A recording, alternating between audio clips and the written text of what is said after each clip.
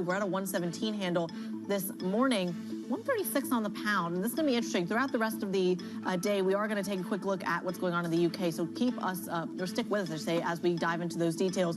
Gold remains higher by about 0.2%, a very special, almost spooky number this morning. 3,333 is where we're at the precious metal, and Brent crude at a 68 handle. A little bit of a modge-podge when it comes to this market reaction. Let's dive into it with none other than Ben Laidler, head of equity strategy over at Bradesco Securities. Ben, pleasure to have you on the program. Thank you so much for joining us on this July 4th holiday. I think we have to start with the tariff story because we are now talking about tariff rates as high as 70% from Donald Trump. What else are markets supposed to do if not sell off? I think given that announcement, the fact they're only down 70 basis points in Europe, which is the most trade-exposed, most trade-orientated part of the world, both on the stock market side and the economy side, I think tells you the market's view of this. I think the market is sort of hoping for the best, hoping this is bluster, hoping that ultimately that Trump put is in place. And that we haven't got all this wrong, right? I mean, trade policy uncertainty indicators have collapsed. The S&P's back at all-time highs. Equity volatility below average. I think if markets really thought that this was we were going back to 70%, that they wouldn't be performing like this today. And I suspect they're right, but you know, it's the nature of the beast. We'll find out next week. Well, Ben, talk to us a little bit about this idea of not selling off more, because I think you hinted at it here. There seems to be a complacency in this market. You're not seeing the same volatility that we saw, say, April 2nd with bigger numbers. Is this market complacent? I think if the base case is correct, that we are stuck with this 13% effective US tariff, which we're not happy about, but we've certainly learned to live with it. The world will go on. People will keep trading with each other, and equity markets have sort of absorbed that. I think if that is the base case, that it doesn't get any worse than we have right now, then I think markets are fine. I think right now the reaction on a quiet Friday is that this is bluster. Now, we're going to start seeing some letters. We'll find out. But I think, you know, the history of this is that the bark is worse than the bite, that there is a Trump put there when things get too bad. We have just had this historic V-shaped rally in US equities. Again, I would expect more volatility, but ultimately I do think the market has this right, that we are not going to get a sort of renewed tariff firestorm here. Talk to us about how that shows up in the tech space specifically. I mean, it's fascinating because on the one hand, you have this idea that tech is a defensive trade from head to toe. On the other hand, you have this idea that it is perhaps the most exposed to international supply chains, specifically those that extend into Asia. What do you do with the Mag 7 here? Yeah, great question. So, you know, on the one hand, you're right. You've got 3 times the earnings growth of the S&P 500 coming out of the Mag 7. Who doesn't want to own that? On the other hand, the majority of their sales come from outside the US, so they're uniquely exposed to any global slowdown, any trade tariffs, et cetera, et cetera. I suspect that the Mag 7 is going to be fine. I'm just not sure that you want to be piling fresh funds into it at this point. I think the broader story here is we probably already own far too much of US equities. That's not to say that that's, you know, it's not a terrible story. I just expect more average returns out of the US from here, in the order of sort of 10% rather than the twice that we've got used to over the last few years. US is 2/3 of global market cap right now, and it's 25% of GDP, and it's 4 or 5% of population. We are supersized. I'm not anti the US. I think US equities are fine, but I do expect a more pedestrian return from here, and I expect stronger returns from the rest of the world. Well, talk to us about one component of the rest of the world here, Ben, and I want to really zero into the European story because there's been a question of this kind of end of American exceptionalism for quite some time. It's created this massive fund flow into Europe on the idea, at least from a fundamental perspective, that you are going to see all of these European governments start to spend quite a bit, not just on defense, but on things like infrastructure, et cetera, and stimulate the economy. But how much of that is a tactical shift, a short-term tactical shift, rather than one that's here to stay? I would say you get a free option on that. I think Europe has got, and not just Europe, the whole of international has got so small, so cheap, so out of favor that at this stage, you just need a little bit of love. And that can come from lots of different ways. That can come with a bit more growth from this fiscal stimulus that you're seeing. Maybe it can come a little bit cyclically with just the ECB rate cuts and the fact that European companies are basically not growing earnings right now. And they are the most cyclical with some of the lowest profit margins in the world. So again, a little bit of either fiscal or monetary impulse can go a very long way. Or you could think about it in sort of flow of fund terms. You know, I said before, European investors own the biggest proportion of this foreign ownership of US equities. So foreigners own 18% of US equities. That's $17 trillion. Just to put that in perspective, the entire European market cap is only 12. So again, you don't need very much rotation out of the US. You don't need very much fundamental improvement in Europe, I think, to make a very, very big difference when you're this cheap, this small, this out of favor. Well, talk to us a little bit about the bear case then here for Europe. And I think there is one, and we've seen perhaps a canary in the coal mine. I'm curious how you feel about this right here in the UK with the idea that Keir Starmer, for example, has turned around some of his plans in terms of actually spending on things like defense, for example, to then accommodate some of the welfare story. Ben, this is, I feel like, the worst nightmare for people who've been betting on Europe in a big way, expecting that fiscal impulse to come through. Is Europe priced for that scenario? Yeah, it certainly wouldn't be the first time that we've sort of snatched defeat from the jaws of victory. But I do think the UK is a little bit of its own case, right? Germany, biggest economy in Europe. The fiscal stimulus is absolutely coming. I guess where the UK is very similar to the rest of Europe is just how much business it actually does outside of its own market, right? UK stocks are really not about the UK; they're about the rest of the world. Similarly, quite a lot of European stocks are much more about the rest of the world than they are about the UK. So this is a long way of telling you, I think, how could this go wrong? I think maybe it could go wrong with currencies, right? We've had a big euro rally. At some point, that's going to bite on the profits of European exporters. We haven't seen it yet, but the risk in Europe is that the growth doesn't come through. As I say, earnings expectations in Europe are basically zero. We're all betting that that's going to accelerate pretty rapidly here. But if it doesn't come through, then even if you're only on 15 times, PE, that's probably still too high if you're not generating any earnings growth. All right, Ben Laidler of Bradesco Securities walking us through the dynamics between the United States and Europe and how it shows up in this equity market. We thank you so much. Coming up on the program, we, of course, are counting down to the U.S. tariff deadline next week, already getting some early indications that it might be a little bit of a fight. We're going to dive into that story next. Stick with us. This is Bloomberg.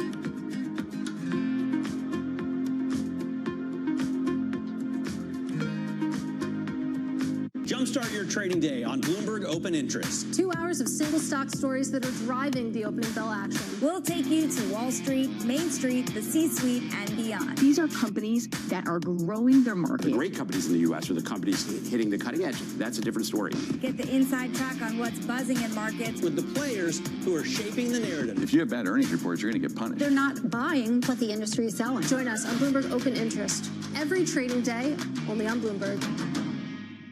As Bloomberg's global financial correspondent, I get to meet the people shaping the way money flows around the world. And I want to bring you with me. Now we're playing. Yep, now we're playing. First and foremost, I am a capitalist. The capitalist system is the best system in the world. There isn't another one that works as well. Citigroup moves $4 trillion a day. 5. Wall Street used to be a place. I love all these new Wall Streets. Y'all Street, Wall Street South. Now it's more of an idea. The optimism here is infectious. You think our New Yorkers are negative? Yes. Anything that trains people to understand probabilities and just think through things with a greater degree of nuance is a service to humanity.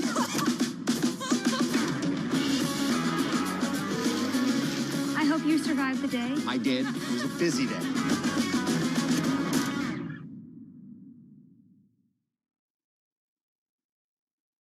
U.S. jobs numbers are released. Bloomberg has the report under surveillance with crucial data and expert analysis at terminal speed. Nobody covers Jobs Day like Bloomberg. Good morning. Good morning. This is Bloomberg Surveillance. Welcome back to the opening trade.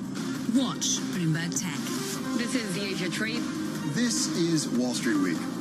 Welcome to Balance of Power. This is Bloomberg Television.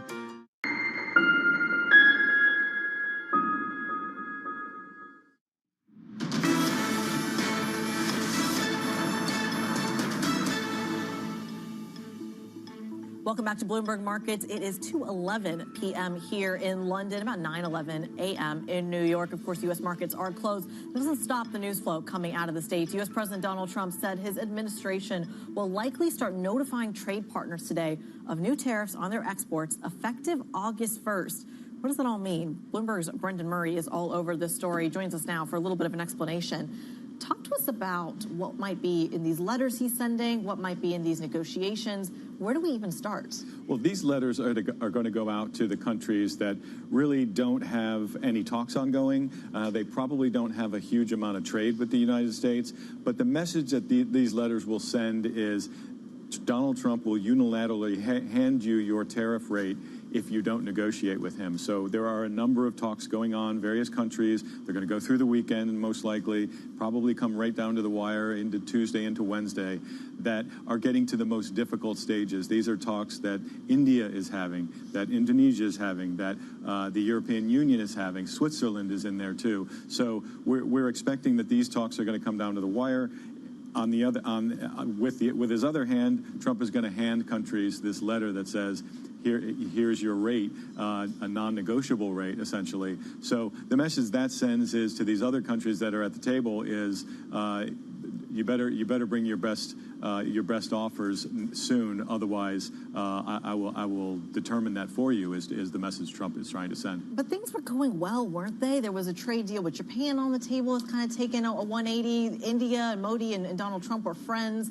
We even got some cracks in the European kind of trade deal there. They finally said, okay, we're not going to go 0 for 0. We're going to go maybe for 10, as if they had any negotiating power to begin with.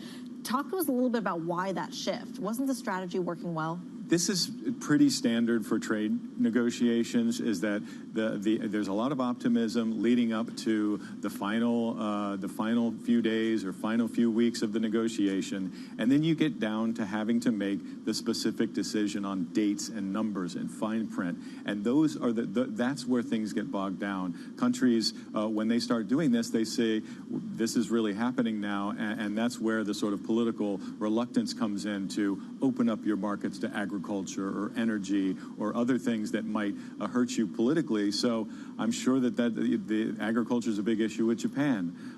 Cars is a big issue with Japan. So once you start making those final determinations in the final draft of the deal, it gets a little more difficult to take over the finish line. You hit on this auto kind of expectation of sectoral tariffs. Is that where we go next? I mean, the European markets have been bracing for things like pharmaceutical tariffs, very specifically. As just one example, when do we get to the sectoral tariffs part of this conversation? Well, there are a number of investigations that are ongoing. As we just discussed, cars, steel, and aluminum are already out there. But pharmaceuticals, chips, there's a whole host of other industries that the Trump administration is investigating for national security reasons. Once they come out with their determinations, then they can place tariffs under this different authority than the reciprocal tariffs on a whole host of products. It could be everything from the way they've done it with raw steel to individual consumer products made of steel. So they can be pretty broad with these, what they call 232 tariffs. And it's another extension of the tariff authority that Trump is flexing. The courts might strike down that other reciprocal tariff authority. So with their other hand, they have these sectoral tariffs that have a pretty sound legal footing that they can go forward with. Brendan Murray, walking us through the details of what's going on in Donald Trump's head. We thank you so much walking us through, of course, that trade story. It's going to be a crucial one. But in the meantime, let's talk about what else is coming out of Washington, D.C., making ripple effects around the world. House Republicans scoring a major win for President Trump, getting his, quote, big, beautiful bill across the finish line. Very simply, the one big beautiful bill will deliver the strongest border on earth, the strongest economy on earth, the strongest military on earth, and ensure the United States of America will remain the strongest country anywhere on this beautiful planet of ours. House Speaker Mike Johnson now sending the bill to President Trump, who's expected to sign it at the White House today. Let's go into some of these details here. Bloomberg's Suzanne Lynch, our Brussels bureau chief, joins us for a little bit more analysis. Suzanne, I know you've had a little bit of history covering Washington out of D.C. as well, but I'm curious how it's being interpreted from your vantage point. Yeah, look, I mean, this has happened to be coinciding with this deadline on trade we've just been hearing about from Brendan there. But yeah, people are looking at this very closely. Obviously, politically, this is a big win for Donald Trump. Key cornerstone of his agenda has now been pushed through. Now, looking at the details of this, obviously the cornerstone of this is that he's extended those tax cuts from 2017, but also cuts to health and food programs. Obviously, Medicaid, that program is one of the most controversial for lawmakers, but also those cuts to renewable energy credits, that kind of thing. People are watching that closely here. The big question is what it does ultimately long-term to the U.S. economy. What does that mean? Obviously, this is going to add, by estimates, $3 trillion to the federal deficit over a decade. So, what does this mean in terms of the economy of the United States and, of course, that ripple effect on the rest of the world? So, I mean, I think it's fair to say the markets here today, obviously a holiday in the United States, but are watching this closely. Suzanne, does the math add up there? We're talking about, I think, over $4 trillion of tax cuts over the next 10 years that are supposed to be, in theory, funded by the tariff revenue negotiated by some of these deals. Does the math add up? Does tariff revenue equal tax cuts? Well, I mean, this is the $64 million question, in a sense. I mean, when it comes to tariff revenues, one of the issues surrounding this whole debate about Trump's tariff policy is, what is the end game? Is it because he wants to get more revenue from tariffs? Is it about relocating American companies back, etc.? Now, we do know that in the last while, just figures overnight show that there has been a bump in terms of receipts from tariffs to the Trump administration. But some of that may be to do with timing. Obviously, we saw this reality that U.S. companies or companies here in Europe were shipping products over to the U.S. As quickly as possible. So that doesn't give us a reflection of that. But yes, I mean, how does the math work here is a crucial issue. The Senate, when they were putting through their version of the bill, used different kind of standards in terms of calculating how this would work. Obviously, there also is the aspect of this being, what impact will these, for example, smaller measures, but the idea that now there will be no tax on tips temporarily or over time in the near term, we know, what impact might that have on consumer sentiment, for example? Like, that's going to have an impact.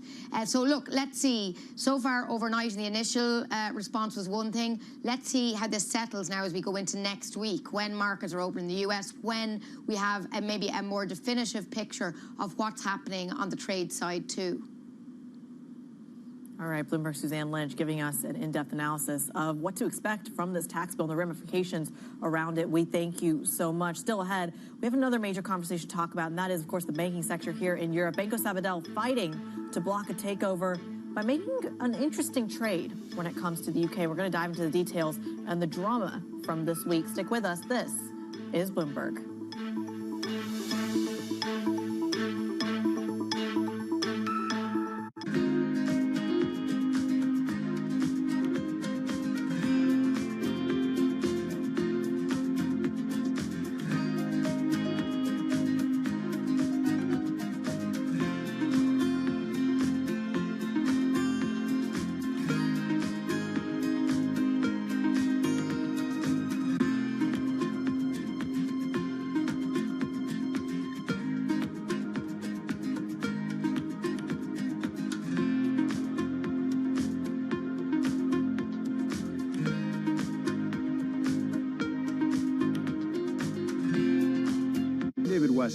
Join me for the next generation of Wall Street Week, telling stories of capitalism from business, markets, economics, tech, and climate. Each week, we'll go on the road for a look at what lies behind the headlines of today and what will likely be the headlines tomorrow. Above all else, it's emissions. Done nothing but grow immensely. To me, that's an extraordinary sign. We can be the change that we want to see. Watch the all-new Wall Street Week. More than what you need to know, it's what you need to think about.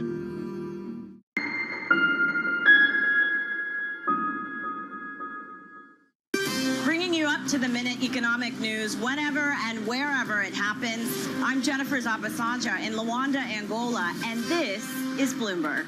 Making money isn't about drowning in emotions. It's about understanding what's actually happening. Markets are the best way to glean signal from noise, and that is what we try to do every morning. This is Bloomberg Surveillance. Asia is at the forefront of some of the world's biggest stories. I'm Chevrian in Tokyo. And I'm Heidi Stroud-Watts here in Sydney, where the trading day begins. We're here in the center of all the action to get you set up with the numbers, news, and knowledge you need for the day ahead. The demand is indeed recovering. We've been waiting for this moment. The opportunity of a century. Join us on Bloomberg The Asia Trade. Weekdays only on Bloomberg TV. Context changes everything. What is going to be the consequence for U.S. markets? We are basically deep in the European earnings season. Take a look at how we're faring when it comes to Asian markets.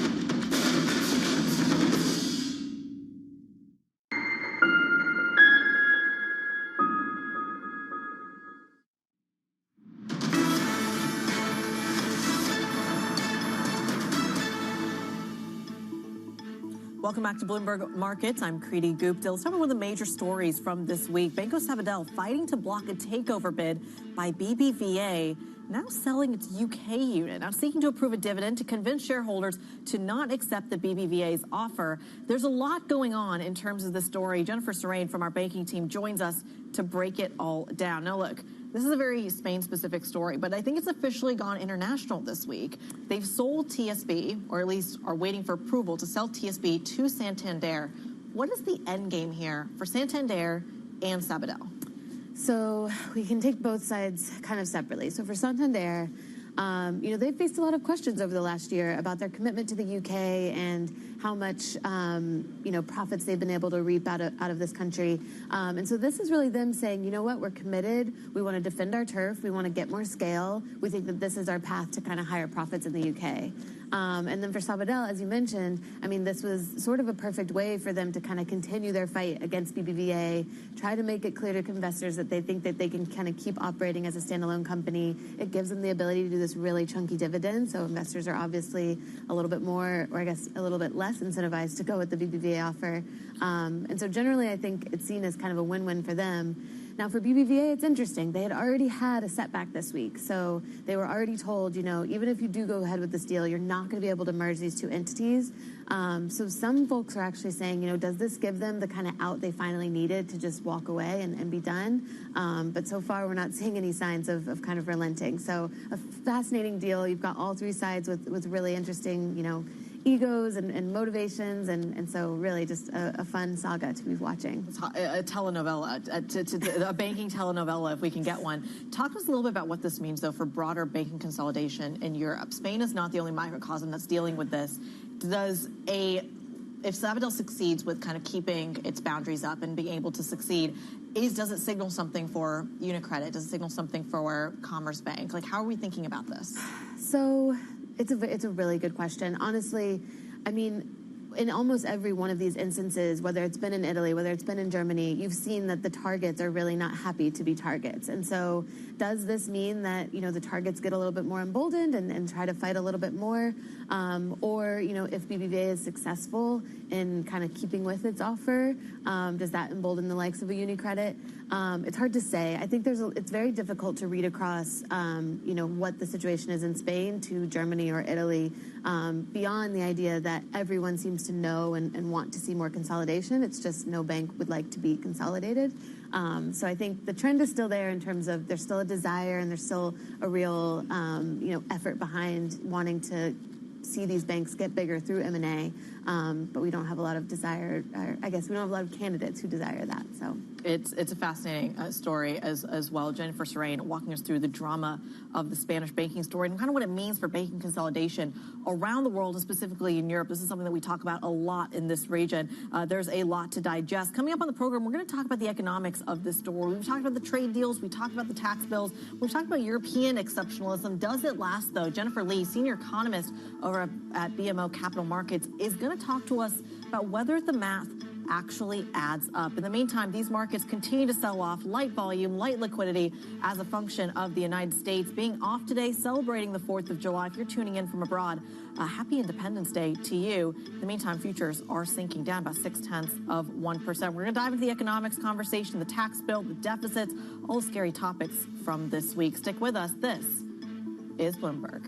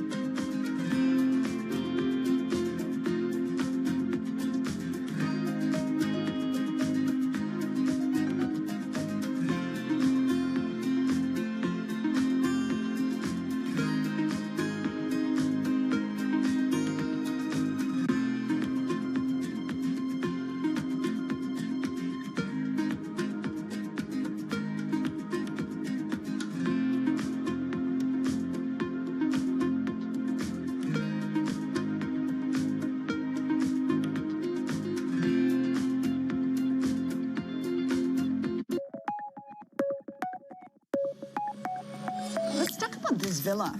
Very traditional. A lot of things of the past. I live my very first independent life in the farmhouse.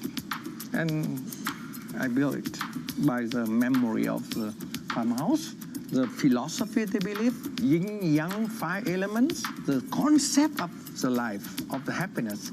They build this kind of roof, like boat, and man and woman, and bowl of rice. Everyone should be happy if have somewhere to live, something to eat, and someone to love. So you're defined a lot by your past experiences.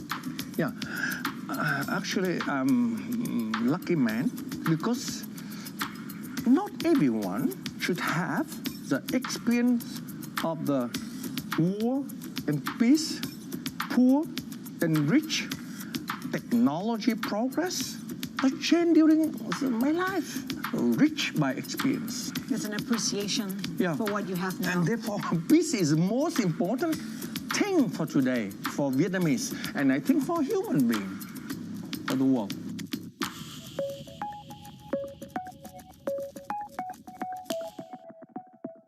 Why do the biggest names in business choose Bloomberg Television? That's a great question. It's a very good question. Interesting question. Good question. Great question. I so appreciate that question. You certainly ask interesting questions. Bloomberg Television. Top experts, great questions.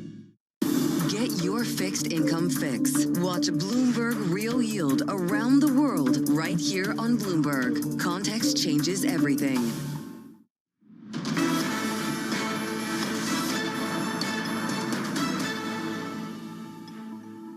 Welcome back to Bloomberg Markets. I'm Kriti Gupta. It is a holiday over in the States, so light volume, light liquidity is, of course, overshadowing what you're seeing in this market. Of course, red on the screen across the board. Take a look at the Stock 600. It is sinking. It is selling off in a big way, down about 0.6%. The FTSE 100 almost flat, though, kind of reversing that move. And that might simply be because it has been the underperformer of the week. How low can it go? Perhaps seeing a little bit of those losses paired ahead of the weekend. But look, the U.S. markets are closed, but futures are still very much trading down about 0.6%. These trade headlines certainly not helping that cause. You're seeing that story play out cross-asset as well. Let's take a quick look at the currency picture. future. Euro dollar is currently at a 117 handle. Now, it did hit 118 in yesterday's session. It is retreating from that level. The pound as well kind of didn't come back too badly from the drama over in 10 Downing Street this week. 136 on cable. You are seeing a boost into gold, though, so that risk-off sentiment showing up in a defensive bid into the precious metal. And, of course, Brent crude trading at a 68 handle. Lots to digest across the board.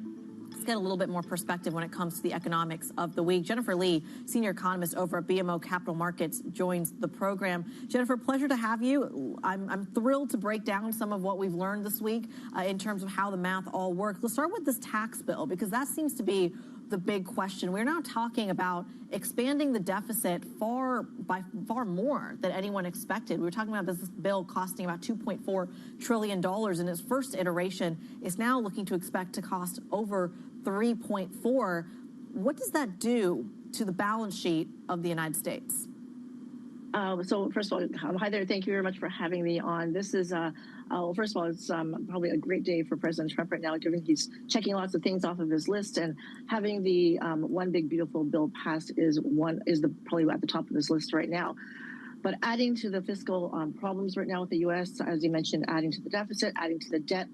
So we're going to have to be very interesting to see how foreign investors take this, or how much this is going to bid up the long end of the yield curve, and obviously the higher. If we don't see, and obviously right now we're not seeing it, more of a handle on fiscal austerity, if you want to call it that, pulling back some of that spending, which we're not going to see. We're going to probably see long end interest rates rising even further, and that is going to mean more expensive payments for debt payments, interest payments for the likes of consumers paying for their auto loans, for their credit cards, for their mortgages, and ultimately that would be more of a step down, I think, for the U.S. economy. So that's probably going to end up seeing, although right now, lots to celebrate in the U.S. Because it's starting off with the passage of this bill. But longer term, we're probably going to see higher interest rates, which would slow down the U.S. economy. Jennifer, talk to us a little bit about some of the other components of this bill, because in addition, you mentioned the auto loans deductions, you mentioned some of those stimulative aspects of the economy. The piece that stuck out to me was some of the kind of grants and some of the exceptions for chip manufacturing in the United States. And I thought that was a really interesting one, going from a 25% kind of credit level to up to 35%. That piece of the bill seemed very similar to what Joe Biden was trying to do in his first administration. Of course, it follows some of the China curbs as well when it comes to chip manufacturing and chip exports. How stimulative is that kind of policy? On the level, it would be stimulative, just drawing everything being drawn back into the U.S. in terms of manufacturing and bringing chip making back into the U.S. But of course, the concept is good, because you don't want to be too reliant on other parts of the world for something so critical to any country, especially on the chip making front. But right now, the U.S. is still dealing with labor issues, and we hear about that off and on. But I think it's going to be more evident now with this effort to bring manufacturing back to the U.S. There's just not enough people.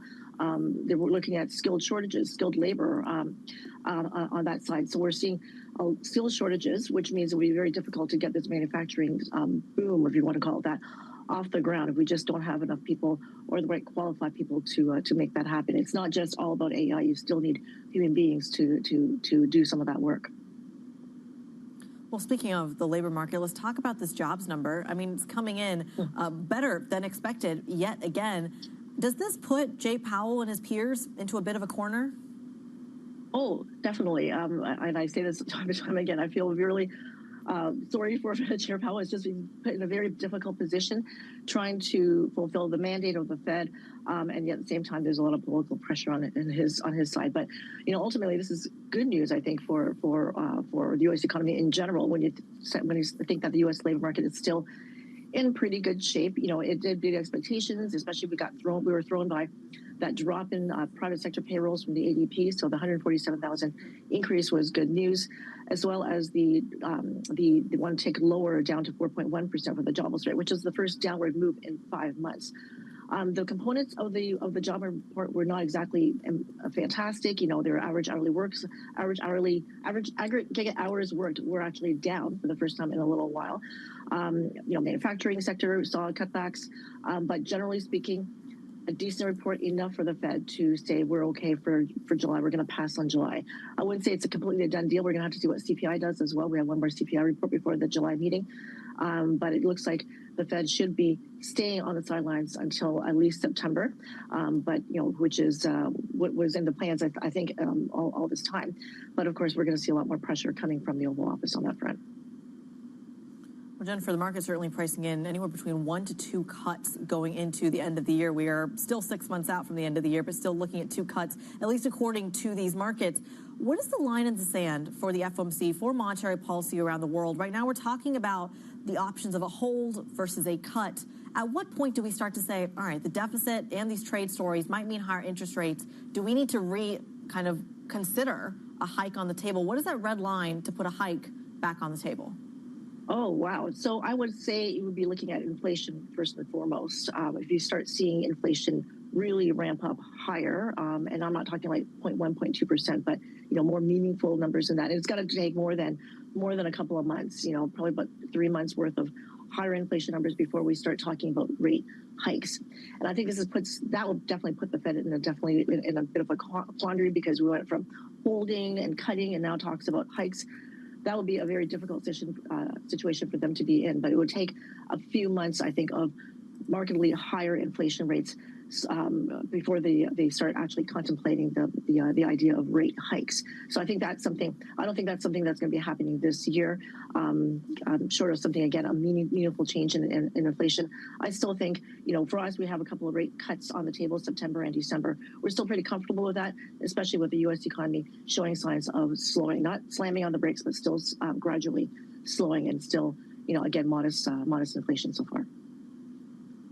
It's a fascinating story. We'll see what this next week brings as we come across that July 9th tariff deadline. Jennifer Lee of BMO Capital Markets joining us to dive into some of those details. We thank you so much. And as, of course, Jennifer was speaking, we did see some headlines across the Bloomberg terminal in the banking space. BBVA saying that they're going ahead with the Sabadell bid despite TSB. This is their advisors commenting, calling it a neutral when it comes to their bid for Banco Sabadell. Now, look, this is crucial. This is something that the chairman, Carlos Torres Villa, had already said that the TSB sale would not change their bid. But what it is doing is making, ultimately, the offer to take BBVA's buyout from shareholders way more enticing if Banco Sabadell can actually pull up some of those funds that they're going to get from TSB and ultimately redirect it to some of their shareholders. So the drama continues when it comes to the Spanish banking story. We're going to keep monitoring for that for you and get some more analysis in the next couple of hours. Stick with us on that. But coming up next on this program, we're going to hear more from the French Central Bank Governor, Francois Villeroy,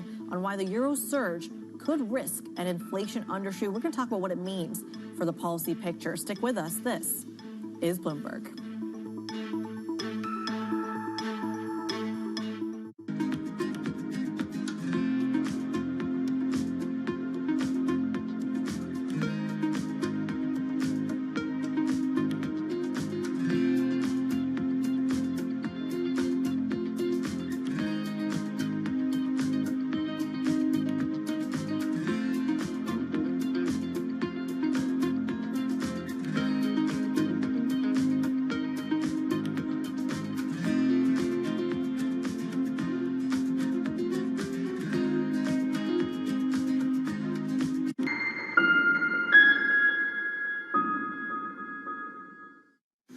I'm Alex Rodriguez. And I'm Jason Kelly. And we're back with more episodes of our show, The Deal. The theme of this season, On the Road.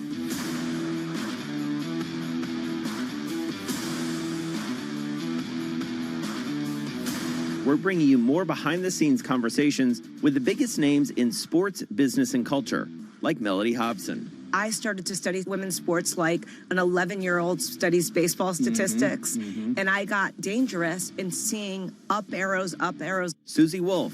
When you're competing, you're not thinking about any fear or any worries of what could happen. Josh Harris. You can't do a good deal with a bad person. Jay Batt. At the end of the day, there's never been a better time to be a student athlete.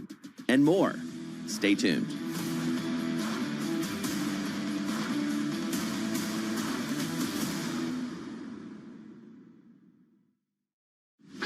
Tune in to Bloomberg Business Week Daily. We got to talk crypto. From the magazine that helps global leaders stay ahead. What's the conversation around your company? Bringing you insight on the people, companies, and trends shaping today's complex economy. Planning very big things. A new level of premium. Plus global business, finance, and tech news as it happens. The floodgates of innovation are going to open up. You can't fake passion. You either are or you aren't. Bloomberg Business Week Daily, only on Bloomberg. Bringing you up-to-the-minute geopolitical news whenever and wherever it happens. I'm Jumana Bersecci in Doha, Qatar, and this is Bloomberg. Key investors, top executives, global innovators. Join me for in-depth conversations with the biggest newsmakers on the day's top stories. Insight with Haslinda Onen, only on Bloomberg. Morning, this is Bloomberg Daybreak Europe. I'm Tom McKenzie in London. These are the stories that set your agenda. Taking you from the U.S. market's close to the overnight session in Asia, we'll walk you through what you need to know to kickstart Europe's trading day. Live from our European headquarters, we bring you the day's top market-moving stories, unmatched expert analysis, and on-the-ground reporting from across the continent. Tune in to Daybreak Europe, only on Bloomberg Television. Context changes everything.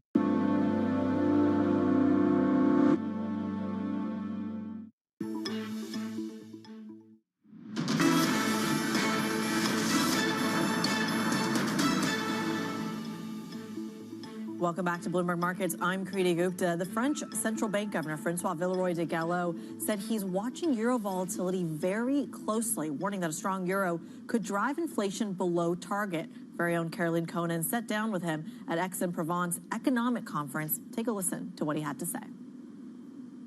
We look closely at the volatility of the exchange rate. It has been significant since the start of the year, with a 13% appreciation of the euro against the dollar. By the way, it's not a specific appreciation of the euro, it's more a general decline of the dollar against major currencies. So let me be precise on that. We don't have any specific target for the exchange rate, clearly. But this does not mean it's a benign neglect for us, because an appreciation of the euro has a clear disinflationary effect, which we take into account in our monetary assessment. To give you a simple figure, according to our estimates, if we have a 10% appreciation of the euro, a lasting one, it means 0.2% inflation less yearly, year after year, in each of the 3 next years. So it's a significant effect. If lasting, it would increase, it could increase, as several of my colleagues said, and myself, it could increase the risk of undershooting our target.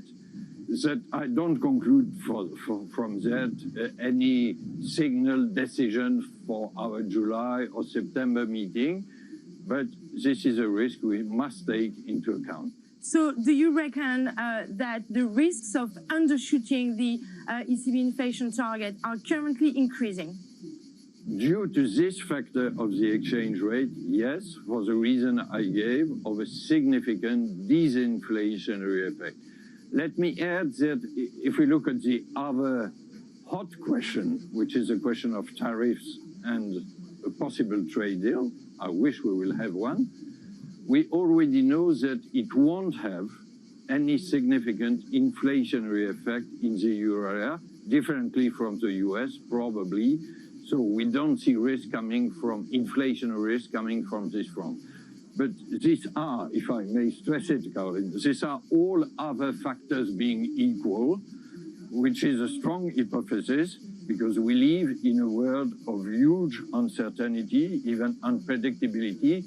This is why we must remain completely optional, data-driven, meeting by meeting. We are not on a pre-committed path for interest rates.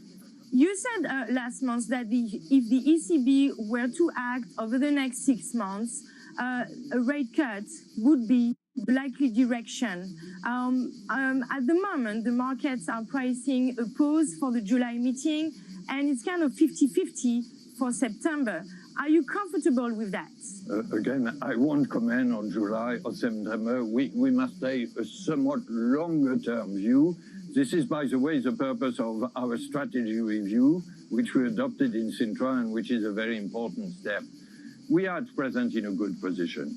As Christine Lagarde stressed, we are 2% inflation and 2% interest rates. But a neutral rate, and 2% is probably about a neutral rate, but a neutral rate and terminal rate can be different animals. We will see where we go, but this is not a question limited to July or September. Again, in these uncertain words, we must be rather clear about our reaction function and be ready to be pragmatic according to data and agile, move if necessary. So are you comfortable with the way the rate cuts are transmitting to the real economy, and what, in your opinion, could derail this? You are right. This is a very, I spoke of our reaction function. This is one very important of it. The two other ones being obviously underlying inflation, which is diminishing, and inflation outlook, our forecast. And we spoke about the various ways. But about transmission, it went rather well. And if you compare this cycle with the previous tightening cycles, I would say the transmission lag was 12 to 18 months. If we look at the funding of real economy, as you said, be it corporates or households, this funding is going on. We looked whether it was different in countries with floating rate or in countries with fixed rates, like France. It works well. Bank of France Governor Francois Villeroy de Gallo speaking to our very own Caroline Conan at Aix-en-Provence. Let's turn to some breaking news here. The U.S.-Swiss trade deal likely to contain assurances when it comes to the pharmaceutical levy. This is a really big deal given that so much of the Swiss economy and the Swiss stock market, I should say, is based on a key crucial companies like Novartis and Roche as well. But keep an eye on the Swiss franc here. This is a really big deal. You are seeing strength when it comes to Swiss franc against the euro. There was a big concern that the pharmaceutical levy would actually show up and weaken the currency, which actually would have been a welcome surprise for the S&B, who was recently cut to zero in the last couple of weeks. So this is actually not necessarily helpful for the currency, but helpful for the Swiss economy. As I mentioned, you are already seeing a move when it comes to those pharmaceutical stocks like Novartis and Roche jumping in Zurich trading, despite the fact that it is a low volume, light liquidity kind of day. It really tells you how on their edges, or at the edge of their seat, I should say, they've been when it comes to these kind of levies. The concern here is exactly the conversation we were having with our very own Brendan Murray earlier in the session, earlier in the show, was simply this idea that on top of country levies, can you then stack the sector levies here? And it looks like Switzerland may be exempt from that, something you're seeing the markets react to in a very big way. Speaking to the markets, let's talk about what's happened this week when it comes to the likes of UK politics. We have seen a ton of that. We've seen a lot going on in the currency, the bond market, and of course the politics over at Downing Street. That's a conversation we're going to have coming up next when it comes to that whipsaw, when it comes to just how much volatility that market can take. Stick with us. This is Bloomberg.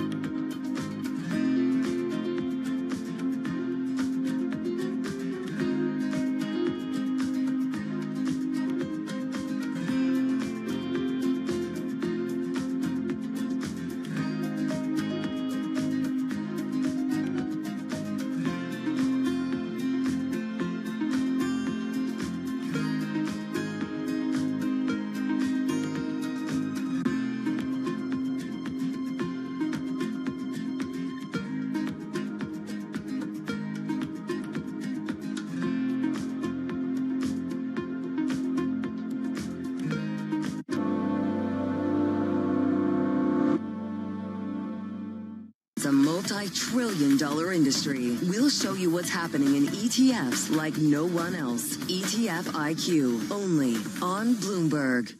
We're at the epicenter of a global realignment on a scale not seen for decades. At the intersection between markets, economics, and geopolitics, a forum for sophisticated conversation. This is Bloomberg Surveillance. So From the beating heart of global finance, economics, and politics, and wherever newsmakers are moving markets, Bloomberg brings you conversations that allow for deep discussions and important insights. What do you think the future is for inflation? Is this a new normal? Are markets too optimistic? How do you worry about the things that are outside your control? How does the current fighting completely stop? I'm Francine Lacroix, and this is The Pulse, every weekday only on Bloomberg.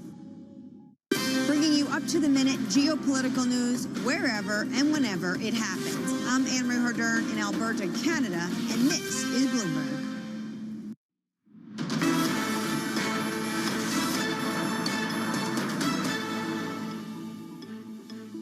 Welcome back to Bloomberg Markets. I'm Kriti Gupta here in London. The United Nations Atomic Watchdog pulling out its last remaining inspectors from Iran. Now, sources telling us here at Bloomberg that all 274 inspectors have been expelled from the country. Joining us now is our Iran expert, Bloomberg's Golnar Matavelli, joining us to give us a little bit more insight. Golnar, was this an entirely unexpected result? How should we be thinking about this?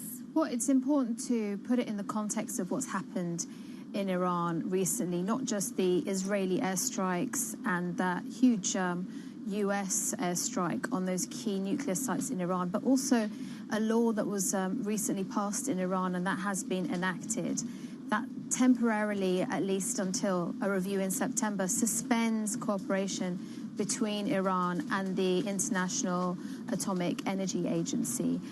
There were also fears from, according to our sources who spoke to our colleague Jonathan Tyrone in Vienna, among inspectors themselves, they could possibly be targeted and somehow criminalized by the Iranian authorities as a result of that law. But it's also important to remember that yesterday Iran's Foreign Minister Abbas Araghchi said that cooperation would continue with the IAEA. That in itself kind of introduces an element of confusion over the latitude and the range of that law. But what we do know and what the IAEA has confirmed for now is that all of its staff have been withdrawn from Iran and are back in Vienna. What does that mean then for the Iranian nuclear program as a whole? I mean, there's just been some contradicting reports about the effects that these bunker-busting bombs actually have. Golnar, from your sources, what do we know? We know very little, to be honest, and I think that's very deliberate. I think the Iranian government wants to keep any damage that it's aware of, any assessments that it's made, very close to its chest. This disintegration of its relationship with the IAEA is a direct result of those strikes, because bombing nuclear facilities in any country is widely considered a major violation of international law. So from Iran's point of view, it's had that. It's seen these uranium enrichment sites bombed by both Israel and the United States. And so from its point of view, what it wants to do is take stock itself of what's happened, of the amount of damage that's been made, and actually put up some barriers against organizations such as the IAEA, which it says it frankly doesn't trust anymore because of those airstrikes.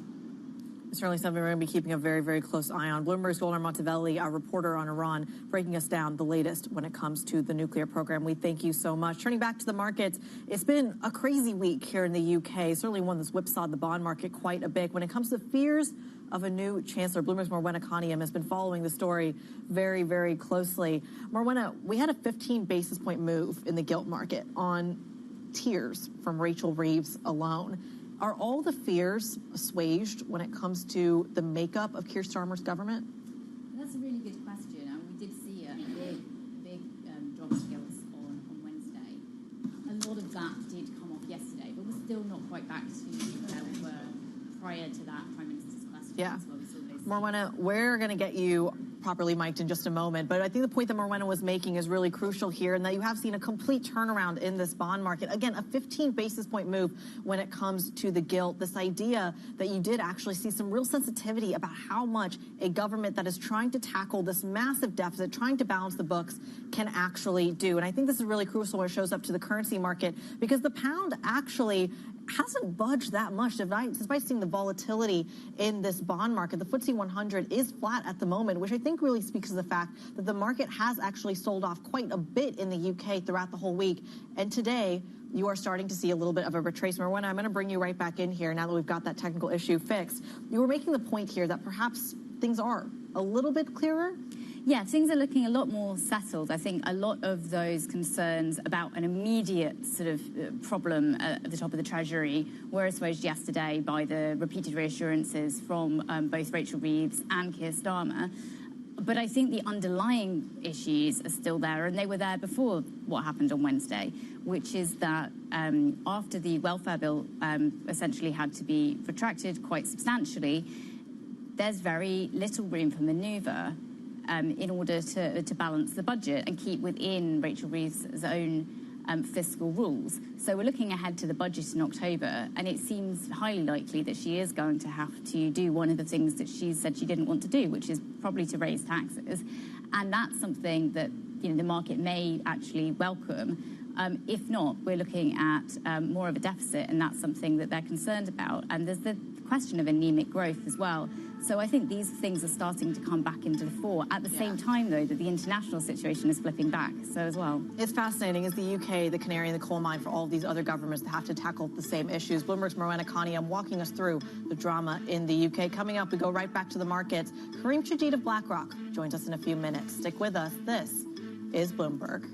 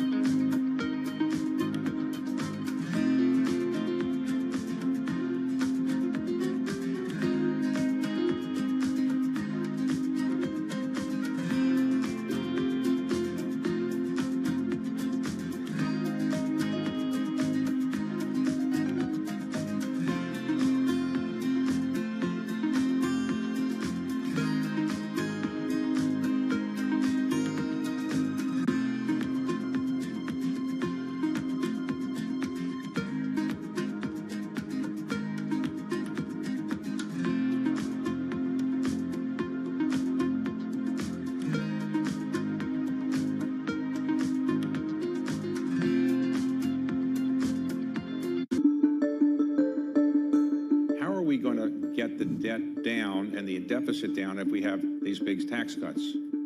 Well, David, let me just say, I think the deficit is probably the most important issue today in terms of the long-term impact on the economy. And just to put this in perspective, in the first term, we had debt to GDP ratio of about 100%. And with the tax cuts and economic growth before COVID, we were growing the economy faster than we were growing the debt. So that ratio would have come down. And I think we were trying to get it down to 90 to 95. The big focus on the first term was military spending. We unfortunately had to increase non-military spending to get it through the House and Senate. But what really impacted us was COVID. And I think, as you know, firsthand, we had to spend a lot of money in COVID or we would have had a worldwide depression, not recession. I think the problem was, the first $2 trillion was well spent. The next $2 trillion we never should have spent.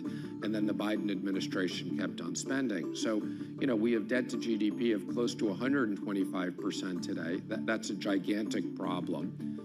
Secretary Bessent has talked about getting the deficit down from 6% to 3% of GDP, and that's got to be a major focus.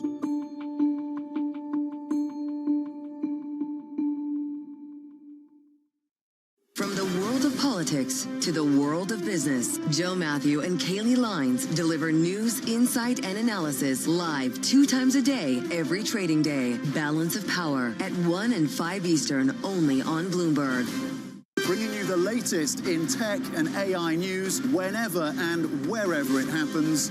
I'm Tom McKenzie in Paris, and this is Bloomberg.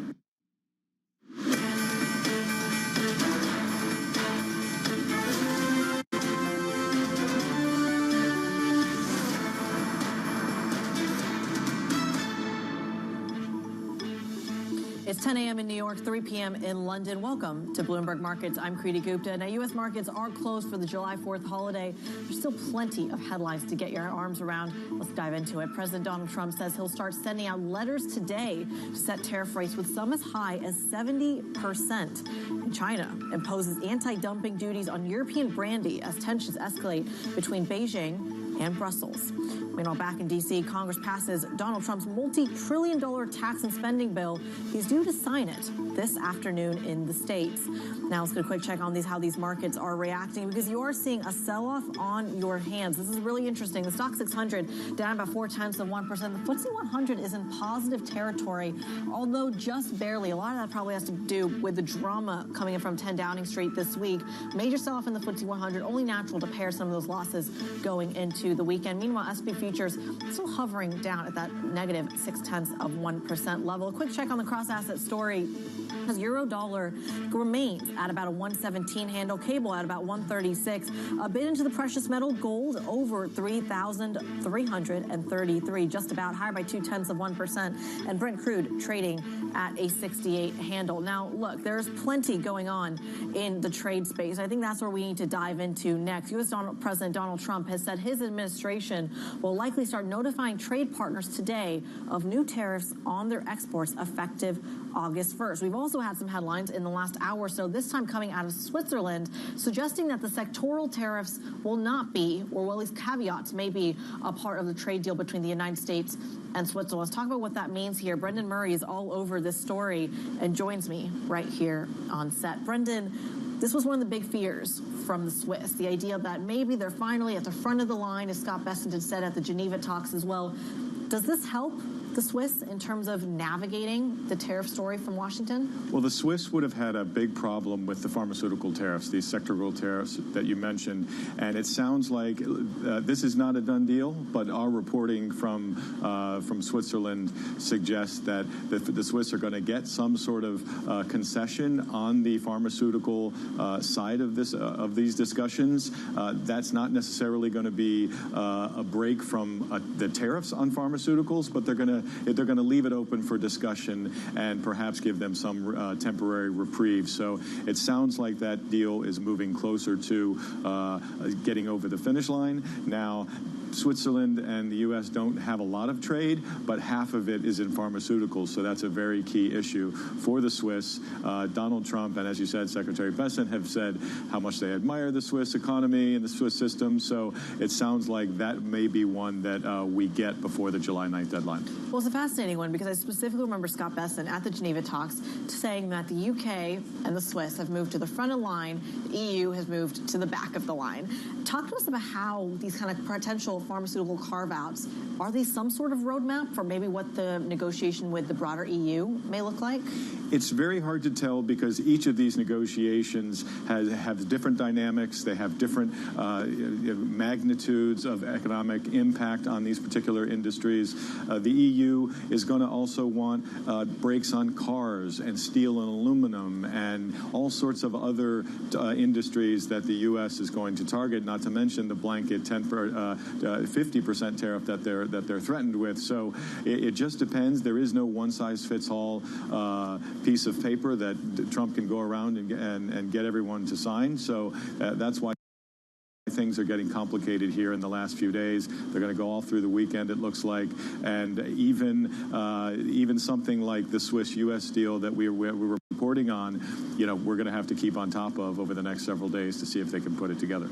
Talk to us about the strategy over at the EU here, because I think it's been a real turnaround in that Ursula von der Leyen has been talking about, okay, well, maybe Europe can get to this 10% level. Maybe we can digest that on this side of the Atlantic. But that's not where they started with these negotiations. They were saying 0 for 0 to begin with. How much, is there a red line in the sand, how much the EU may be willing to tolerate when it comes to that percentage? Yeah, I think that the EU has come around to the view that this isn't going to wind up a fair hard deal for them. They're just going to have to get to the least painful deal that they possibly can.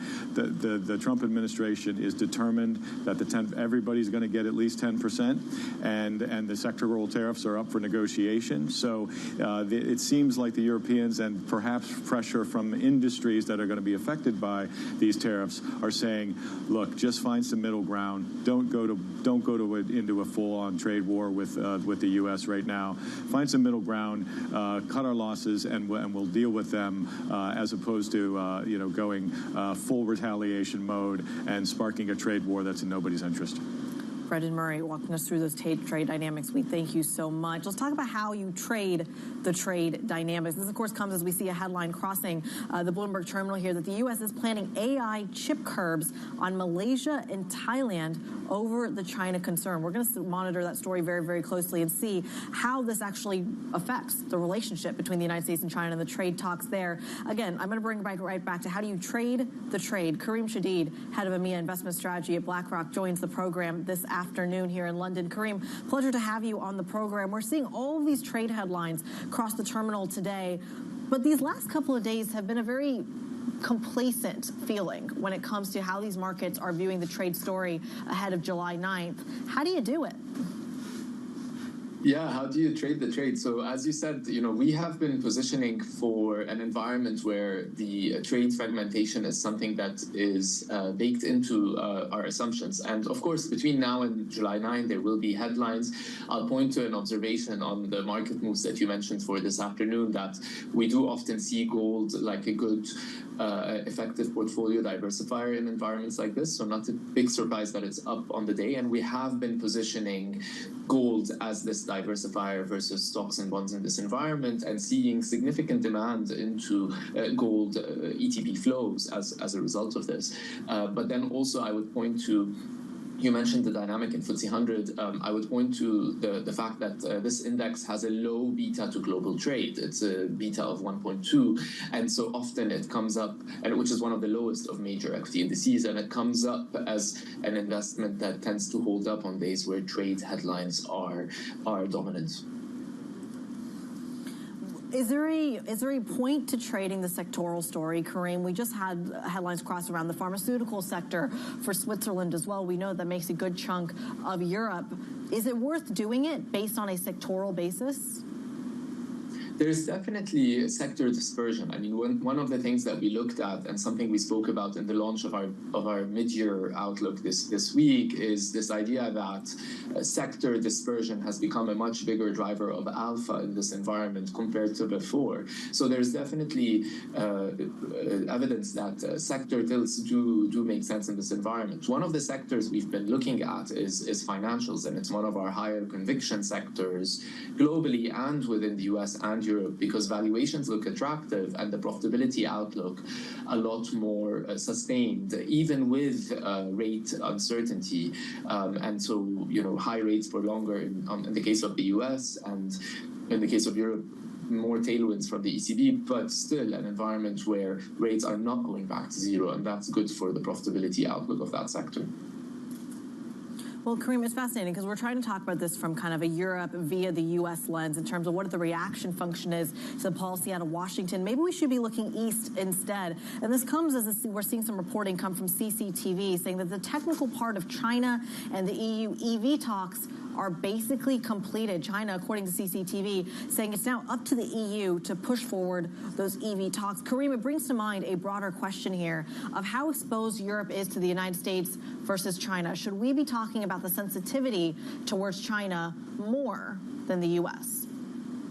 So going right back to the top of your question around the asset allocation trends that we have been seeing at the US, Europe, and Asia level, I think there's some interesting developments here. We've been tracking the asset allocation shifts that investors here in EMEA have been doing, and we haven't particularly seen outflows from US equities. Instead, the buying into US equities has continued based on the flow data that we monitor in ETPs, although it's at a third of what it was this time time last year from EMEA investors, this buying of US equity flows. And there has been a repatriation to European equities, and that's coming through the flow pickup. What I would also mention is that there has been a rising demand for hedged exposures. So hedged US equity exposure flows have doubled this year versus last year. And then going further east, emerging markets have been coming through as a bright spot. I think part of this is the weaker US dollar trade as a tailwind, and a part of it is also this idea that trade can be inflationary for the US, but actually deflationary for emerging markets, including in Asia, which provides room for the central banks to continue their cutting cycles. So EM equities and EM debt have actually been quite in focus. We saw record flows for EM local debt the past couple of months at nearly $2 billion in ETFs, and EM equity flows have also been positive. So definitely a bright spot. Kareem, you talked there a little bit about hedging, and it brings me right back to the FX question, which you kind of hinted at there. Talk to us about that euro-dollar story. I think a lot of folks who are looking for that European exposure are trying to think about how easy it is to be short or long dollars right now. Talk to us about that dynamic. How crowded of a trade is it to be short dollar in this environment? It's definitely, when you look at some of the surveys out there, we run our own surveys of our clients on a regular fashion as we update them on our views on what's happening with the developments here. And based on more than 600 respondents across EMEA the past few weeks, one of the most popular views is to remain short the US dollar. And so definitely it's one that is a popular view, and you also see it in broader industry surveys where it tends to be a consensus short, and a view that is shared by multiple multi-asset investors across our platform here at BlackRock. I do think we have to consider the pace of the move. So the year-to-date drop in the dollar versus a basket of currencies, more than 8% drop, has been quite quick, and perhaps the pace going forward from here would be slower, even if the bias remains negative. It's a fascinating one. We'll see if all those dynamics flip in the next couple of days as we approach the July 9th tariff deadline. Kareem Shadid of BlackRock walking us through these dynamics on this 4th of July. We thank you so much. Coming up, we're going to go right back into the M&A story. Banco Sabadell fighting to block a takeover. They've sold TSB. Santander's bought it. Is it enough to convince their shareholders to stay firm? We're going to dive into the details next. This is Bloomberg.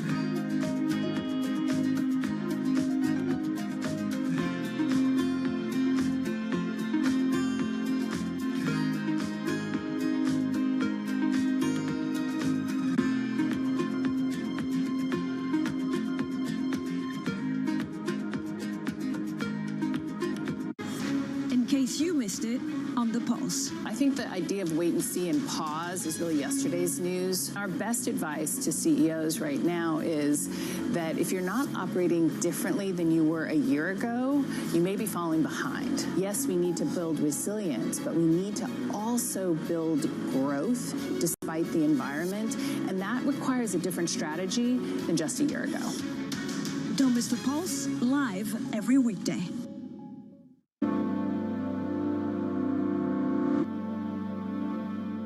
It's a multi-trillion-dollar industry. We'll show you what's happening in ETFs like no one else. ETF IQ, Mondays on Bloomberg. Good morning. This is Bloomberg Surveillance. Welcome back to the opening trade. Watch Bloomberg Tech. This is the Asia Trade. This is Wall Street Week. Welcome to Balance of Power.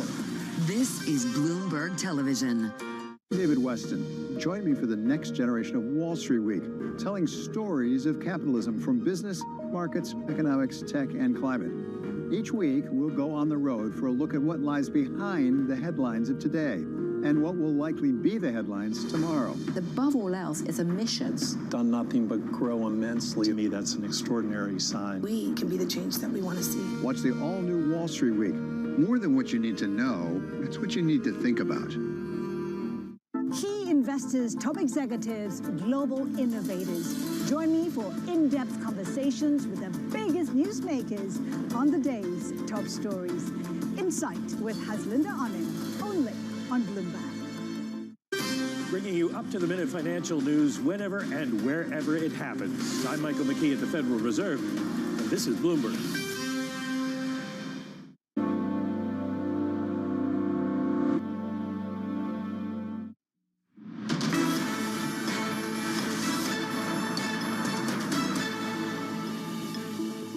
Welcome back to Bloomberg Markets. I'm Kriti Gupta in London. Let's kind of focus in on European banks here. It's been a wild week when it comes to what's going on in Spain. Banco Sabadell fighting to block a takeover bid by BBVA, most recently calling 2 shareholders meetings as it looks to approve 1, a dividend, and 2, authorized sale of its UK unit, TSB. They've recently agreed to sell it to Santander upon shareholder approval.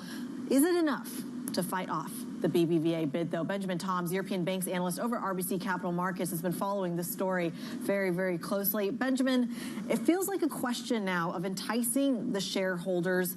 Carlos Torres Villa over at BBVA has made it very clear that a TSB sale from Sabadell would not change the takeover bid at all. What do you think is going to happen here? Is this enough to keep shareholders on Banco Sabadell's side?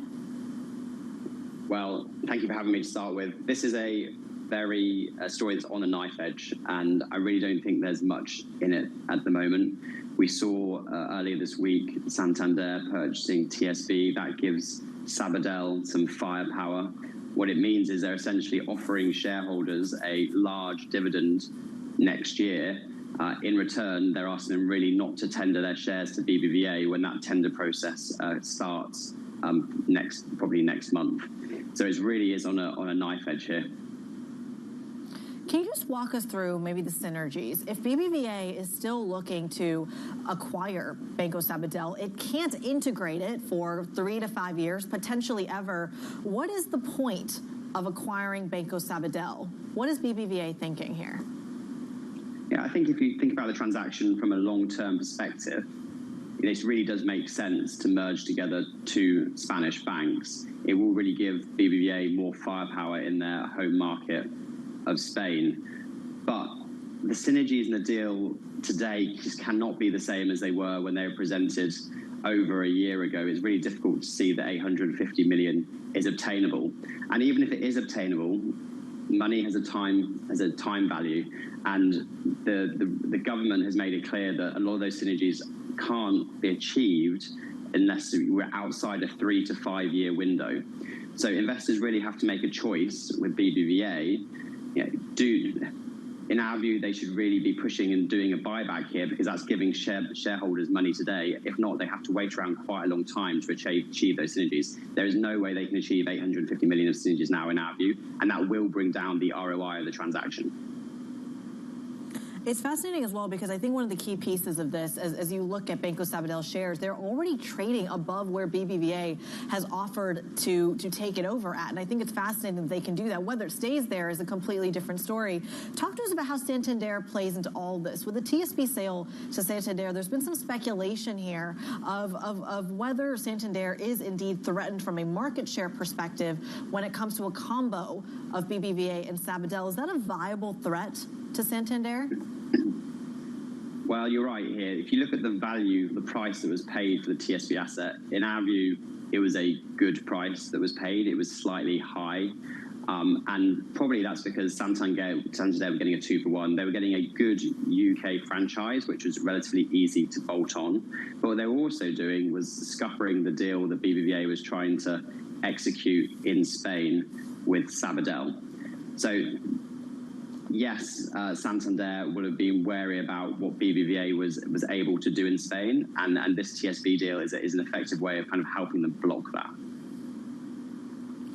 Talk to us then a little bit as well about, you talk about the synergies here between Banco Sabadell and BBVA. My understanding of the $850 million, a lot of that has to do with getting rid of jobs, of branches, to really going in onto digital banking, which feels like the same strategy that Santander is using for TSB. Basically rip it out from its foundation and rely more on their digital operations. Is that a fair comparison? I think there's differences between the UK and the Spanish market. So BBVA has shown over the years that it is actually a very effective digital operator in Europe. It's one of the best banks in terms of their digital capabilities. Part of the story around synergies is going to be around headcount reductions, and it's going to be around branch reductions. I think you'll find that's probably easier for Santander in the UK than it would be in Spain. In the UK, branch numbers have fallen significantly over the last 10 years, and they'll continue to fall as we go forward from here. And that's because we're a pretty branchless society now. There's only a few people in society that actually need to use branches. In Spain, it's a little bit different.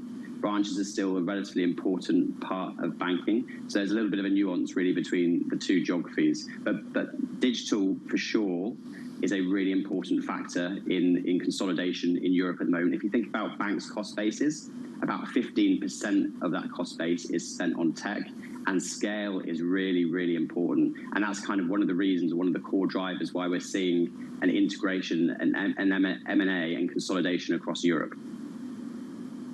It's fascinating. We'll see how much of that is baked into the digital story. Benjamin Toms of RBC Capital Markets walking us through the pros and cons of this deal and where the money actually is. We thank you so much. Still ahead, going right back to the story over in Washington. Donald Trump's tax bill is moving forward, due to sign this afternoon in the States. We're going to dive into the details soon. Stick with us. This is Bloomberg.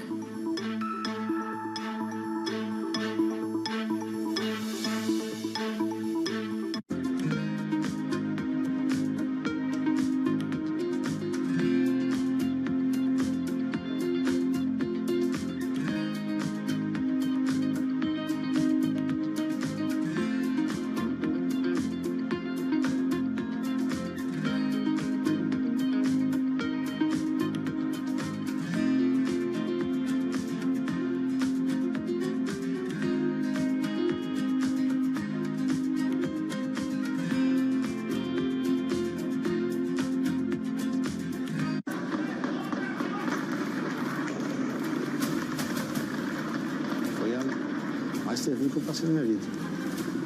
Porque no final, tudo é dinheiro. I think she's a scam up to now. I am a winner. I didn't really understand what I was getting myself into. Money can really transform people's lives, but it can also hurt them.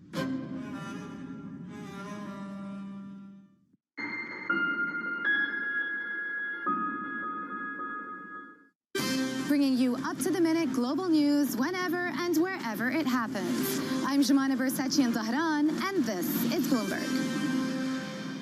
Didn't really think I had a problem. I would isolate, self-medicate. Like 48.5 million Americans, they didn't choose addiction. Go to shatterproof.org/finds treatment. Watch the film No More Secrets and find out how you can get help. That's shatterproof.org/finds treatment. Morning, this is Bloomberg Daybreak Europe. I'm Tom McKenzie in London. These are the stories that set your agenda. Taking you from the U.S. market's close to the overnight session in Asia, we'll walk you through what you need to know to kickstart Europe's trading day.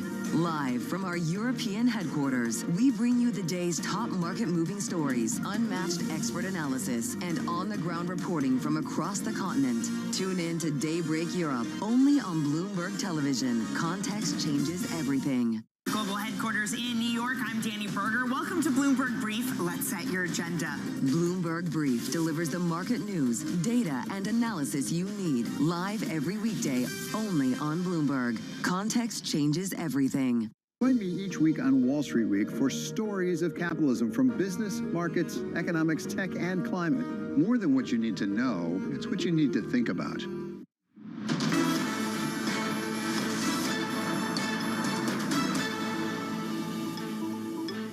Welcome back to Bloomberg Markets. I'm Kriti Gupta in London. Let's stick with what's going on in Washington, though. House Republicans scored a major win for President Trump, getting his big, beautiful bill across the finish line. Very simply, the one big beautiful bill will deliver the strongest border on earth, the strongest economy on earth, the strongest military on earth, and ensure the United States of America will remain the strongest country anywhere on this beautiful planet of ours. House Speaker Mike Johnson now sending the bill to President Trump, who's expected to sign it at the White House today. Bloomberg's Suzanne Lynch has been following the story closely from Brussels. She joins us now. Suzanne, walk us through the risks of this bill. There's a lot of fiscal investment that's looking to make this country, the United States, stimulative at the end of the day. What are people worried about when it comes to this bill? Yeah, I think there's probably a short-term and a long-term perspective here. In the short term, some investors, banks think that this could be the kind of quick stimulus that the United States needs right now, and it's going to be good. But on the other hand, the CBO, that's the Independent Congressional Budget Office, has estimated that this could add $3 trillion to the federal deficit over the next decade. So obviously, you know, there are worries about how this is going to be sustainable and what it means for the U.S. debt levels and for the U.S. deficit. Now, politically, it's been very interesting. The Republican Party, Donald Trump's party, has traditionally been the watchdog for this, has taken very seriously concerns about the debt and deficit. In this case, they have decided to back this. Now, of course, we know the votes were quite tight, but it did get through. So Donald Trump has notched up a win on this. And let's see how markets respond fully when we're back in business in the U.S. Early next week. It's a fascinating one. Suzanne, I'm going to put you on the spot here. Forgive me. We're getting headlines that Vladimir Zelensky said he had a call with Donald Trump, calling it fruitful, and he raised the prospect of Russian attacks on the call with Donald Trump. Very quickly, Suzanne, how is that being received, that relationship being received in Brussels? Yeah, I mean, this is because Russia has bombed and attacked Ukraine again overnight. So there's a sense that Russia, Vladimir Putin, is digging in, not retreating in any way from Ukraine. And so this would be seen as a positive sign that the lines of communication are open between Washington and Kyiv. Certainly something we're going to be keeping a very close eye on. Bloomberg's Suzanne Lynch joining us from Brussels. Thank you so much. Coming up, we're going to talk a little bit about the private market. Stick with us. This is Bloomberg.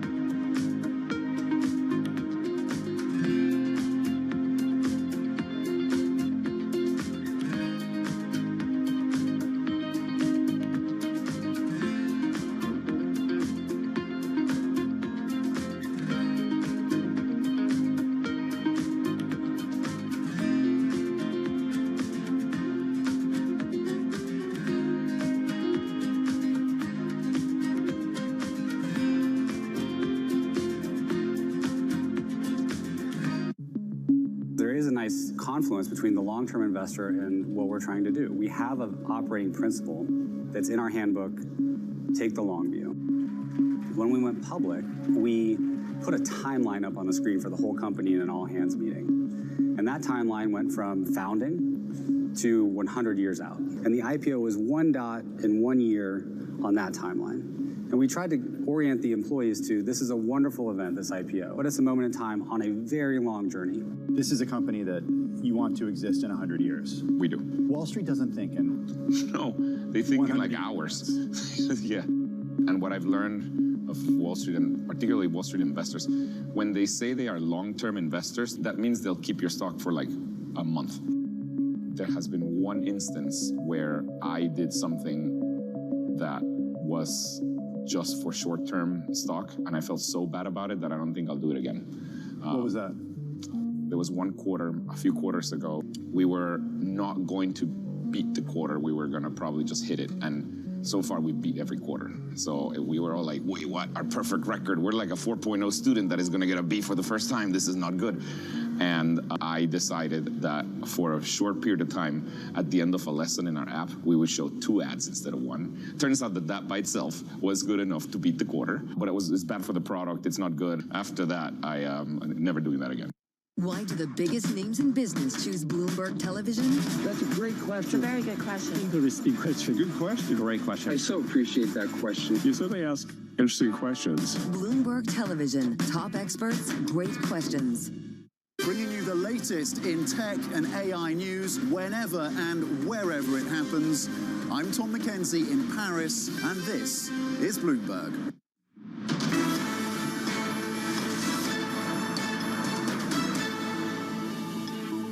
Welcome back to Bloomberg Markets. I'm Kriti Gupta in London. Now, the markets are closed in the States. They are celebrating. I'm going to try to get my words right here, the July 4th holiday.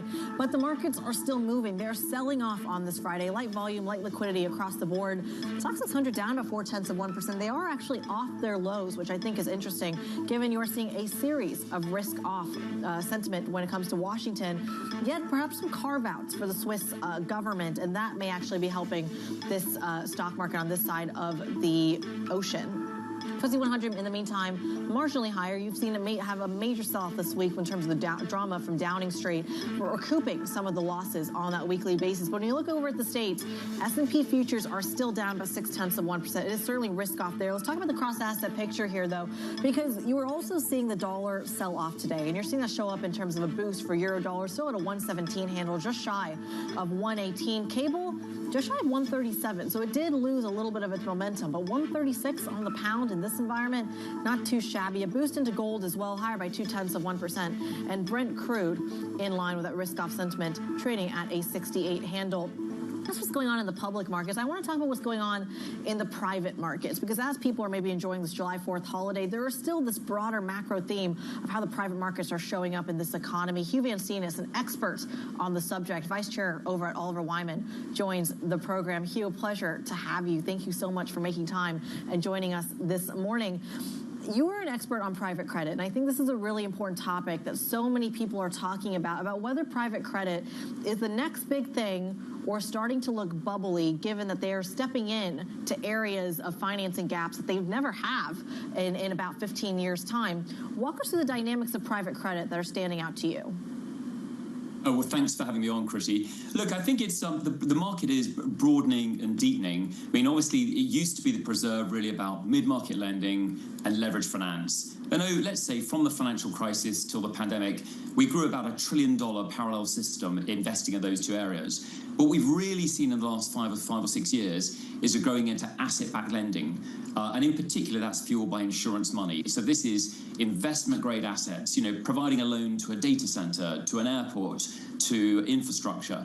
And that's just a much larger category. So, for instance, in the States, that's about a $5.5 trillion size market, of which private credit only has about 5%. And so I think as they pivot into these fresher pastures, there's plenty of opportunity, even if maybe in some of the areas of leverage lending and mid-market, there's obviously going to be some, like anything in credit, there'll be some good situations and some bad situations. But I'm really struck after the biggest increase in interest rates in 45 years, it's actually been surprising how well this sector's performed, given all the stresses and strains. What do you think that's a testament to? Is that simply a testament to how big some of these players behind the scenes have gotten, that they're able to weather that despite that rise, I should say, in interest rates? Where's that coming from? So it's a great question, Kriti. So I think it kind of depends. So some of this is maybe cherry picking the types of sectors that private credit was lending to, a little bit less cyclical, a little bit more steady and resilient firms. So there's an element of cherry picking of the companies they're lending to. I think that there was clearly some clever restructuring as well, where there were some difficult situations. But I think it's in a way isn't this the story of this year? The resilience of the American economy and the resilience of American business against what's been a very dynamic and changing backdrop. And so I think in a way it also speaks to the broader resilience that we've seen in the economy. But I think but this pivot though towards the newer sectors, this is new, and I guess we haven't yet tested it, but it does look like there's quite a long runway to go.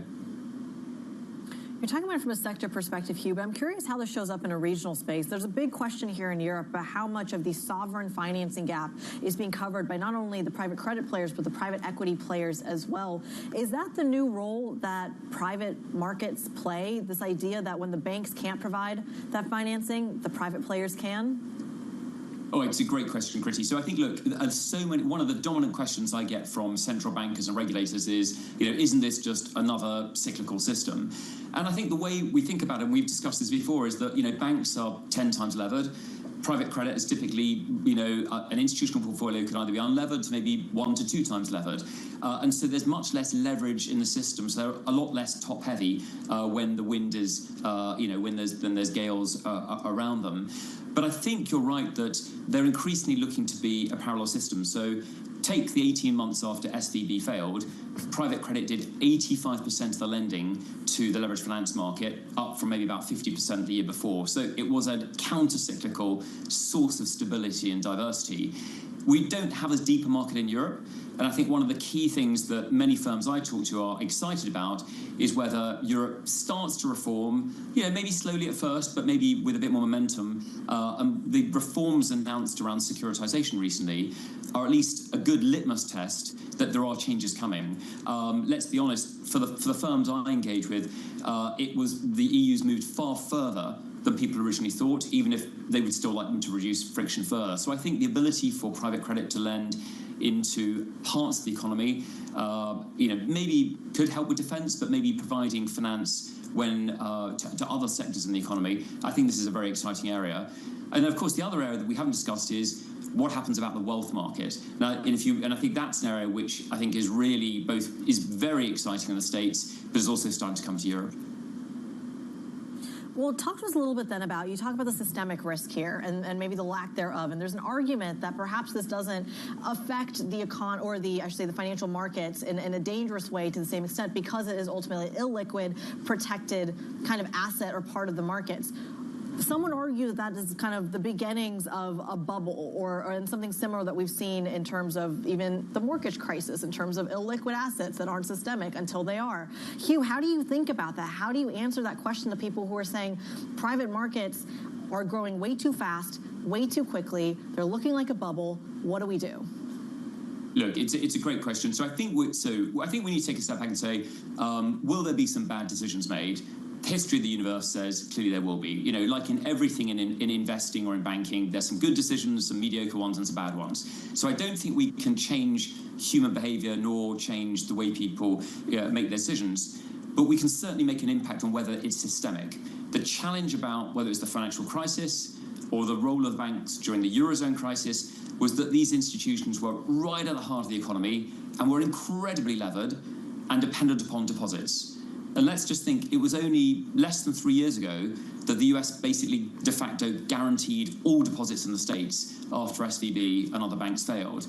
What we have here, at least, is a system which is much less levered, and on the asset liability, the difference between the source of funding and the source of the lending is much closer. So for me, it's not that there isn't some risk. It's just that it's not systemic. And so I think that, we can never get rid of an economic cycle. We can never get rid of bad decisions. But what we can do is dampen the impact of it ricocheting through the economy. Yeah. And I think the people who worry about private credit being a systemic risk are probably are exaggerating.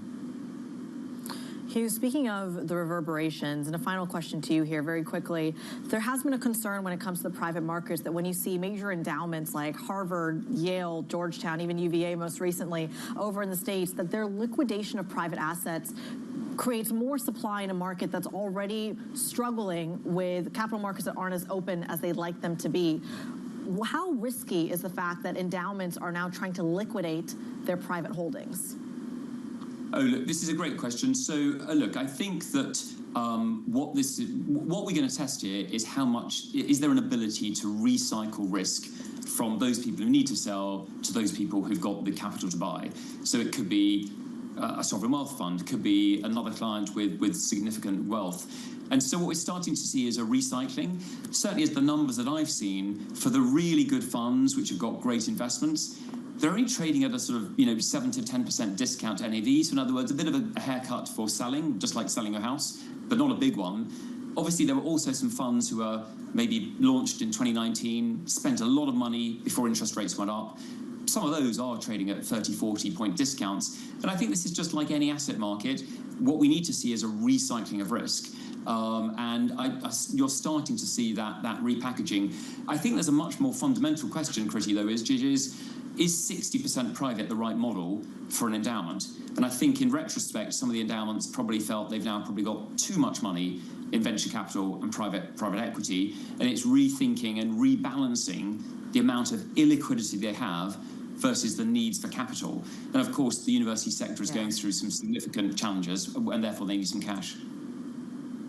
Hugh, it's fascinating that some of these endowments talking about 16% is potentially too much in private when public investors are saying 60% is too much in stocks. Hugh Van Steenis of Oliver Wyman giving us some of the insight when it comes to those private markets. We thank you so much. Coming up, U.S. Treasury Secretary Scott Bessent saying there's no cause for concern over the recent U.S. dollar declines. We're going to give you part of our interview with him coming up next. Stick with us. This is Bloomberg.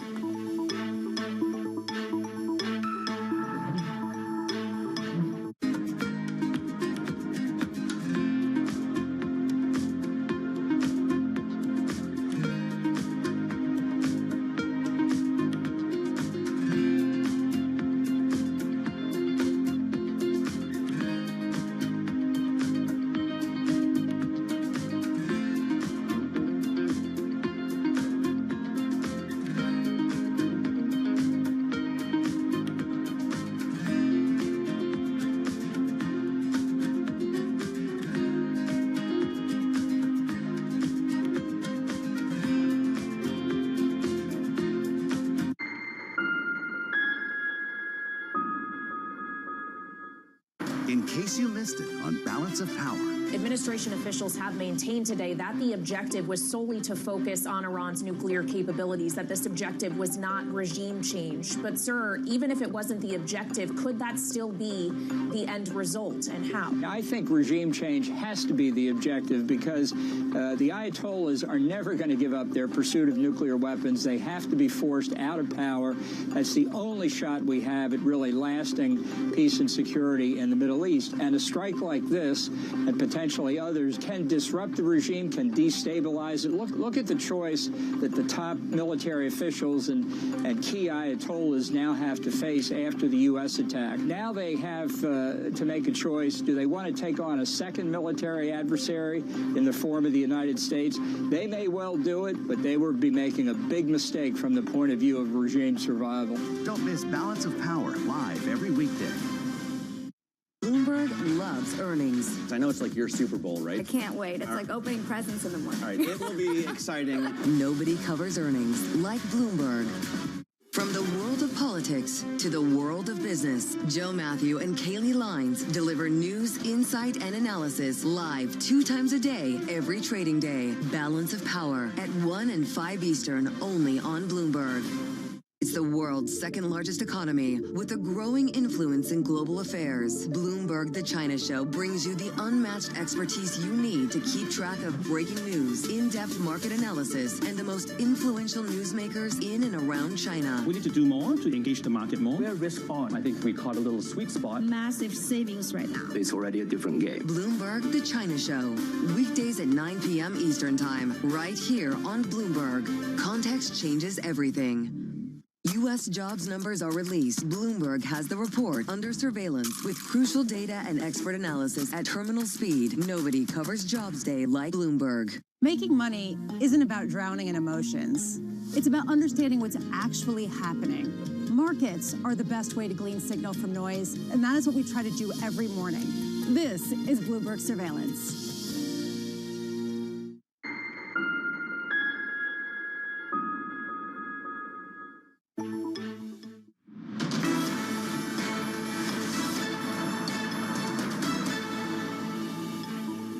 Welcome back to Bloomberg Markets. I'm Kriti Gupta in London. U.S. Treasury Secretary Scott Bessent dismissed concerns about the recent decline in the dollar. In an interview with Bloomberg TV yesterday, he said the price of the dollar is not tied to the administration's strong dollar policy. Bloomberg's Matt Miller and Romaine Bostic spoke with him. Let's take a listen. Number one priority is making sure the American American people understand that this bill is the route to parallel prosperity. It is the best of what we saw in the 2017 Tax Cuts and Job Act, along with President Trump's campaign promises: no tax on tips, no tax on overtime. 85% of seniors will not be paying tax on Social Security, and the deductibility of auto loans if the car is made in the United States. It also funds the president's agenda in terms of defense, border, and school choice. There's salesmanship that you and for that matter, the other cabinet members will have to do to the public, but there's also salesmanship that you have to do here, Scott, for the markets. There's a lot of concern about the addition to the federal deficit, the idea of a widening of that deficit because of some deficiencies in paying for some of those tax cuts. What is your message to the market?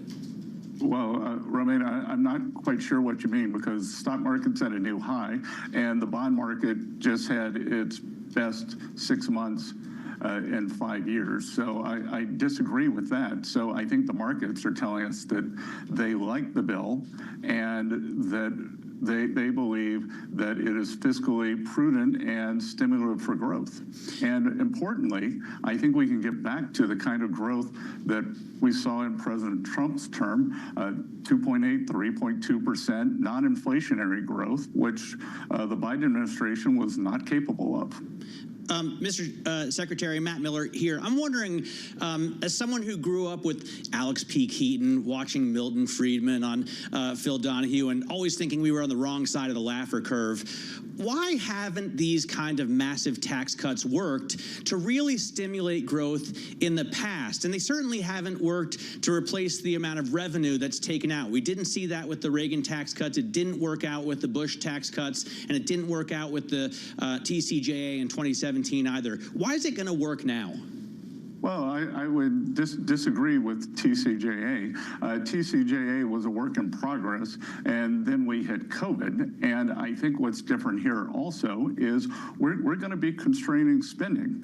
I spend a lot of time with the Freedom Caucus members, and their constituents should be very proud of them. They should be very proud of themselves. They changed the center of gravity of the debate. So we are both going to stimulate the economy, pick up tax revenues, but more importantly, constrain and pull down spending. So far, though, it looks like we're going to boost deficits up to 7%. You ran on this 3-3-3 plan, 3% deficit, 3% economic growth, and 3 million barrels of oil, an increase of 3 million barrels of oil a day in the U.S. Do you expect to get to that by the end of President Trump's term? I do, and I'm not sure where the 7% number is coming from. Right, because I reject the CBO scoring, but on the other side, the CBO also scored tariff income at $2.8 trillion. So that substantially increases government revenues. I think the growth is going to be much higher, and I believe that what we've done in constraining spending here is just the first bite of the apple. Do you anticipate, Mr. Secretary, that the U.S. government's financing needs, the Treasury's financing needs, will increase over the next couple of years? I think that we will see what happens to interest rates, and there could be an increase in financing needs based on yields, but everything that I'm seeing says that inflation is under control and likely coming down. There's, of course, the cost to finance that, and we look at where yields have been, and we know there's been a lot of volatility there, some stability in recent weeks, partly because of some of the things that you've done and said publicly. But we've also seen a little bit of reticence to buy into longer-dated U.S. Treasuries.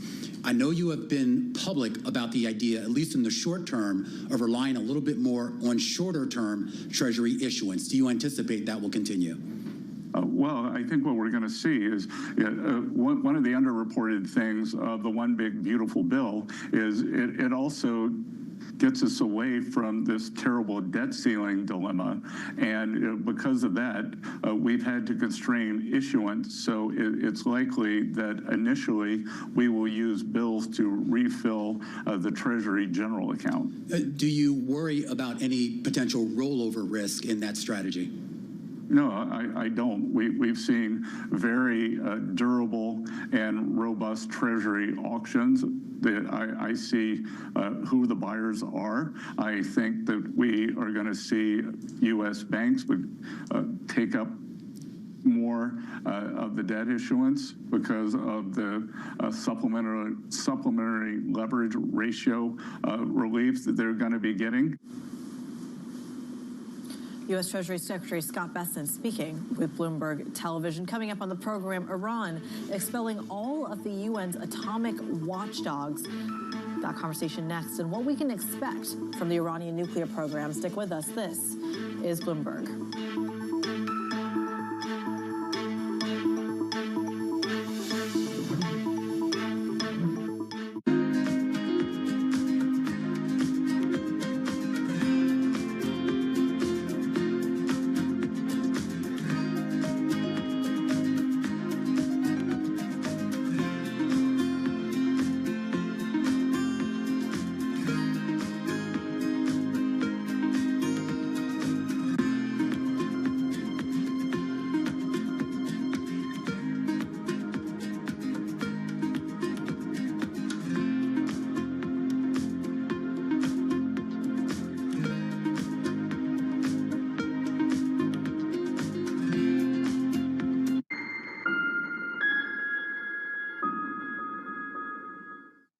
Bringing you up-to-the-minute economic news whenever and wherever it happens. I'm Francine Lacroix, the ECB forum in Central Portugal, and this is Bloomberg.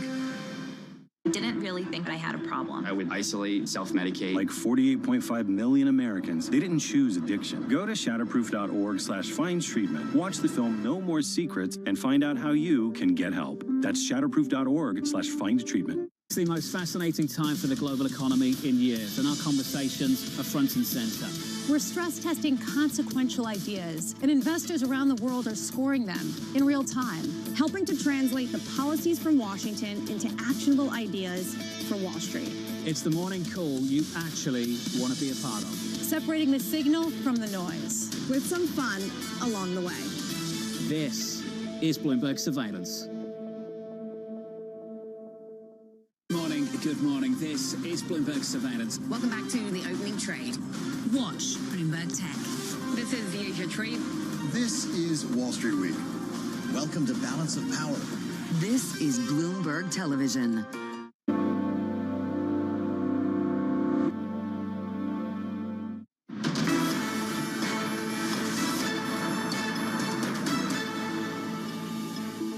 Welcome back to Bloomberg Markets. I'm Kriti Gupta. The United Nations atomic watchdog pulling out its last remaining inspectors from Iran.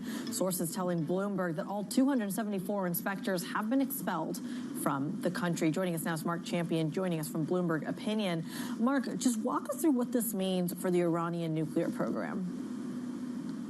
Well, you know, essentially, you had these inspectors in place. They conducted some 500 inspections this year. They are the source, really, of two things. One is a lot of information that we have as to what exactly the Iranians are doing, the ability to prove to what extent that they are or are not, enriching uranium up to weapons grade. They're not perfect, but they are a very significant, window into what the Iranians are doing. So when they go, we are essentially blind. We do not know where their roughly 400 kilograms of 60% enriched uranium is. That's a stockpile.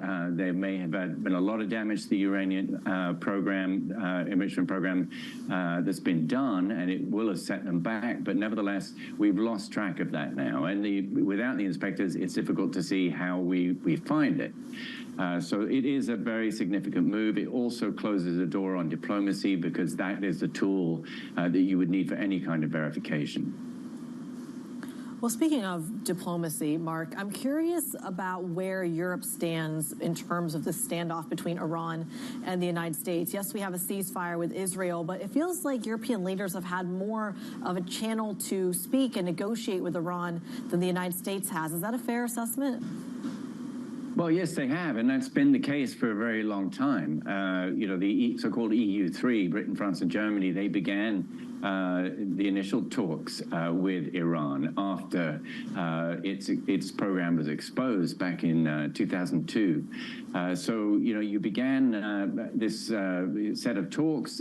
They brought really took the lead right up to when President Obama sort of stepped in order to get the JCPOA over the line in 2015. And since then, the Iranians and the Europeans have kept channels open. They were conducting talks right up until the recent bombing, and they are also always a channel that is available there. It's just that at the moment, it isn't quite clear what they can do so long as the Iranians have kicked out the IAEA, the inspectors, and it remains to be seen really whether we're looking at leverage by the Iranians or a sort of walk away. Mark Champion of Bloomberg Opinion telling us where the relationship stands. We thank you so much. Let's turn right back to markets here, because speaking of Europe and where they stand, let's talk about their relationship with China. Remy Contro, Pernod Ricard shares sliding after China announced it would impose anti-dumping duties nearly 35% on European brandy. Morwenna Kanayem of Bloomberg is all over that story. Morwenna, so we had these headlines, we saw the market move, and then we saw exemptions on these very tariffs and duties that they implied. What are we supposed to make of this? Well, essentially, the companies that were going to suffer the most from those anti-dumping tariffs on brandy agreed to minimum pricing with China. So essentially means that things are going to have to be sold at a slightly higher rate than they were, but it's not the same as the level of tariffs that were being threatened. And we did see a rebound in those stocks. In fact, things like Remy Contro are actually higher now. Pernod Ricard, one of the better performers actually on the French stock exchange. At the beginning of the day, it really was a weight on the stock 600 overall, those French stocks, and we've seen that sort of coming back throughout the day. So I think it's a case of it's not what the companies want, and they've been saying, they regret that this is a situation, but it's certainly a lot better than the worst case scenario for them that they have been able to reach some agreement. It's fascinating that this is coming, of course, as well as they did have a summit. They had negotiations they were trying to do. We also saw EV tariffs as a part of that conversation. Morwenna Kanayem, watching these markets for us, watching that relationship for us. We thank you so much. She'll be back, of course, in the next hour. Coming up on the program, we're going to catch up with Matt Pavich, Revionix Senior Director of Strategy and Innovation. A conversation about this tariff policy, how it shows up in these markets, how it shows up in the world of technology. That conversation next. This is Bloomberg.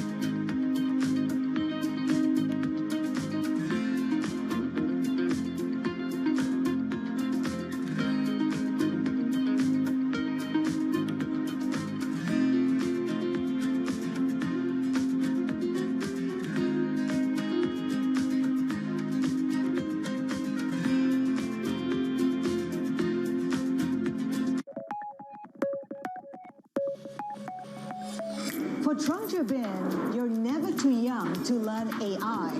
That's why he's urging the government for school kids as young as 6 to be taught how to use it. Within this system, from first grade, they all start with the AI education.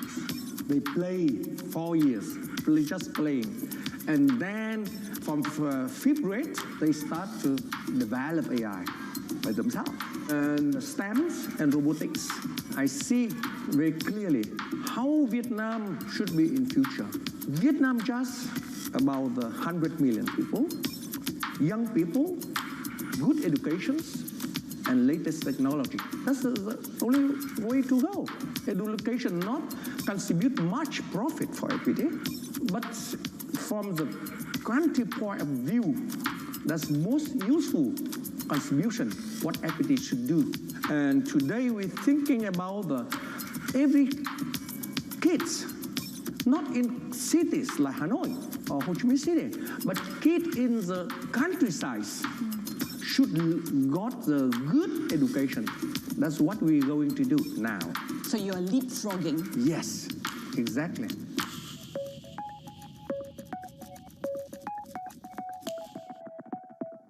It's a multi-trillion-dollar industry. We'll show you what's happening in ETFs like no one else. ETF IQ, Mondays on Bloomberg.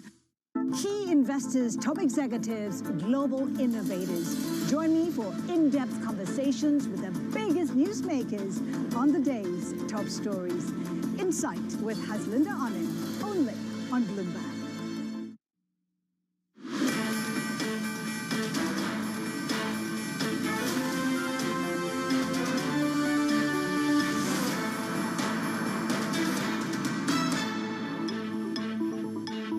It's 11 a.m. in New York, 4 p.m. in London. Welcome to Bloomberg Markets. I'm Kriti Gupta. And of course, U.S. markets are closed for the July 4th holiday. There's still plenty of headlines coming out of Washington, though. President Donald Trump says he'll start sending out letters today to set tariff rates with some as high as 70%. Meanwhile, in China, they're imposing an anti-dumping duties on European brandy as tensions escalate between Beijing and Brussels. Meanwhile, back in D.C., Congress passes Donald Trump's multi-trillion-dollar tax and spending bill. He's set to sign it this afternoon. Now let's get a quick check on these markets here, how they're digesting the events of the week in the last 24 hours or so. The stock 600 down about 0.4%. The FTSE 100 is flat, though, really pairing some of the weekly losses from the drama down in Downing Street as well. But S&P futures, light volume, light liquidity, risk sentiment is still off on both sides of the Atlantic, down about 0.5%.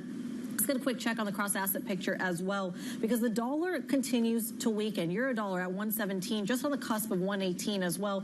Cable at 136. It hasn't fully recovered to those 137, almost 138 levels from earlier in the week just yet, but give it time. Maybe it will. Gold, in the meantime, bid by about 0.2%, and Brent trading lower by about 0.7%. Turning back to our top headline, of course, we are counting down the days between that July 9th deadline when it comes to the tariff story between Donald Trump and the rest of the world. He says he will start notifying trade partners today of new tariffs on their exports effective August 1st. Bloomberg's Brendan Murray is all over the story, but following it very, very closely.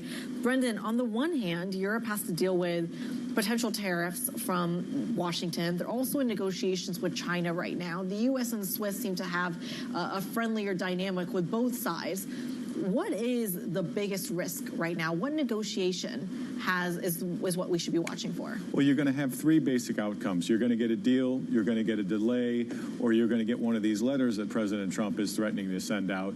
Those letters are going to go to the countries that either haven't brought him a good enough deal or no deal at all. And he laid out the reciprocal tariff levels that he wanted to impose on all of these countries, and it's going to be painful. It could go to countries that the U.S. doesn't rely on them that much, but they would rely on the U.S. a lot for their exports. So we don't know any of these countries by name yet, but President Trump said he's going to start today with 10 or 12. Could be another 10 tomorrow, another 10 on Sunday, and so on until they get to the 56 countries that he started with 3 months ago, who are going to either get a letter, get a deal, or get a delay. There's been some speculation, some commentary around the level of as high as 70%. Is that fair? I mean, what do we think about when we talk about the range of percentages, the range of potential tariff rates here? Well, it's the percentage would speak to the amount of leverage that the president wants to apply on you, and if he goes at you with a tariff like 70%, which would essentially cut off all of your trade with the United States, then he's sending a very clear message that you need to bring a better offer. Now he's also going to factor in that you don't want to shoot yourself in the foot with tariffs this high either. But certainly 70% was 20 percentage points higher than anyone he initially announced. So we'll see who's going to get 70%. But remember, these tariffs, whether we're talking about the reciprocal ones or the sectoral ones, they stack on top of each other. So countries could wind up with a fairly low reciprocal rate, but they could have to factor in auto tariffs and steel tariffs and eventually pharmaceutical tariffs to get to levels that would look like 70%. It's that stacking that's almost more dangerous than the actual rate itself. Brendan, don't go anywhere. I want to bring in our other guest, but I want to keep you right here just in case, and stick with us. Matt Pavich, Senior Director of Strategy and Innovation at Revionics, joins the program as well. Matt, I want to bring you into this conversation Brendan and I are having here around what this tariff picture looks like going into July 9th. Talk to us about how the market should be interpreting it, given we've got, again, very touch and go since Liberation Day. Yeah, so I would say definitely from a U.S. retail perspective, the consumers haven't seen it yet, right? So it's been kind of a up and down where to some degree it's hitting retail, but the consumers are worried about it, but they haven't seen it at the actual shelf yet. And a lot of that is because a lot of the products that consumers are buying are actually products that were purchased before the tariffs, and with all of the on and off strategies and the delay and the pause on the tariffs, retailers have been kind of in a holding pattern as far as how are we going to make major strategic decisions around this, because they simply don't know what the tariffs will end up at for a lot of countries. Now, having said that, we have seen, in Q1, we've seen some signs that, the tariffs have impacted, consumers and retailers here. We've seen, drops in consumer sentiment. If you look at, the U of M consumer survey, that was, approaching 80 in January and then dropped down in the 50s. It came up a little bit in the last report. We also see the large drop in consumption in the latest GDP revision. And obviously consumption is highly tied to retail. And then, you can see retailers reacting as well. They're down playing some of their forecasts for later in this year. They're announcing that price increases are on the horizon. You're getting that from major retailers, including ones that have built their reputation in a lot of ways on pricing. So we can see a lot of signs that, things are coming, and the consumers are also bracing for the tariffs as well. Well, Matt, talk to us about how much appetite and digestibility some of these consumers have. I'm thinking about if I went out, just anecdotally as a hypothetical, went out and want to buy a pair of sneakers, for example, or trainers as they call them over here on this side of the Atlantic, and I see, let's say, a 5 or 10% rise on $100 worth of sneakers. I don't even think trainers go for that these days, but hypothetically, is that fundamentally going to be changing the purchasing decision I'm going to be making? I'm curious if there's a view here on what that line of the sand is where consumers actively change their behavior. Yeah, definitely. And we're already seeing some of that change in behavior as well here in the U.S. Obviously, there's, this big risk of increases on some certain categories, especially things like trainers, sneakers, whatever. I think they're even called different things in different regions of the U.S.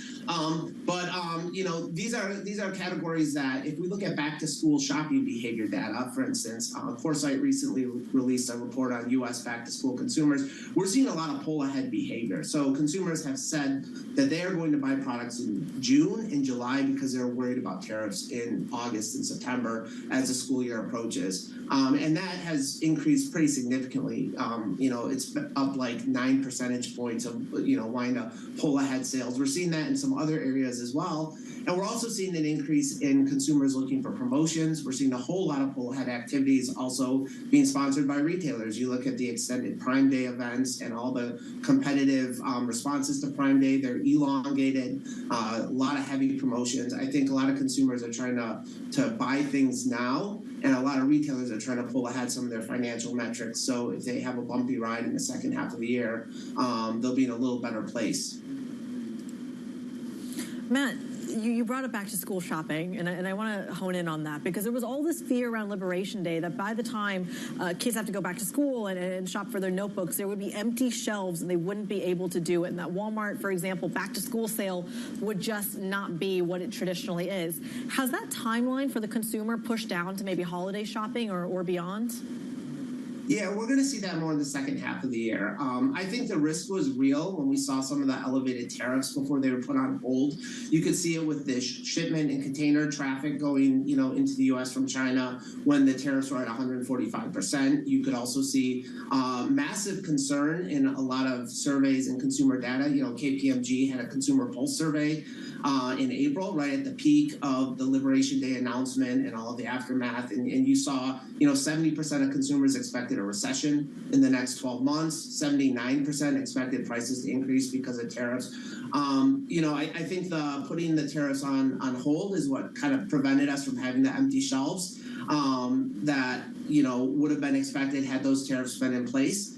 So I do think, though, as new things are rolled out and new decisions are being made and new tariffs are being applied, we're going to see the impact starting to hit in the supply chain. And we're also going to start to see it with prices, because we do know, inherently as tariffs hit, prices are going to go up. And these aren't just on products that come from other countries. If you're in the U.S., products that are made in the U.S. using foreign ingredients like, chocolates that are made in the U.S., but, the cacao comes from Ivory Coast or Ghana. And even in the longer term, you're going to have impacts with things that are grown in the U.S. because a sizable percentage of our agriculture comes from using potash, which primarily comes from Canada, and the tariffs on that are going to impact that. So I think, it's going to hit different segments and different products at different times. But we do know it's coming. Consumers are preparing for it. Retailers are preparing for it. And I think that, we'll have to see how it shakes out with some of these announcements in the next several days in terms of tariff policy. Matt, hold that thought. I want to bring in our trade reporter, Brendan Murray, back into the conversation. Brendan, we're seeing a redhead cross the Bloomberg terminal here. The car makers are seeking to offset tariffs as the EU and United States trade talks near an end. You and I have been talking about this for a couple of hours now in terms of the auto tariffs that are being put on here. Just walk through it for our global audience. Where in Europe you see the most exposure? Well, certainly Germany and France, who have the big auto industries, are going to be putting pressure on the officials in Brussels to try to figure out an arrangement, whether it's a lower tariff or some sort of quota system that can allow them to get through some of the barriers that President Trump is trying to put up. European automakers have offered to open up production lines in the U.S. They've tried to, meet Trump halfway on this, but this is really where the rubber is going to meet the road, so to speak, in these trade talks in the final few days. Is can the Europeans get any relief for these industries that are struggling in many ways against Chinese competitors and are trying to ensure that they can keep their sales vibrant in the U.S. This is going to be one of the key factors. President Trump has often said, why don't we see Fords and GMs driving in the streets of Berlin? So this is something that goes back a long way for Donald Trump. He has the same issue with Japan and its protections on its domestic auto industry. So the news that we're seeing as the EU and the U.S. trade talks really get down to the nitty-gritty is going to come down to these issues that really mean a lot to local politicians, and they're not going to give much ground that they don't have to give. Absolutely. It's a fascinating one as well. Can you imagine Fords on those big trucks on a German road? It's quite the image. Brendan Murray, our trade reporter, giving us some of the breakdowns there. We thank you so much. Matt, I want to come right back to you here with a final question. On the auto sector specifically, we've been talking so much about consumer goods and kind of whether or not they're willing to buy those pair of sneakers, for example. Does that behavior change with more expensive items? If car prices go higher, is the sensitivity higher as well, or are we still seeing that digestibility with consumers?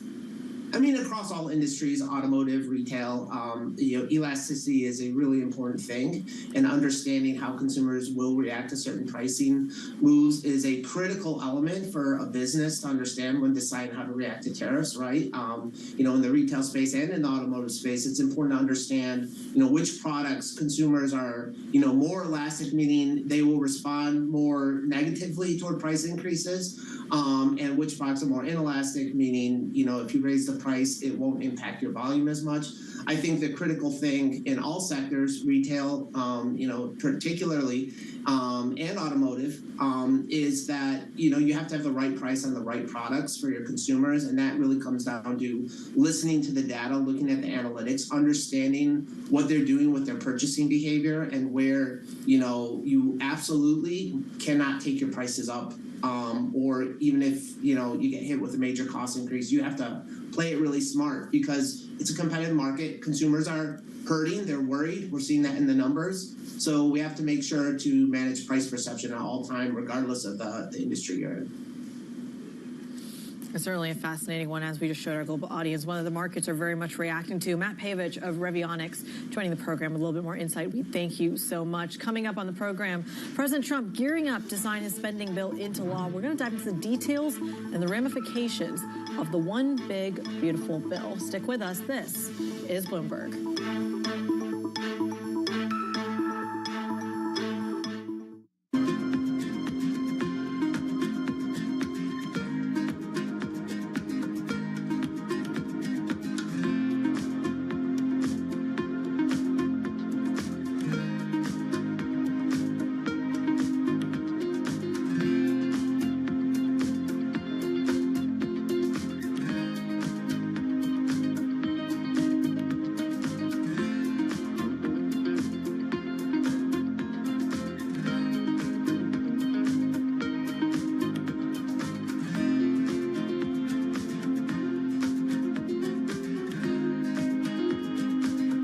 In case you missed it on Bloomberg Crypto.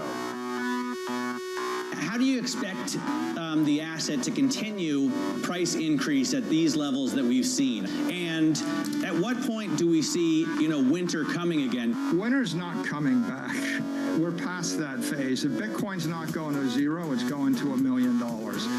And you have all the evidence you need to determine that, right? The President of the United States has determined he supports Bitcoin. The Cabinet supports Bitcoin. Scott Bessent supports Bitcoin. Paul Atkins has shown himself to be an enthusiastic believer of Bitcoin and digital assets. Kentez at CFTC feels the same way. The banks are going to custody Bitcoin. Bitcoin has gotten through its riskiest period. The accounting has been corrected. There's now only 450 Bitcoin a day available for sale by natural sellers. Don't miss Bloomberg Crypto live Tuesdays. Didn't really think I had a problem. I would isolate, self-medicate. Like 48.5 million Americans, they didn't choose addiction. Go to shatterproof.org/findtreatment. Watch the film No More Secrets and find out how you can get help. That's shatterproof.org/findtreatment. Bringing you up-to-the-minute financial news whenever and wherever it happens. I'm Michael McKee at the Federal Reserve, and this is Bloomberg.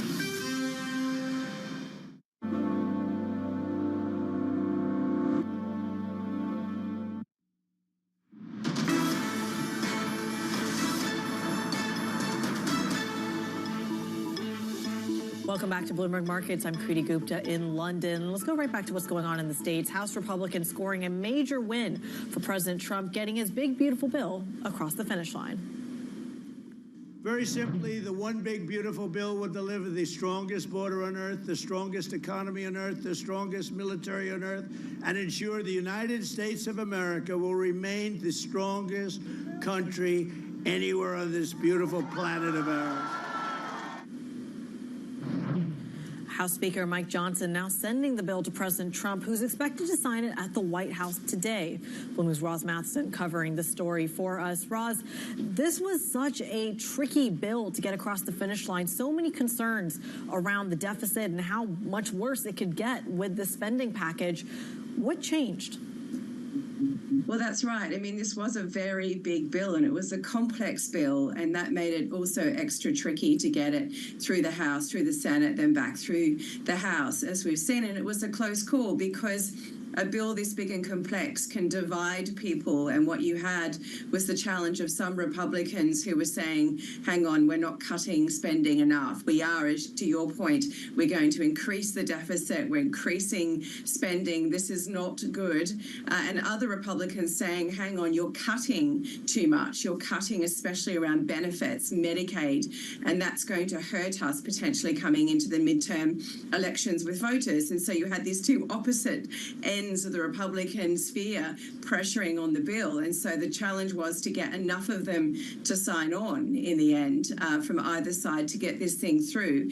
And yet they did. And a large part of that was probably due to just, again, the personal power of Donald Trump, very invested himself, heavily involved himself, publicly so, warning Republicans in a way that if they didn't support the bill, that they could regret it come midterms, and he would remember that.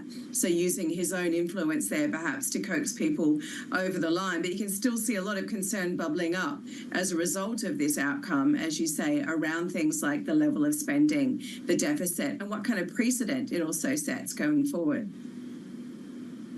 It certainly is an interesting one. How is it being viewed in Europe here when, at the end of the day, yes, there are massive increases in terms of the actual deficit, but it's also funding over $4 trillion worth of tax cuts when it comes to the next 10 years. How's that being interpreted on this side of the Atlantic? Well, it comes at a time when the economic data, I mean, we saw jobs data recently, have generally been pretty good and signs of resilience in the US economy. There's been a lot of concern about sentiment hits, about inflation and so on, and perhaps those are yet to come. But right now, the economy is holding up pretty well, and so is the US market. And that's good, really, for everybody around the world. And that's how Europe is viewing it, is a sense that, okay, the US engine is doing okay. I mean, obviously, there are concerns about how this starts to filter through down the track. Do you start to see shifts in consumer sentiment as some of these other changes come on board, and that perhaps the immediate impact of all these tax cuts being extended and new tax cuts coming starts to fade off? You know, does that impact the US economy? A bit of concern there, but also perhaps equally another opportunity in Europe, because you've seen, of course, this bill is going to roll off all of the Joe Biden era green credits for EV subsidies, but also for a lot of green projects. And if that's going to disappear, is there an opportunity for European companies to look at that and say, how can we maximize it over here as a result? No longer are those areas being subsidized effectively by the US government. So there may be some opportunity for European companies there. Is a really fascinating one as well. Something that we're going to be watching in terms of where the trade negotiations go and whether the tariff revenue actually makes up for those tax cuts. Bloomberg's Ross Matheson joining the program, giving us a breakdown of that tax bill headed for Donald Trump's signature later today. We thank you so much. Still ahead, we're going into the European banking sector. Banco Sabadell is fighting to block a takeover bid from BBVA. They think they could do it, selling TSB to Santander. Some interesting dynamics when it comes to the banking consolidation story and what it means for Europe broadly. We're going to dive into the details next. This is Bloomberg.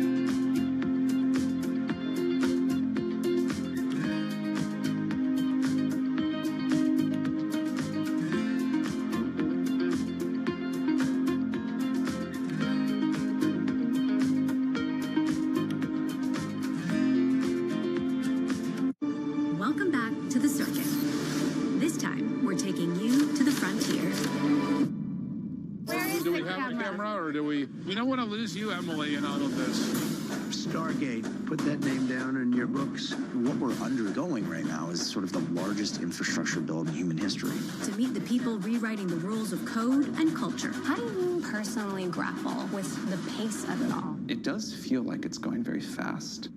When did you realize, oh my gosh, my life is never going to be the same? The day I got engaged, I was like, whoa, what have I bitten off here? Where the future gets real. How confident are you that AI's promise will outweigh the perils? I'm not confident. So the tech companies are lying or fudging. And a little weird. What's the point of this? What is the point of any of this? Tune into Season 3 of The Circuit with me, Emily Chang, Thursdays at 6 p.m. Eastern on Bloomberg Originals and Bloomberg TV. Our global headquarters in New York, I'm Danny Berger. Welcome to Bloomberg Brief. Let's set your agenda. Bloomberg Brief delivers the market news, data, and analysis you need live every weekday only on Bloomberg. Context changes everything.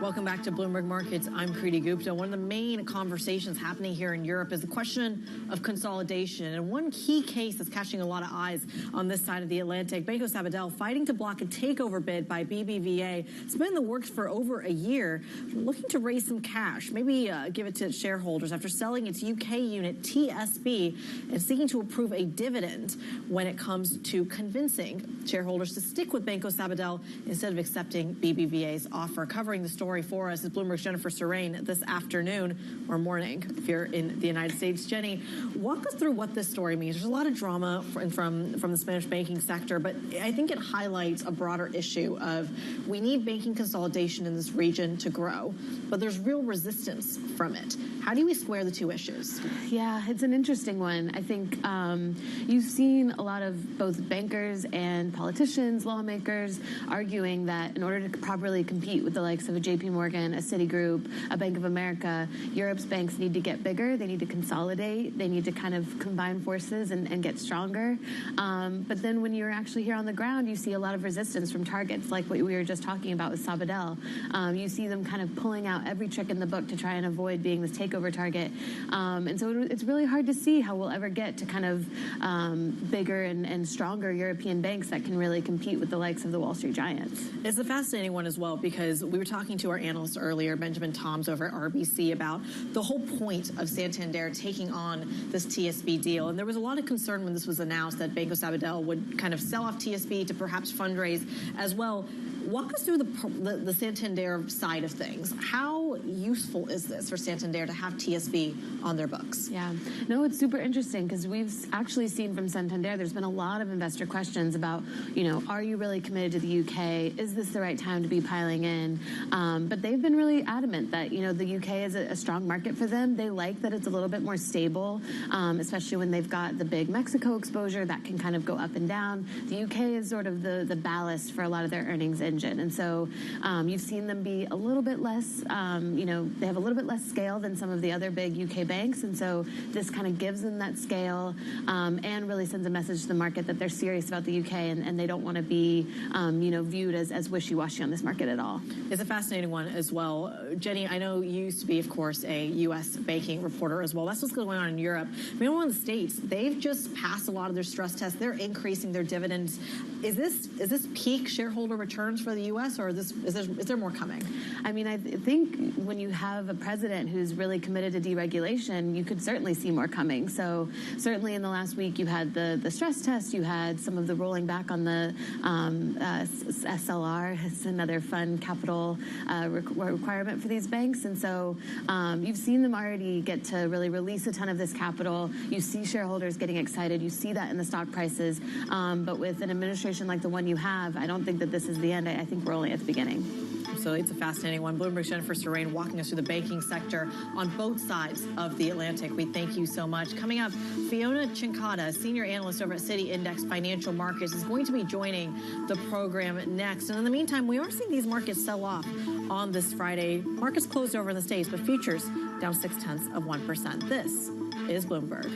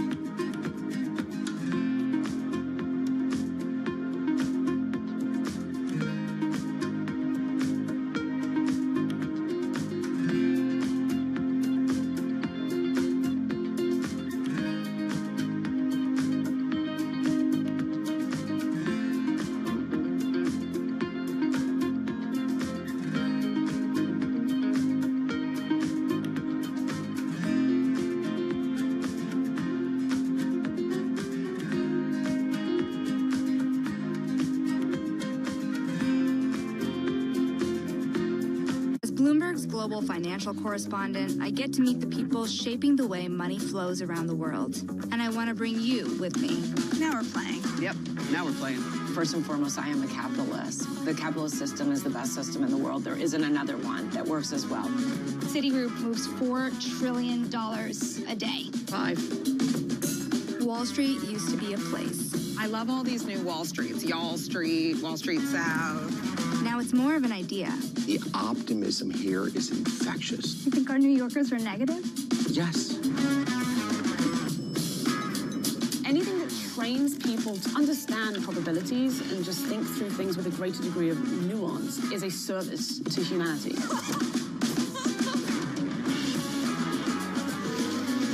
I hope you survived the day. I did. It was a busy day.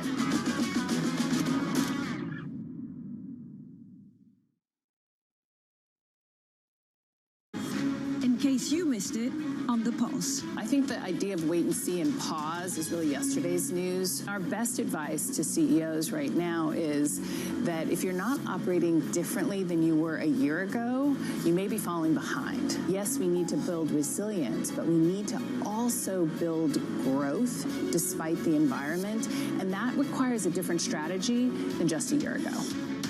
Don't miss the pulse, live every weekday. Why do the biggest names in business choose Bloomberg Television? That's a great question. It's a very good question. Interesting question. Good question. Great question. I so appreciate that question. You certainly ask interesting questions. Bloomberg Television. Top experts, great questions. Bringing you up-to-the-minute global news whenever and wherever it happens. I'm Jumana Bersachi in Tehran, and this is Bloomberg.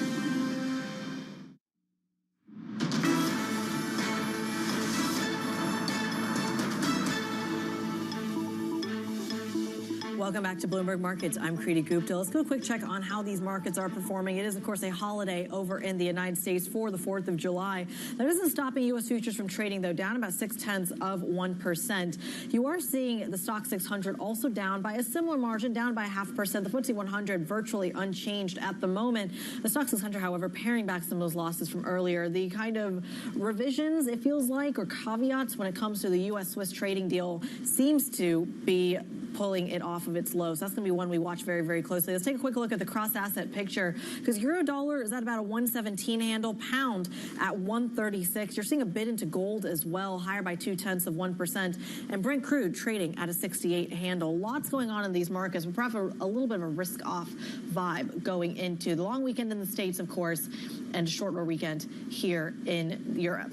Joining us now for a little bit more analysis, Fiona Sincata, senior analyst over at Citi Index Financial Markets, joins the program. Fiona, pleasure to have you on this program. Thank you so much for joining us. We're trying to kind of drink out of a fire hose right now when it comes to trade negotiations, when it comes to the tax bill and the implications there. And on top of that, a little bit of monetary policy just to keep things spicy. What is top of mind for you, Fiona? Yeah, great question. You know, I think as we end this week and we're moving into the next week, we've seen that sort of the reaction to the non-farm payroll has sort of quickly given up. So, I mean, attention, I think, is quickly turning to the 9th of July and that trade tariff deadline. That's causing this sort of jittery vibes in the market today. We're seeing that slight risk off that you pointed out, the sort of futures down, gold pushing higher. And I think there's just a lot of uncertainty still regarding what to expect. I think it's quite interesting, the positioning that there is as we go into that deadline. Given that we've sort of had that update today that some letters might be going out to trading partners, tariffs could be anywhere between 10% to 70%. So there is still a lot of uncertainty, but I think that decoupling between US stocks and the US dollar that we've seen recently is just really interesting. US dollar obviously down towards that 3.5-year low still. US stocks up around record highs, although we've said the futures are down slightly today. You know, there's still a massive divergence between the pictures that we've seen in the FX market and in the equities market. It's fascinating that you're talking about this divergence, because there's a big question here of whether a weaker dollar is incentivizing international flows into the United States, if that's actually helping the case for the S&P 500. What do you think? Do you think that's something that would entice enough foreign investors to get in on the S&P 500? Yeah, I think that's definitely helping. I mean, we do sort of see that weaker dollar as making it more attractive proposition for US stocks and increasing demand for US stocks. I think it's going to be really interesting, though, whether this is able to hold up as we sort of approach those concerns over deadlines for Trump's trade tariffs. Because, you know, if we just cast our mind back to April when we had that initial reciprocal tariff announcement on Liberation Day, there was a sharp sell-off. Now, I'm not necessarily expecting anything like that next week. Obviously, we need to keep in mind that liquidity tends to be thin in these summer months, so there could be some volatility. But I just wonder whether we will see a little bit more of that Sell America trade coming through next week if we do have high tariffs coming in from Trump, just because it may be offsetting or seeing investors just question their exposure to US stocks. We might see more of a diversification, particularly geographically speaking. Well, Fiona, it sounds like, especially in this kind of perhaps end of U.S. exceptionalism narrative that we're seeing, when it comes to the trade story, it feels like the idea of caveats or carve-outs for when it comes to some of these trade deals. We just saw it with Switzerland, for example, in the last couple of hours when it comes to the pharmaceutical tariffs, may be a pillar of the way these negotiations move forward. Do you trade that in the FX market or the stock market? What is a more liquid asset when it comes to trading volatility? Do you know, I think given the where we are in the year, given that we're sort of in these summer doldrum months, which I think can be difficult for liquidity, I think that does mean that potentially it does favour towards the FX markets, just because there are certain FX markets which obviously have greater liquidity at this time of year. The stocks can struggle a little bit in that respect. So I think volatility, the volatility that we could see on the back of this, though, is something that I'll be watching out for. I think that does mean that the FX market is where I'd be looking to trade those this more on the Trump's trade deals. There's also a question in the FX market if being short dollar is a consensus trade, if we're due for some sort of dramatic shift, in the opposite direction. Given that 6 months ago we were still talking about euro-dollar parity, now I'm looking at almost 118 on euro-dollar. Is this market primed for a more violent retracement? Look, as you pointed out, you know, this is a really interesting position that we are halfway through the year. I mean, the first half weakness, or the weakness that we've seen across the first half of this year in the US dollar is quite exceptional. I mean, it's, you know, historical. It's something we've not seen since 1973, such a weak performance for the US dollar index. But I think looking out across the remainder of the year, so looking out across the second half of the year, I think there is a potential for the US dollar to remain weak. I think that could be a trend that stays with us. Just because if we think about these factors, we've got the potential for these trade deals to be creating a lot of uncertainty towards the US and its outlook. We've also got sort of the big beautiful bill which has just been passed at the House of Representatives, which I think is also affecting those concerns over the fiscal outlook and raising fiscal concerns as far as the US is concerned, particularly with that debt pile, which could also keep the US dollar under pressure, just undermining the US dollar there. I mean, we've obviously seen that non-farm payroll data, which was stronger than expected, but again, it wasn't really amazingly strong. So it's not that it just completely removes any potential Fed rate cuts for this year. You know, I think we're still on track for 2 Fed rate cuts this year. With this in mind, potential for erratic policies from Trump. The euro looking quite favourable still, even at the 118 levels. It has rallied quite considerably since the start of the year, but I think there is still potential for that to continue. And even the Japanese yen, I mean, a lot depends on what we're going to see with the trade deal, no trade deal, 35% tariffs. Will the Bank of Japan be able to continue hiking in the way that they want to if that comes through? But that is also the safe haven trade, so I think there is a potential for the yen to benefit there. And also I think gold is another area that we're going to see potentially remain strong as we head across the rest of the year. Fiona, when you talk about haven bids, you talked about gold, you talked about Japanese yen, the dollar's lack of haven quality perhaps a little bit as well. You didn't talk about the Swissy, though, and I think that's really interesting. And when we're talking about that kind of idea of a momentum push that isn't necessarily driven by the fundamentals of the country itself, we know the S&B has recently cut to zero, and there's a question of whether negative interest rates need to be put back on the table. Is that a case study that perhaps Japan or the United States should be following in terms of currency strength driven by haven flows? Yeah, that's really interesting. I mean, that demand that we have seen for the Swiss franc has been pretty phenomenal. Again, on those safe haven flows, even as you mentioned, you know, as they're heading to negative interest rates. So I think that is an interesting one. I mean, it does mean that potentially even for the yen, there is room to see the Bank of Japan not hike interest rates and the Japanese yen still appreciate further. As far as the US dollar is concerned, I mean, I do think it still has safe haven qualities, but I do think at the moment we've seen very much when the disruption is related to Trump's erratic policies that the US dollar is completely out of favor. We did see in the Middle East when we saw that sort of revival of concerns, of geopolitical concerns in the Middle East, the US dollar did get that safe haven vibe back, but that has swiftly evaporated again. No, I don't think that the US dollar is going to be able to benefit in the same way that we were able to see the Swiss franc benefiting at the moment, and potentially the Japanese yen could benefit further from. All right, Fiona Sincata of Citi Index Financial Markets driving us through many of these cross-asset trades. We thank you so much, and happy 4th to you as well. Coming up on the program, we're going to go right back into the trade story, but from a little bit of a different angle. China imposing duties on European brandy shipments. Part of our interview with French Industry Minister Marc Ferracci on the escalating tariff battles. We're going to dive into that next. This is Bloomberg.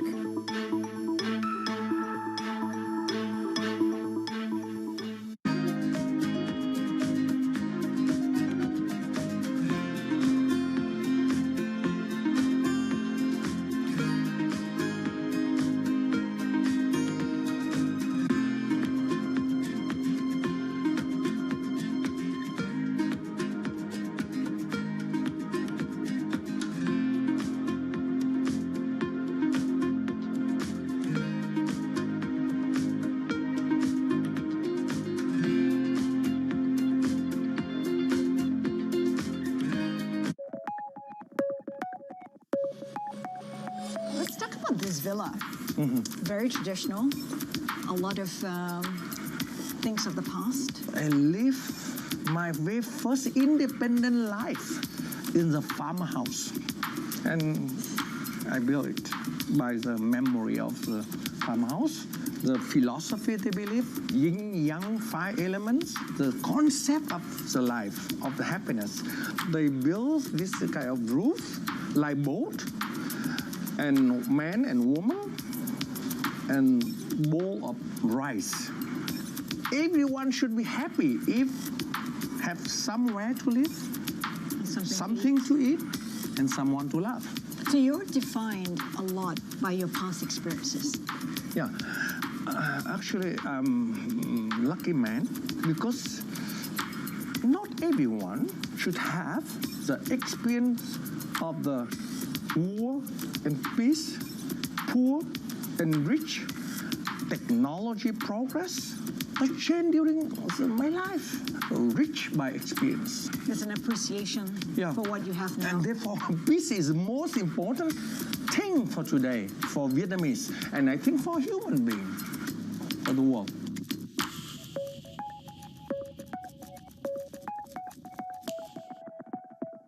Join me each week on Wall Street Week for stories of capitalism from business, markets, economics, tech, and climate. More than what you need to know, it's what you need to think about. David Weston, join me for the next generation of Wall Street Week, telling stories of capitalism from business, markets, economics, tech, and climate. Each week, we'll go on the road for a look at what lies behind the headlines of today and what will likely be the headlines tomorrow. Above all else, it's a mission.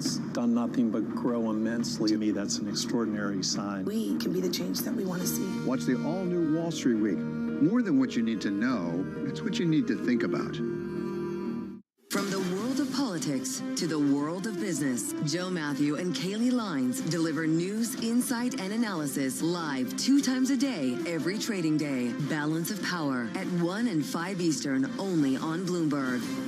Bringing you the latest in tech and AI news whenever and wherever it happens. I'm Tom McKenzie in Paris, and this is Bloomberg.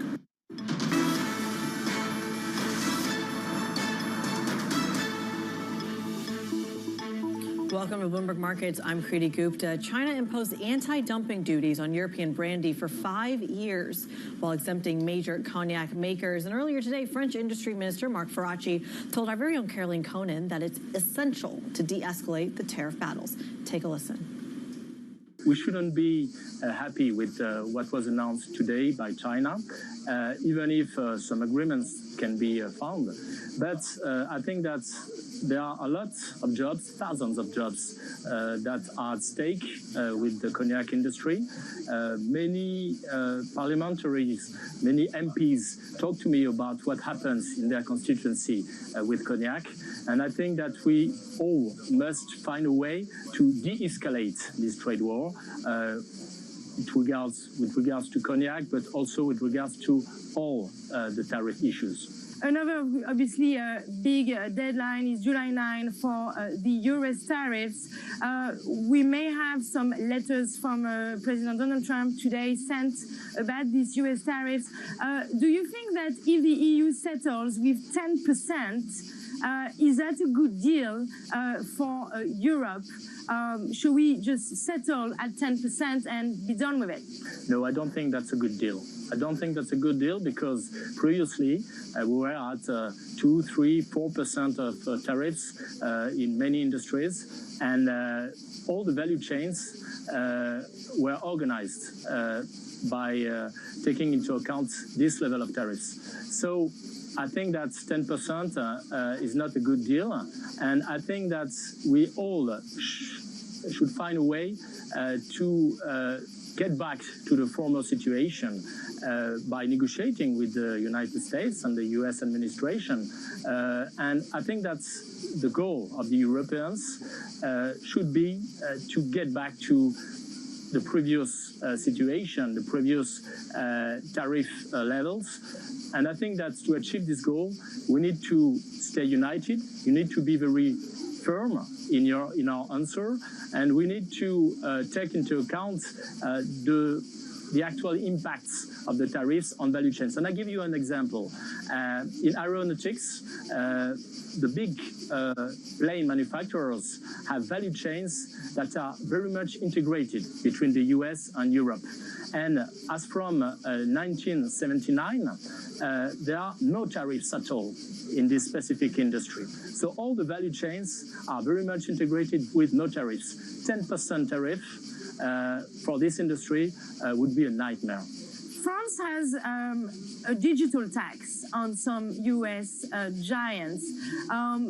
At the moment, France has said they are not planning to withdraw this digital tax, but do you think that could actually potentially become one negotiating tool in these negotiations? Well, I think that we made decisions in the past few years about this digital tax, and we think that it is an important component of our tax policy because it makes sense economically, politically. So it's going to stay? Sorry? So it's going to stay? Well, I got no announcement to make today, but I think that it's part of the overall negotiation, and I think that, as we all know, the U.S. firms, the U.S. companies are very strong on the digital, and many European firms depend on the U.S. technology when it comes to digital. So we also have to take this fact into account, the fact that taxing the digital may have impacts on the value chains, but we are very much aware of the fact that this tax is an important tool of our tax policy. So which industries are going to be the most affected by these new US tariffs? Well, it's quite difficult to say. Some industries have direct impacts on them because they are exporters to the US. But you have another phenomenon which is quite concerning to us, is the redirection of Chinese flows that were targeted to the United States and that now are coming to Europe. And as we all know, China has built overcapacities in a wide array of industries, and it's quite sensitive and quite dangerous for our industries to see this redirection of Chinese exports. French Industry Minister Marc Ferracci and Bloomberg's Caroline Conan in Aix-en-Provence earlier today. Coming up, we're setting you up for next week's trading week. What do you need to know in the markets? What do you need to know in the political story? We've got you covered. Stick with us. This is Bloomberg.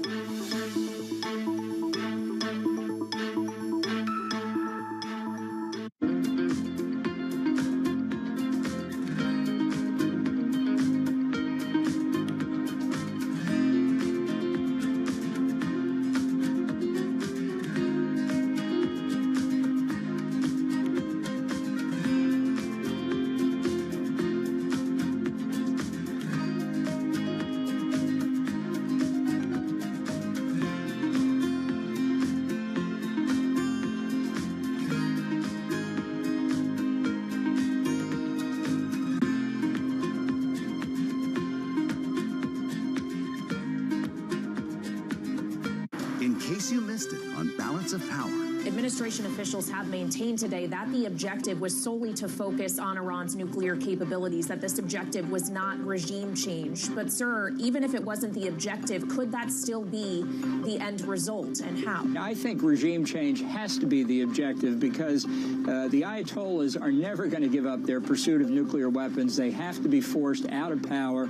That's the only shot we have at really lasting peace and security in the Middle East. And a strike like this, and potentially others, can disrupt the regime, can destabilize it. Look at the choice that the top military officials and key Ayatollahs now have to face after the U.S. attack. Now they have to make a choice. Do they want to take on a second military adversary in the form of the United States? They may well do it, but they would be making a big mistake from the point of view of regime survival. Don't miss Balance of Power live every weekday.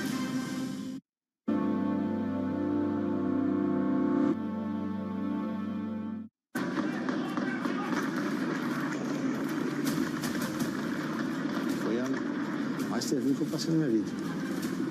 Porque no final, tudo é dinheiro. I think she's a scam up to now. I am a winner. I didn't really understand what I was getting myself into.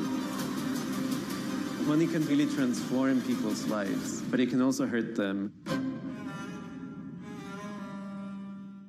Making money isn't about drowning in emotions. It's about understanding what's actually happening. Markets are the best way to glean signal from noise, and that is what we try to do every morning. This is Bloomberg Surveillance.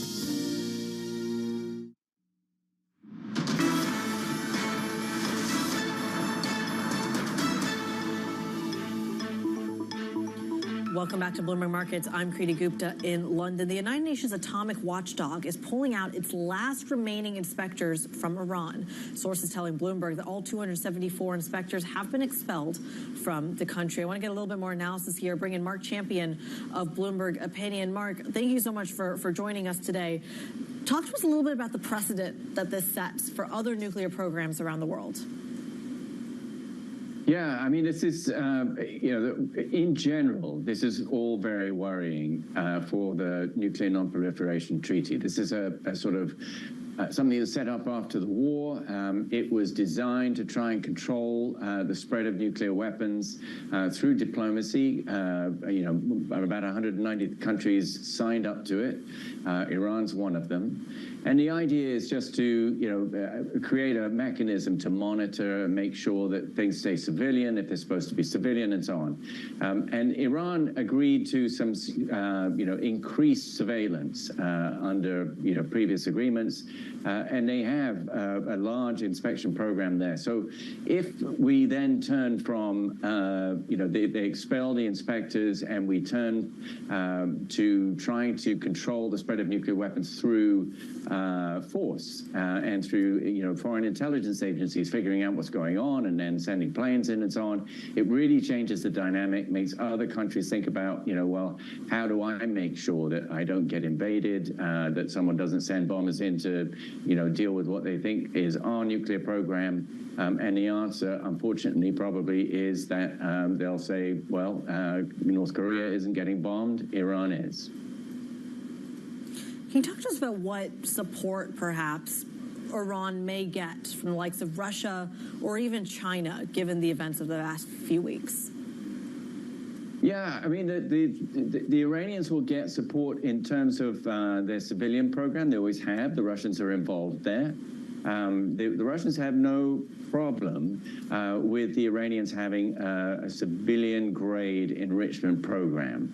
That was, the sort of basis line on which the 2015 nuclear agreement was agreed.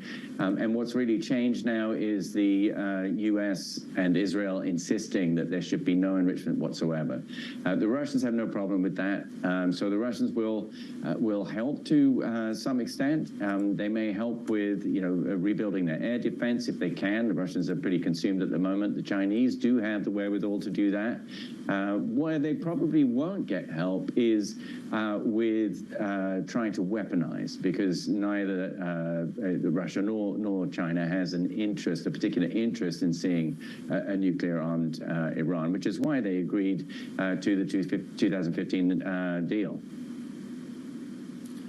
It's a fascinating and dangerous story, frankly. Mark Champion of Bloomberg Opinion walking us through the dynamics off of the events in Iran lately. We thank you so much. Let's turn to the markets here because, of course, this was something the markets were very sensitive to. And in the week ahead, there's plenty to watch. Marwana Kaniam from our equities team is all over the story. Marwana, we know there's a trade story to be watched here, but there's also a UK political situation that continues to, I think, have everyone kind of on high alert for the UK assets. What is going to move markets in the week ahead? Well, it's a good question. I think there's obviously a lot going on, and I think what happens over the weekend in terms of the geopolitical events will matter hugely. I think big things that are coming up next week, and it's not just UK specific, of course, it's the deadline for the tariff negotiations on Wednesday. So everyone will be focused on the US, but all trading nations for that. So that's particularly going to affect European countries. This afternoon, we've heard that they are sort of automakers in some countries are looking to get some exemptions on tariffs there.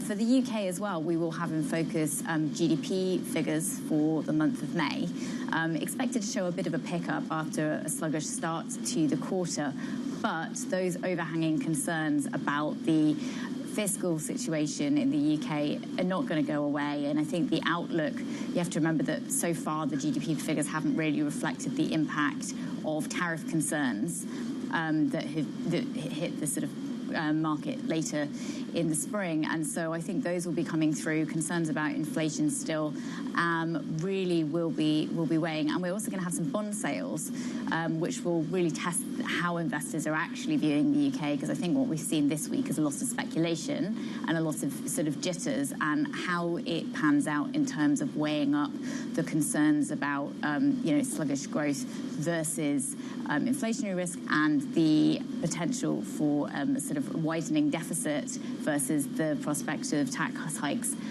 will, I think, be starting to be tested, and we'll hear a bit more about that. It's fascinating. I wonder if there is a ripple effect from what the UK has to offer relative to the rest of the world. Is everyone heightened or senses heightened when it comes to the deficit story? Bloomberg's Marwana Kaniam walking us through that story and what to expect in the week ahead. That does it for us. Have a great weekend to the folks in the U.S. Happy Independence Day. Stick with us. This is Bloomberg.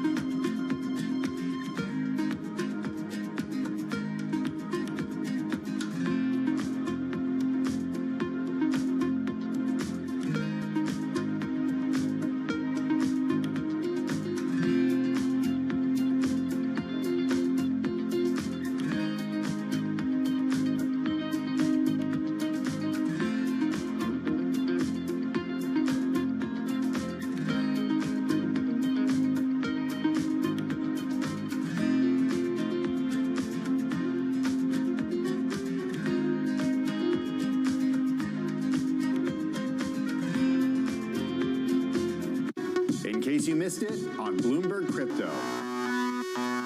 How do you expect the asset to continue price increase at these levels that we've seen? And at what point do we see, winter coming again? Winter's not coming back. We're past that phase. If Bitcoin's not going to zero, it's going to $1 million. And you have all the evidence you need to determine that, right? The President of the United States has determined he supports Bitcoin. The Cabinet supports Bitcoin. Scott Bessent supports Bitcoin. Paul Atkins has shown himself to be an enthusiastic believer of Bitcoin and digital assets. Ken Taz at CFTC feels the same way. The banks are going to custody Bitcoin. Bitcoin has gotten through its riskiest period. The accounting has been corrected. There's now only 450 Bitcoin a day available for sale by natural sellers. Don't miss Bloomberg Crypto live Tuesdays.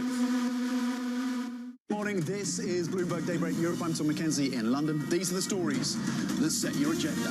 Taking you from the U.S. market's close to the overnight session in Asia, we'll walk you through what you need to know to kickstart Europe's trading day.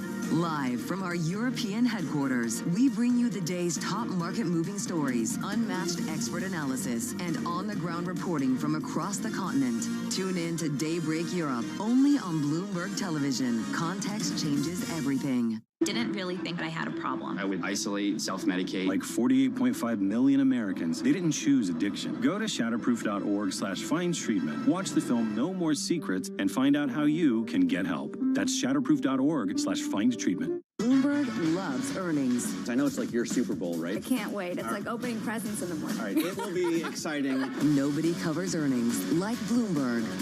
It's the world's second largest economy with a growing influence in global affairs. Bloomberg The China Show brings you the unmatched expertise you need to keep track of breaking news, in-depth market analysis, and the most influential newsmakers in and around China. We need to do more to engage the market more. We're risk on. I think we caught a little sweet spot. Massive savings right now. It's already a different game. Bloomberg The China Show. Weekdays at 9 p.m. Eastern Time, right here on Bloomberg. Context changes everything. Hello, welcome to the Bloomberg Tech Summit. I'm Caroline Hyde. And I'm Ed Ludlow. We are in the heart of San Francisco for this event, which is focused on the way technology fuels business. We've brought together leaders from across tech and business to discuss how executives, entrepreneurs, and investors can create opportunities as they navigate the hazards and challenges of today's business world. The race for artificial intelligence supremacy is upon us, fueling growth in infrastructure, investment, and efficiency. In other areas of business, quantum computing is inching closer to commercial use. Robots are entering the workforce. Hi, Spot. And everything from cyber threats to deep fakes are more sophisticated. At the same time, Silicon Valley has new allies in Washington, and these voices are shaping policy, influencing capital, and shaking up global relations. A new era is upon us, an era defined by explosive technological innovations, but also profound economic uncertainty. They charge us, we charge them. Who will lead the next wave? How will businesses thrive and adapt? And where can technology help push us forward? Artificial intelligence is the single most important technology force of our time. The rate and pace of change in the industry, it's like faster than anything we've ever seen. You got to dream and execute, dream and execute. At the forefront of nearly every conversation, artificial intelligence. From strategy to execution, AI is transforming how business gets done. And to kick things off, Bloomberg's Emily Chang sat down with Google CEO Sundar Pichai.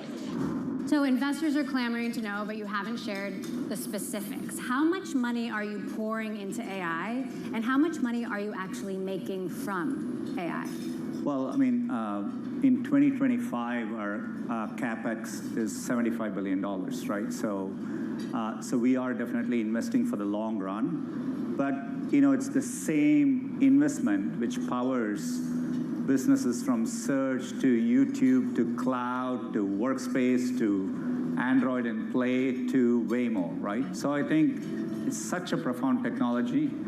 I feel the opportunity ahead is bigger than the opportunity we had in the past. YouTube and the web more broadly is being overrun with AI-generated content. What effect is that having on Google products and services? Are you finding you need to allocate more resources to filter out the low quality content? I mean, look, anytime there are these technological inflection points, it's always a cat and mouse game, right? So the new technology creates new opportunity, more people can create content, but you also have a rise in low quality content. I think moments like this is what we actually, it's what Google is good at, right? Separating, finding the needle in the haystack, making sure you surface the higher quality content. We are using Gemini to help improve YouTube's recommendations. So we're using AI to help improve how we direct content, etc. You know, there are good content being created using AI as well. So we're just trying to elevate high quality content. You've said AI overviews are good for publishers. The publishers we talk to say it's tragic. Publishers say they can't opt out or they might be de-indexed from Google entirely. So what is the concrete evidence that this is actually good for them and not just good for Google? A few things. I mean, I think compared to most companies in the world, we take care to design experiences which is going to showcase links, right? And we took a long time testing AI overviews and prioritized approaches which result in high quality traffic out. I'm confident that many years from now, that's how Google will work, right? Like, you know, we think the value proposition in Google is people come. Yes, sometimes they may get answers. That was true when we launched featured snippets many years ago. But people come back, people are curious, people are expanding their use cases, and people do seek out sources on the web. And we are going to prioritize approaches. Obviously, with AI overviews, the quality improves, the context we are giving users improve. What we are seeing is people are clicking and going to a more diverse set of websites, and they are spending more time on average per click. I've heard you say a few times that you think of AI as an expansionary moment. But so far, it does seem to be favoring tech giants and well-funded startups with access to GPUs and data centers and enormous amounts of capital. Like, isn't this really concentrating power in fewer hands? And is AI just another winner-take-all game? I'm confident there is a company that's going to be created with AI, just like when the internet happened. Many years after the internet happened, Google didn't exist. You know, there's no doubt to me that 3 years from now, there'll be a company which will be dominant in this AI age, which we don't even know the name of today. Yeah. That's the only way things work in the future. For those who don't know, can you tell us a little bit about what Perplexity is? So Perplexity is an answer machine. You get answers that you can really trust. We were the first to reimagine search in the form of conversations and answers with trusted sources. And we did it in a way that essentially became the blueprint for every other chatbot out there. And so we kind of essentially built it as a tool we wanted, and our friends wanted it, our investors wanted it, and then we put it out into the world. Never thought about it as like, oh, like links, 10 blue links to answers. But once we put it out, that's when we realized, like, based on what people are saying, hey, this is actually like a much better way to like consume the internet. Yeah. Like, we're all living on the internet, and so I would rather just feel the internet through answers instead of links. Got it. So yeah, you guys were really one of the first AI companies to do real-time AI search, focused on that and linking back. Now everyone's doing that, right? Including Google, including OpenAI. So what are you doing to differentiate, and why do you think browsers are the next frontier for successful AI companies? The browser is the front end to your internet, like experiencing the internet. The Omnibox, the search box, is where almost all the Google queries are going. And if you really want to transition AI from answers to actions, to doing stuff for you, answers are essentially like 4 or 5 searches in one. Actions are like an entire browsing session in like one prompt. You really need to actually have a browser and hybridize the compute on the client and the server side in the seamless way possible. And that calls for rethinking the whole browser. We're not actually like thinking about Comet as yet another browser. It'll be a cognitive operating system. It'll be there for you every time, anytime, for work or life, as an assistant on the side, or like just going and doing browsing sessions for you. And I think that'll fundamentally make us rethink like how we even think about the internet. Like earlier we would browse the internet, but now people are increasingly living on the internet. Like a lot of our life actually exists there. And if you want to build a proactive, personalized AI, it needs to live together with you. And that's why we need to rethink the browser entirely. So investors are excited about the possibility of completely changing the front end in which we experience the whole web. And the web is so valuable. And the other thing that's most important to consider about Perplexity is we're the only company razor focused on all the accuracy aspects of AI. Like we really want us to be the accuracy layer for AI. And that's going to influence both human and AI decision making. And every day, like trillions of dollars worth of decisions are made across retail, finance markets, exchanges, everything. And if we can influence a big chunk of that, then that'll automatically means like we can be worth trillions of dollars in market cap one day. I think the convergence, not just of the hardware investments, but the AI investments in particular, have been the real watershed for us in helping people understand why we've always believed having these devices be wearable and having sensors and having context in the world around you has been so important. And it's like, oh yeah, of course, now that you realize there's going to be a potentially super intelligent assistant that's operating there, you want it to have, for free, all the context on what you've heard, what you've seen, what you're doing, so it can help you the most out as you go about your day and try to accomplish what you're trying to accomplish. So we feel a lot of vindication on that. I think the question is, will it be us? Will it be a competitor? That depends on our execution and their execution. I have a lot of confidence that the paradigm that we're in right now, which has been stable for a long time, right? The phone that you all have in your pockets now is roughly the same as the phone you had in your pocket 4 or 5 years ago. There's not really a lot of new innovation happening at that scale. There is a lot of things. The phone is the greatest consumer electronic device ever built, and yet there's also a lot of things that we wish it could do better or different. And I think with AI and integrated context with the world around us, that becomes more and more obvious. So I'm very confident that the paradigm will shift in that time frame. And you all know the saying, we get a lot less done in 1 year than we think and a lot more done in a decade. That really is going to be true, I think, when it comes to these shifts. I hope that when people are using our technology, our hardware, I want the experience of it not to be the hardware. I want the experience of it to be connecting with each other, connecting and being more capable, connecting with superhuman memory and vision and hearing that allows you to accomplish your goals more. Like that, it still should be an experience that is a software-motivated experience, but that would not be possible without this hardware. Up next, the fun stuff, new technology and how it is impacting our lives. I mean, AI changed the game for us because instead of having an engineer program what Digit would do, AI can now help teach it skills.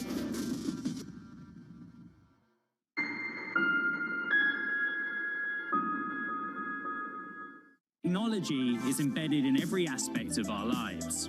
And laying the foundation for the future. From finance to defense, AI to entertainment. And from the road to the stars. Bloomberg brings you the latest stories of the people and companies pushing the tech sector to new frontiers. And the politics that shape global tech markets. I'm Caroline Hyde in New York. And I'm Ed Ludlow in San Francisco. Watch Bloomberg Tech every weekday. Only on Bloomberg Television.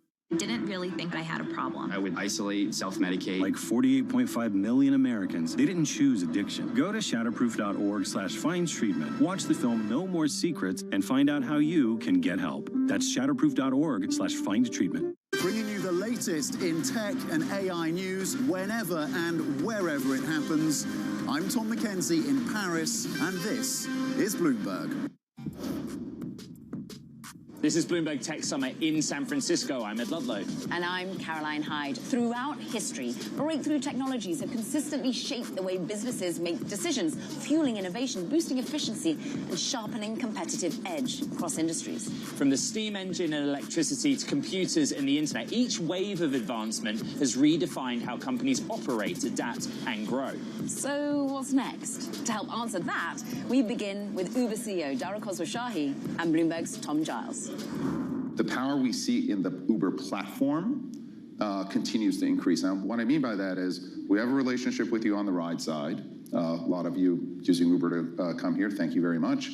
And then our Uber Eats business is almost as large as our Uber Rides business. and growing very, very quickly and accelerating, if anything. And looking at a customer right now, the way the business was built, we essentially had a mobility business, a delivery business, and it was almost like two businesses interacting with you as a customer. And now the focus for us is really moving to lifetime interaction with a customer, looking at you not just as an Uber customer, Uber Eats customer, but overall as an Uber customer, and how do we continue to build that relationship? I want to spend a little bit of time talking about your relationship with autonomous vehicles. Yeah, sure. It's up and down for Uber over the years. What's the strategy? So we want to essentially support the AV ecosystem and continue to help that ecosystem develop, and then AVs penetrate into the marketplace. AV, we think, represents a safer way of transportation. Ultimately, we think it'll expand the marketplace as it makes kind of safe transportation in cities available to everybody. So we're big fans of AV. These are technologies that are unbelievably promising, but they've taken billions of dollars to develop, and 10 plus years.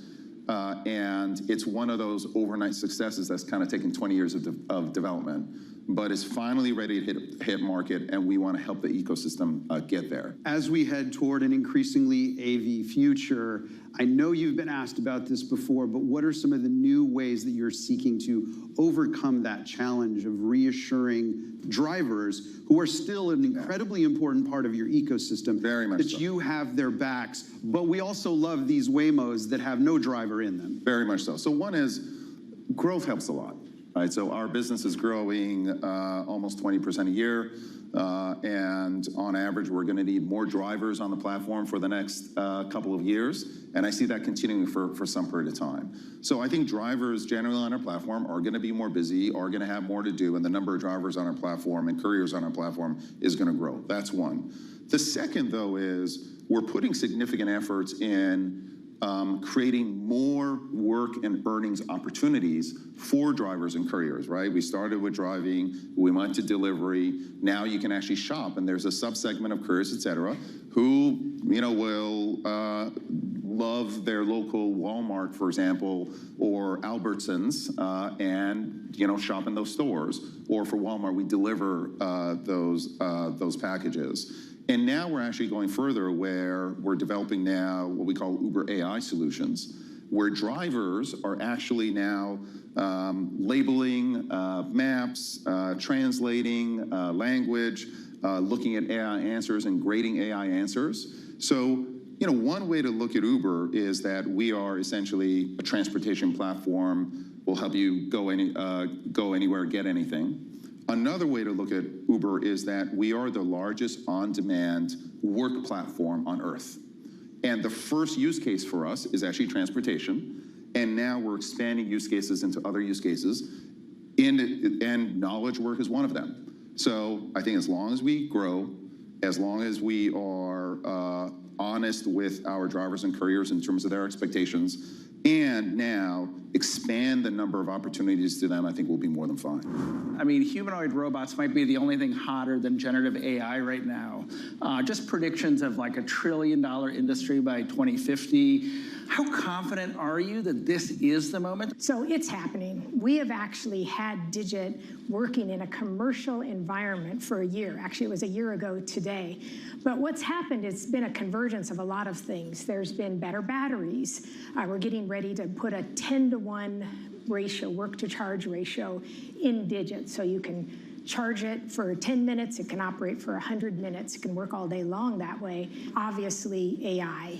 AI changed the game for us, because instead of having an engineer program what Digit would do, AI can now help teach it skills. It's much faster to learn new skills and at a much lower cost. And then just the actuators themselves, which are the motors that move all the limbs, there's been a lot of good innovation in that area. So all of that's come together now to make this a reality. Peggy, Digit has legs, has arms, has eyes on a head. I mean, these are things that evolution has given us probably to like run away from bears, right? So why is a humanoid form an optimum form for a robot in a warehouse or on an assembly line? Right, so we think of it as being human-centric. We are not trying to rebuild a human. We're not doing biomimicry, for instance, and just making a human form, because it doesn't always mean that's the right form for environments like this. But our world is built for humans, so there's narrow aisles, shelving goes up about as high as humans can reach overhead, and that's what makes a human-centric device really the right device for environments like this. Help us imagine what a whole new genre of AI device might look like. Yeah, so I think starting with the question of what makes it possible for there to be a new device, the way I think of it is you need reasons to have new I/O, right? Like if the form factor is, well, I have a phone and I can take it out and use applications when I need them, and it has all these amazing functions, then Apple or Google or somebody who makes phones today should probably do that. Right? If the form factor is anything like, well, in a way that a consumer is comfortable with, I'm going to have full context on what's happening in your life for as much as you'll give me. Everything you hear, everything you say, the ability to talk to it all the time, vision. I think that's an incredibly hard set of problems to go figure out. If you imagine that actually changes the hardware spec. Right? Your phone is not designed for even just a basic thing like battery power. It's not designed to listen to you all the time. But aren't you describing an Alexa or a Google Home? No, I think the Alexa is designed to be stationary in one setting. I spend most of my time at work. I don't know about you guys, when I'm home, I'm hanging with my kids and my spouse and sleeping, right? So I think that the idea of the personal device as the most important thing in our technology world has held true so far, and I think that's possible in AI. Do you think something we wear? Yes, I think that is the most logical view of it. The couple working theses that people have are something like a pen or a set of glasses. Up next, the tech arms race that is reshaping the future of business, security, and society itself. As a country, we definitely have to keep winning in these technologies, and the government has an important role to play in making sure we can unlock this for the American people. As Bloomberg's global financial correspondent, I get to meet the people shaping the way money flows around the world. And I want to bring you with me. Now we're playing. Yep, now we're playing. First and foremost, I am a capitalist. The capitalist system is the best system in the world. There isn't another one that works as well. Citigroup moves $4 trillion a day. 5. Wall Street used to be a place. I love all these new Wall Streets. Y'all Street, Wall Street South. Now it's more of an idea. The optimism here is infectious. You think our New Yorkers are negative? Yes. Anything that trains people to understand probabilities and just think through things with a greater degree of nuance is a service to humanity.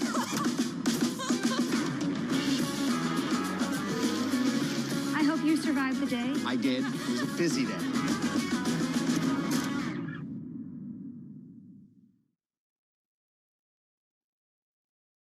Good morning. This is Bloomberg Surveillance. Welcome back to the opening trade. Watch Bloomberg Tech. This is the Asia Trade. This is Wall Street Week. Welcome to Balance of Power. This is Bloomberg Television. Bloomberg loves earnings. I know it's like your Super Bowl, right? I can't wait. It's like opening presents in the morning. All right, it will be exciting. Nobody covers earnings like Bloomberg.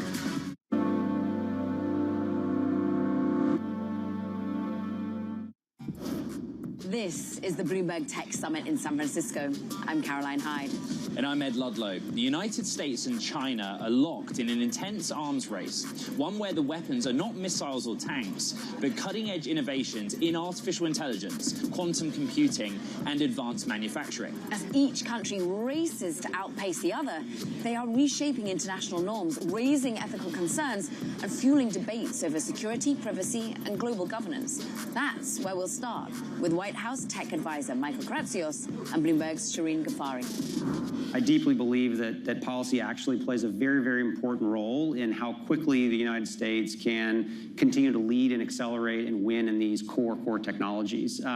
Whether it's drones doing commercial delivery, whether it's supersonics flying again, whether it's nuclear power plants being approved by the NRC, these are all sort of regulatory decisions that have to be made by government. And you can have the greatest technology in the world that you've invented in your garage or even attempted to scale, but for many cases, unless the government gives you approval, you can't actually commercialize those. And as a country, we definitely have to keep winning in these technologies, and the government has an important role to play in making sure we can unlock this for the American people.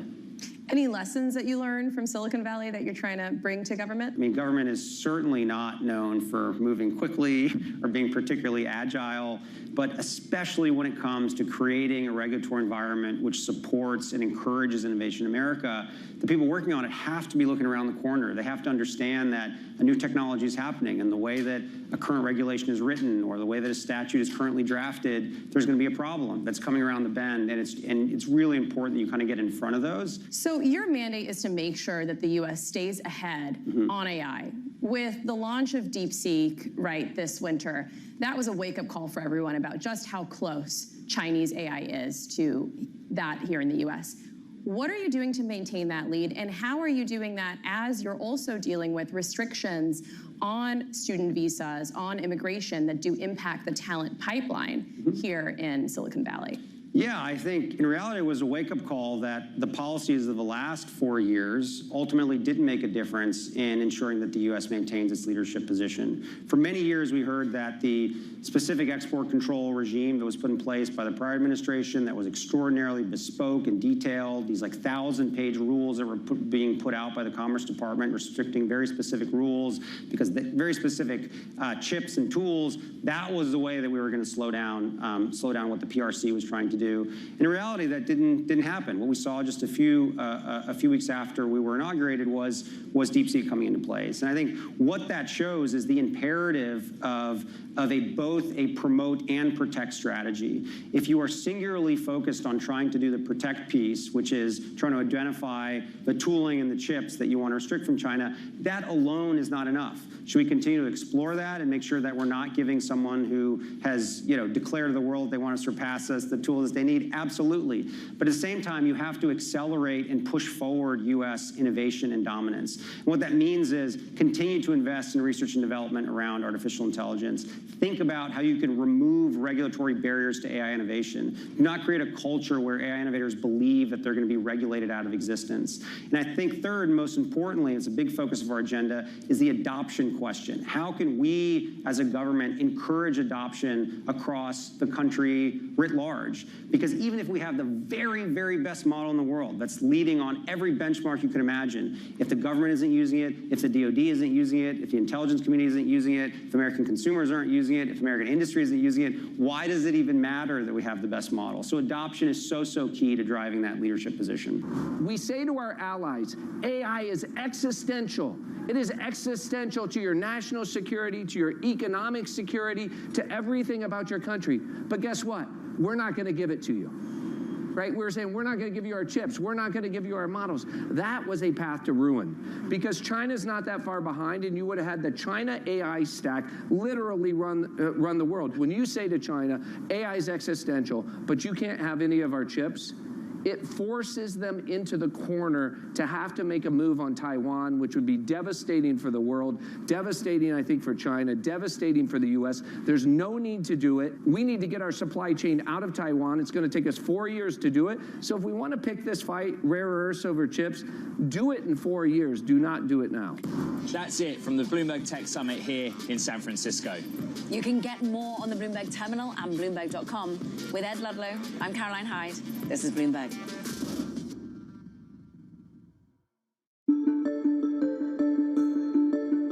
We're building another art museum called the Guggenheim. Now, Louvre's big enough. Why do you need a Guggenheim as well, right next door? I think it's a great question. I think the beautiful thing about the UAE and Abu Dhabi is we live with over 200 nationalities. And in doing so, they have become a part of the country's and the city's fabric. And we need to celebrate that. So we need to celebrate everybody's identity, everybody's background, everybody's heritage, everybody's history. And what a beautiful way in doing so in these beautiful institutions. These museums are educational institutions and they're community institutions. So we wanted to curate really a story where you come to Saadiyat Cultural District and you, if you allow me to curate the story, you start off at the Natural History Museum. And at the Natural History Museum, you get a glimpse and you get an understanding of how we came to be, how our Earth came to be, how our universe came to be, from a scientific perspective. Once you leave the Natural History Museum, you go to our National Museum, the Sheikh Zayed National Museum. There, you understand the history of this great land. Not just the history of the country, but the people of this land that have been a part of this land for over 300,000 years. You get a glimpse of what the past and the present and the future looks like here in the UAE. From there, you maneuver yourself to the Louvre Abu Dhabi, which is a beautiful universal museum. It is universal in its thematic approach. So there, you basically see a part of you on an equal pedestal with the entire world. In case you missed it on Balance of Power. Administration officials have maintained today that the objective was solely to focus on Iran's nuclear capabilities, that this objective was not regime change. But, sir, even if it wasn't the objective, could that still be the end result, and how? I think regime change has to be the objective because the Ayatollahs are never going to give up their pursuit of nuclear weapons. They have to be forced out of power. That's the only shot we have at really lasting peace and security in the Middle East. And a strike like this, and potentially others, can disrupt the regime, can destabilize it. Look at the choice that the top military officials and key Ayatollahs now have to face after the U.S. attack. Now they have to make a choice. Do they want to take on a second military adversary in the form of the United States? They may well do it, but they would be making a big mistake from the point of view of regime survival. Don't miss Balance of Power live every weekday. Key investors, top executives, global innovators. Join me for in-depth conversations with the biggest newsmakers on the day's top stories. Insight with Haslinda Amin, only on Bloomberg. U.S. jobs numbers are released. Bloomberg has the report under surveillance with crucial data and expert analysis at terminal speed. Nobody covers Jobs Day like Bloomberg. Asia is at the forefront of some of the world's biggest stories. I'm Chevrian in Tokyo. And I'm Heidi Stroud-Watts here in Sydney, where the trading day begins. We're here in the center of all the action to get you set up with the numbers, news, and knowledge you need for the day ahead. The demand is indeed recovering. We've been waiting for this moment. The opportunity of a century. Join us on Bloomberg The Asia Trade. Weekdays only on Bloomberg TV. Context changes everything.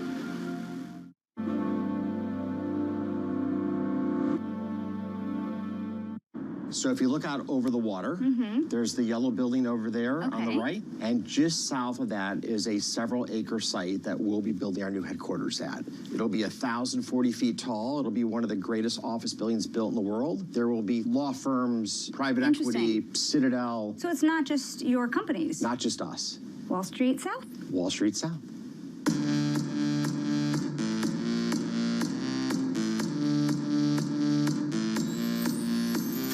Is a state perhaps best known for pleasure.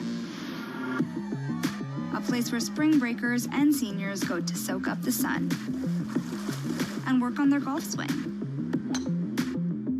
But in the past few years, a new species has been migrating south. From 2020 to 2023, over 50 investment firms moved their headquarters from New York City to what some people are calling Wall Street South. Wall Street South. Wall Street South. Blackstone, Starwood, Carl Icahn. Names like BlackRock and Goldman Sachs. Ken Griffin is moving both Citadel and Citadel Securities to Miami. Miami, I think, represents the future of America. But why is this happening in Florida? And does it mean the days of New York's financial dominance are over?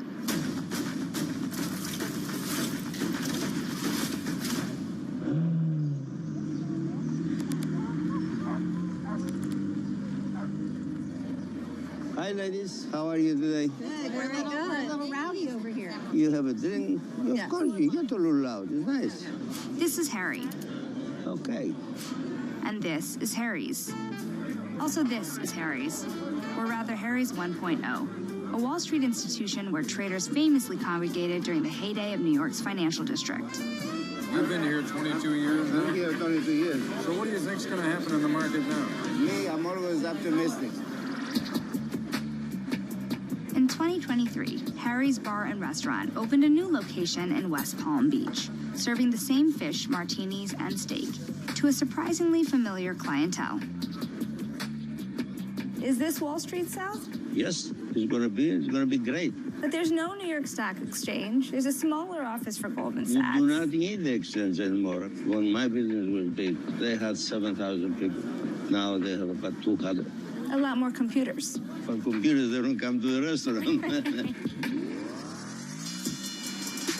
In the early days, business was conducted face-to-face, handwritten on slips of paper and shouted across trading floors. By the early 2000s, most trades were fully electronic. The stock exchange became less central, and new players began to form outside of the old-school Wall Street giants. In recent years, firms managing an estimated $1 trillion moved out of New York, as business that could have only been done on Wall Street years ago can now be done from Texas or Amsterdam or at the Four Seasons in Palm Beach, where Citadel Securities built a pop-up trading floor during COVID. You brought so many people down here so quickly. How did that work? So if you research respiratory viruses, in general, they spread less in high humidity, high UV radiation environments. Take out a map of the United States, you're coming to Florida. And we rented the Four Seasons in Palm Beach to bring as many people as we could here for an unknown duration, and created perhaps the first bubble in America. So the people that came to the Four Seasons in Palm Beach, they checked in and they literally could not leave the property for months. The hotel is probably not made to be a trading floor. How did you change it to serve that function? So the area we used was pretty much made to host weddings. And it was an interesting moment because we had to marry a technological footprint with the ballroom space. And that involved, for example, deploying thousands of servers.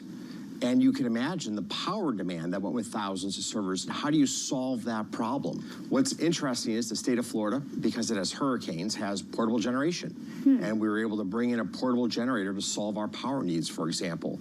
But that can-do attitude of helping to make things happen, that was something special that I think all of us underestimated when we came here to embark on this project.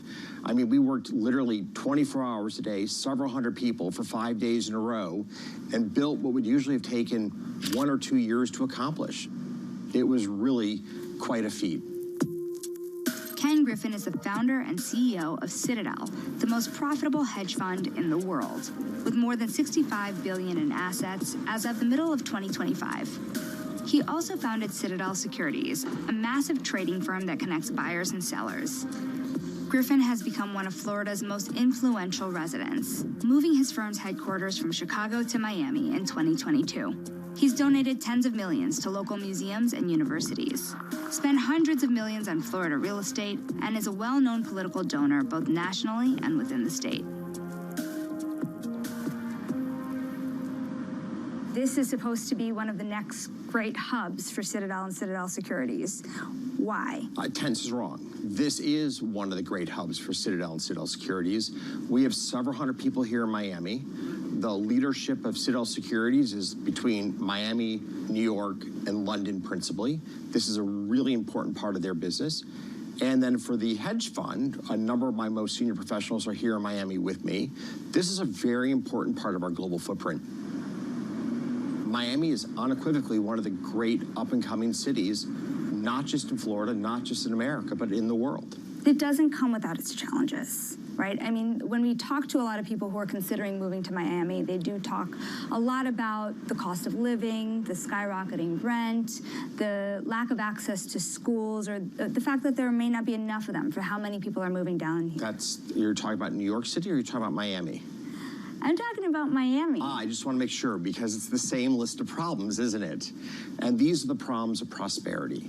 These are the problems that you have in cities that are growing, that are booming. These are problems that, frankly, you much prefer over the alternative, right? The counterfactual, you're shrinking, you're dying cities. And we have found that of the people we've brought here, no one's asked to go back anywhere else. Do you think that there's a time where your presence in Miami for Citadel and even Citadel Securities is going to be bigger than in New York? I mean, over the next few years, no. Over 20 or 30 years, we'll see what unfolds. I don't view this as a competition between Miami and New York. I view this as an American, I want to see both of these cities really be great places and financial centers for the United States, for North America, and for the world. This is one of the most fun places you could possibly imagine living in. You know what's wonderful about being in Miami? You go to dinner and you talk with your friends about the future. And the optimism here is infectious. Is the American dream still alive? It's alive and kicking here in Miami because people here in Miami believe that tomorrow will be a better day. So it's really great to be here in a city that just exudes the belief that in America, anything can happen.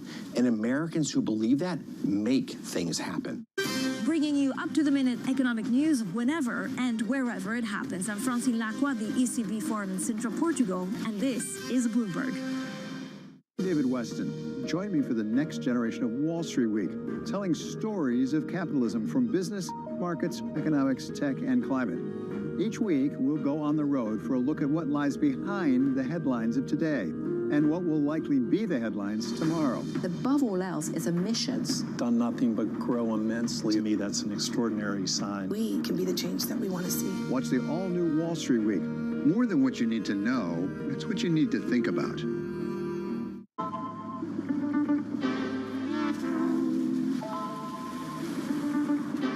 Griffin isn't the only one betting on Florida. There's also a younger cohort setting up shop. The company that we're visiting, Diameter, they're one of the hedge funds that I hear about a lot. What's the advice to anybody who wants to start a hedge fund? Never cross trade. Don't be attached to any position too much. They're new generation, so it's really interesting to see them build a second office in West Palm. One founder's here, one is in New York, and so they see this as the future. Hedge funds are secretive firms that have a wide range of investing styles, and they're a key part of the Wall Street South ecosystem. But they've historically only been open to institutional investors or very wealthy individuals, and they usually charge high fees. While mutual funds, exchange-traded funds, and banks are heavily regulated, hedge funds face fewer rules, giving them the freedom to take bigger risks, leading to spectacular gains and sometimes spectacular implosions. The term hedge fund originally came from the idea of hedging your bets, making one bet and then making another to protect yourself if things go the other way. Think of a street vendor selling sunglasses. They're betting on sunny weather. But a smart vendor also invests a little in umbrellas too, just in case it rains. A hedge fund is a bit like that, ready to make money in any weather. But today, the term hedge fund has evolved dramatically. Now, hedge funds use a variety of strategies and bet on everything from currencies to election outcomes. And as of the end of 2024, the industry was managing more than $4.5 trillion in assets.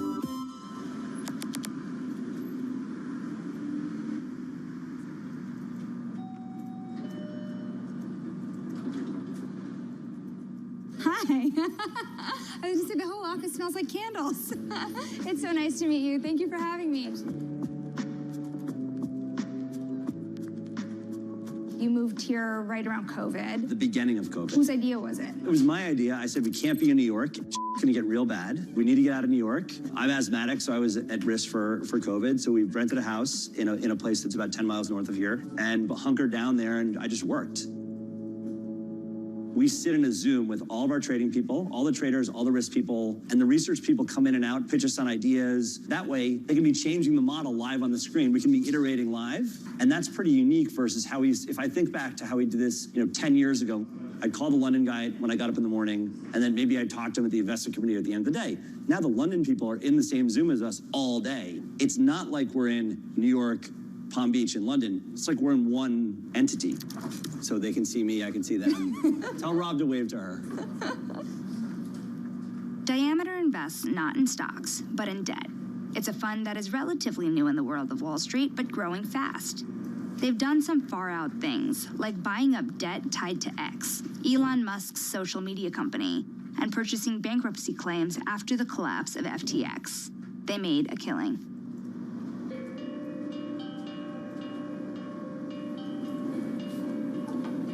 So I grew up in Connecticut. I actually got into finance because I was doing fantasy baseball when I was 10 or 11. I'm a sports nut growing up, statistics nut. I got put in a league with random people, and I won a couple times in a row. 3 of these guys were from Boston and worked together. They worked at actually a fixed income investing firm. They invite me, they say, will you come up to Boston? And they said, well, can I bring my dad? And they said, why? I said, well, I'm 12. These guys thought I was 20 or 25. So I go up there and they say to my dad, your son's really good at the data. He's beating us every year. So on the train back, I say to my dad, do you have any friends that do this? Well, luckily, he was riding the train to New York with Tony James, Richard Chilton, and John McFarlane. I worked for him at Tudor with Paul during college. So you work for Paul Tudor Jones, one of the greatest hedge fund managers of all time in college. Yes. How many people really get that experience? Not many.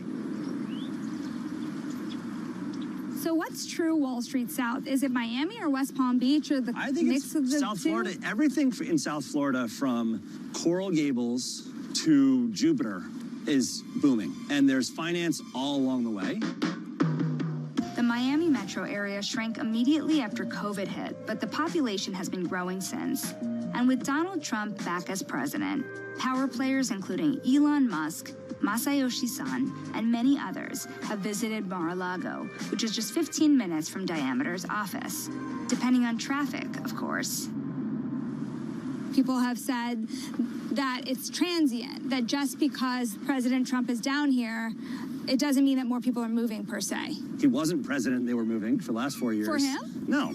We're not here because of politics. We're here because it's a good place to raise our family and do business. It's 75 and sunny and no taxes.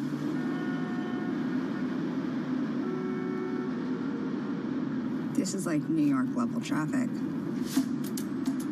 Last week of January, every year, all the big hedge funds, they're big investors, a lot of the big private equity firms, they always head down to Miami and West Palm, and it's kind of a central meeting point.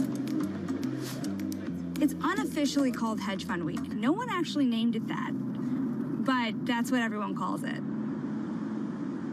I usually kick off Hedge Fund Week with a party hosted by Universa, which was one of the first hedge funds known to move down here. And the party happens to be on a mega yacht. Universa is closely associated with its top scientific advisor, Nassim Taleb, a former options trader who predicted the 2008 financial crisis and is known for his book, The Black Swan. Did they make you yet? Yeah, they make me. It's very perfectionist. Okay, I do a podcast. I do it in 4 minutes on my laptop. I don't need no team, nothing, no lighting. I just do it on my laptop. Nobody knows this. Something I've been thinking about is the banks are not really here. There's Goldman has a presence. Nobody cares about banks except bankers. Because bankers used to lend, used to take deposits. Now people manage their own deposits with zero interest rates. And so the market got a little smarter by moving deposits away from bankers and loans, were securitized. So hedge funds have much more variety. And this can explain the presence in Miami, hedge funds, because they came down for the taxes. Some came down for the weather. Some came down because of the midlife crisis. Banks were once the core of the financial ecosystem, but their dominance has faded as non-bank financial institutions take over trillions in assets. Because these firms can move a lot faster than banks, it's gotten easier for cities without a long tradition of banking to rise as finance hubs. Miami is very good for business. Do you think it'll be bigger than New York as a financial center? I don't know. But anybody in finance who can move out of New York should, because the tax rate is prohibitively high and the regulation is monstrous. To be honest, this is better life. I mean, look. Let me me tell you one thing about Miami, all right? And I'm going to be harsh. It's probably one of the very few places I've been that has no pretense of intellectualism. None. They have Gucci shoes, all right? They have a Ferrari, whatever it is, and they're happy with it. And I tell you, I find that refreshing. Universe's Yacht Party is a cross-section of Miami finance. Wealth managers, investors, fund managers, and reporters.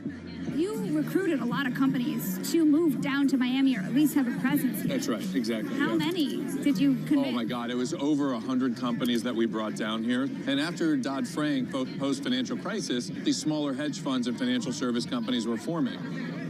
Does it say something about the future of finance? That all of these hedge funds are kind of looking to build? Are the banks kind of so yesterday? Well, I think we love the banks as well. But I think sometimes these banks, it's a little harder for them to move or make those types of bold decisions so quickly.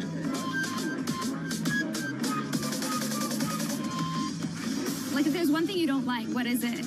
Wow, I say people drive like crazy here. I think people are also known to sometimes look out for themselves. That's why it has this Miami reputation. Interesting. So there is a little bit of that. I never heard of that yeah, one. Miami.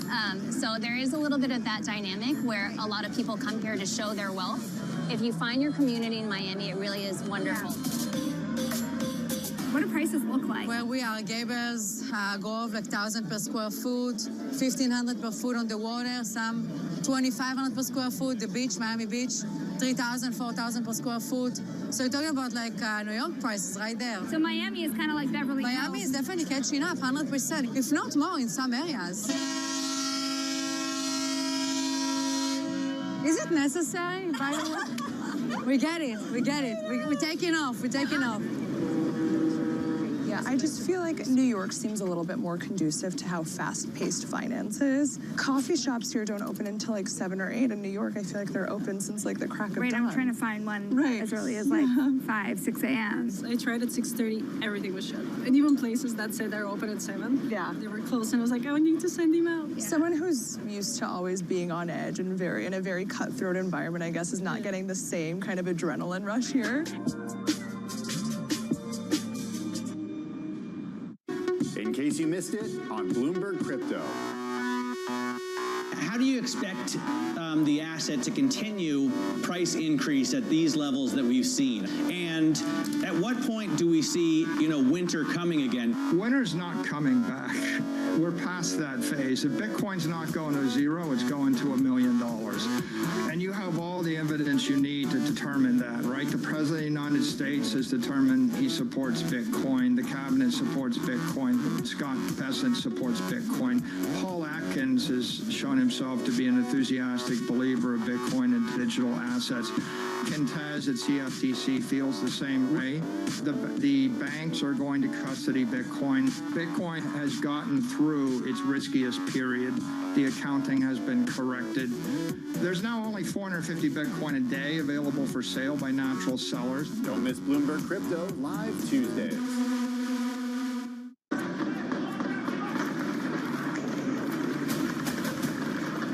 Foi a mais terrível que eu passei na minha vida. Porque no final, tudo é dinheiro. I think she's a scam up to now. I am a winner. I didn't really understand what I was getting myself into. Money can really transform people's lives, but it can also hurt them.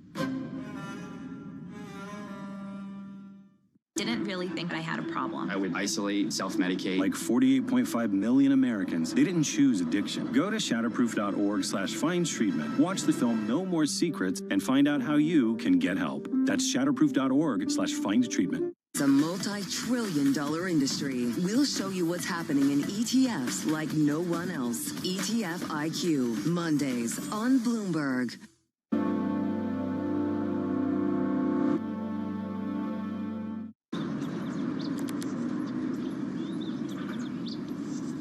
But if you really want to know what's happening in South Florida, you have to talk to the developers. So nice to meet you, and what a beautiful view. Just made for you guys here with my bathers. George Perez was born in Argentina to Cuban parents, but moved to Miami in 1968. He worked for the city as an urban planner, focusing on improving low-income communities, and later opened the Related Group with then-partner Steve Ross, where he initially focused on affordable housing before venturing into luxury condos, earning him the nickname the Condo King. It sounds like there's a lot of construction going on. Is that you? Unfortunately not. I lost that one. That's from a competitor of ours. We are in the best neighborhood of Miami. And the reason for that is this was the hippie neighborhood of Miami. And because of the hippie neighborhood of Miami, everything here is trees. And we're only 15 minutes from downtown. Are you a hippie underneath it all? I was, I was in 1960, a hair to my waist. Yeah. I was very liberal. I think it was Bertrand Russell or Bernard Shaw, one of those English guys, that said, show me a young man that is not a liberal, and I'll show you a man without a soul, and show me an older man that is still a liberal, and I'll show you a man without a brain, right? I'm not so sure that I agree on that with that. I hear this from folks in the real estate world a lot, that the city, the government of the city needs to be amenable to people coming there, to developers. You go to California, and sometimes to get a building permit takes you 3 years. In New York, it's impossible. So in my business, it is much easier to build here. If you look at the Miami of the 50s and 60s and you go to Miami Beach, you're going to see a very, very pedestrian architecture. And that's because it was mostly done for retirees or people that would come in the winter but were not wealthy people. There were no restaurants, there was no culture. I think in cities like Chicago and New York, the cities are already done. Not that I'm saying they're not going to progress any, Brutal. But I'm a New Yorker, so I'm going to be pushing you here. That's fine, that's fine. But you know what? You're not building MoMA again. You're not building the Metropolitan again. What worries me is affordability. The middle class and the working class, where do they live? The moment that we build a mid-income or affordable housing product, it gets consumed immediately. The demand is never ending because people do want to be close to their jobs. They just can't afford to be close to their job. Over the last 5 years, median home prices in New York jumped roughly 16%. That pales in comparison to Miami, where median home prices jumped nearly 96%. This isn't a unique story. Whether it's finance in Miami or tech in Austin, many cities are attracting some of the country's wealthiest transplants, which stresses infrastructure and drives up costs for locals. When I went to school in urban planning, we would use 25% of your income should be devoted to housing. Nowadays, you have a lot of people that are using 50% of their income. Many people, most people often. Many people to housing. That leaves you really nothing, particularly if you're a family. I mean, you can't save. You can't go to dinner. You can't go to to movies. It's a huge problem.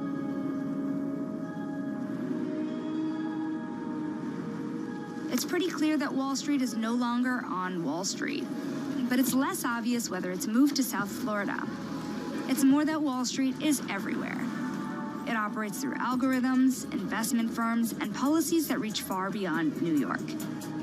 Sometimes in villas in Italy, occasionally in a hotel in Palm Beach. Wall Street isn't a place anymore. It's a system, and it's growing.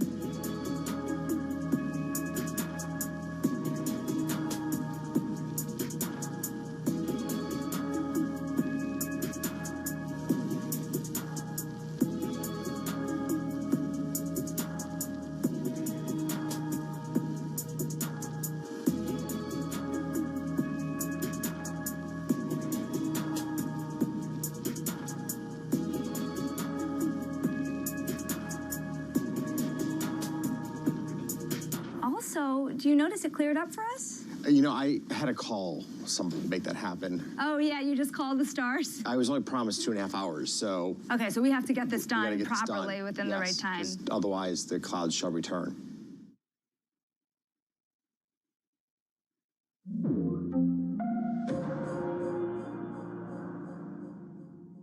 Bloomberg's global financial correspondent, I get to meet the people shaping the way money flows around the world.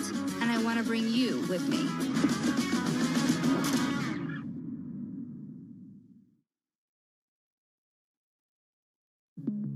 There is a nice confluence between the long-term investor and what we're trying to do. We have an operating principle that's in our handbook, take the long view. When we went public, we put a timeline up on the screen for the whole company in an all-hands meeting. And that timeline went from founding to 100 years out. And the IPO was one dot in 1 year on that timeline. And we tried to orient the employees to, this is a wonderful event, this IPO, but it's a moment in time on a very long journey. This is a company that you want to exist in 100 years. We do. Wall Street doesn't think in... No, they think in like hours. Yeah. And what I've learned of Wall Street, and particularly Wall Street investors, when they say they are long-term investors, that means they'll keep your stock for like a month. There has been one instance where I did something that was just for short-term stock, and I felt so bad about it that I don't think I'll do it again. What was that? There was one quarter, a few quarters ago, we were not going to beat the quarter. We were going to probably just hit it. And so far, we beat every quarter. So we were all like, wait, what? Our perfect record. We're like a 4.0 student that is going to get a B for the first time. This is not good. And I decided that for a short period of time, at the end of a lesson in our app, we would show 2 ads instead of 1. Turns out that that by itself was good enough to beat the quarter. But it's bad for the product. It's not good. After that, I'm never doing that again. Welcome back to the circuit. This time, we're taking you to the frontier. Do we have a camera, or do we? We don't want to lose you, Emily, in all of this. Stargate, put that name down in your books. What we're undergoing right now is sort of the largest infrastructure bill in human history. To meet the people rewriting the rules of code and culture. How do you personally grapple with the pace of it all? It does feel like it's going very fast. When did you realize, oh my gosh, my life is never going to be the same? The day I got engaged, I was like, whoa, what have I bitten off here? Where the future gets real. How confident are you that AI's promise will outweigh the perils? I'm not confident. So the tech companies are lying or fudging. And a little weird. What's the point of this? What is the point of any of this? Tune into Season 3 of The Circuit with me, Emily Chang, Thursdays at 6 p.m. Eastern on Bloomberg Originals and Bloomberg TV. Bringing you up-to-the-minute financial news whenever and wherever it happens. I'm Michael McKee at the Federal Reserve, and this is Bloomberg. Morning, this is Bloomberg Daybreak Europe. I'm Tom McKenzie in London. These are the stories that set your agenda. Taking you from the U.S. market's close to the overnight session in Asia, we'll walk you through what you need to know to kickstart Europe's trading day. Live from our European headquarters, we bring you the day's top market-moving stories, unmatched expert analysis, and on-the-ground reporting from across the continent. Tune in to Daybreak Europe, only on Bloomberg Television. Context changes everything. Bringing you up-to-the-minute global news whenever and wherever it happens. I'm Jumana Versace in Tehran, and this is Bloomberg. Blackjack, poker, chess. Have you ever wondered why some of the greatest financial minds excel at all three? From the poker tables of Vegas to the trading floors of Manhattan, Wall Street tycoons have long walked in both worlds. But the sharpest minds in finance aren't just in it for the thrill. They're making calculated moves based on a deep study of probability, risk, and knowing when to make their biggest bets. It's the same playbook they bring to the casino. And understanding how they think about games like blackjack or poker can unlock important lessons for the market.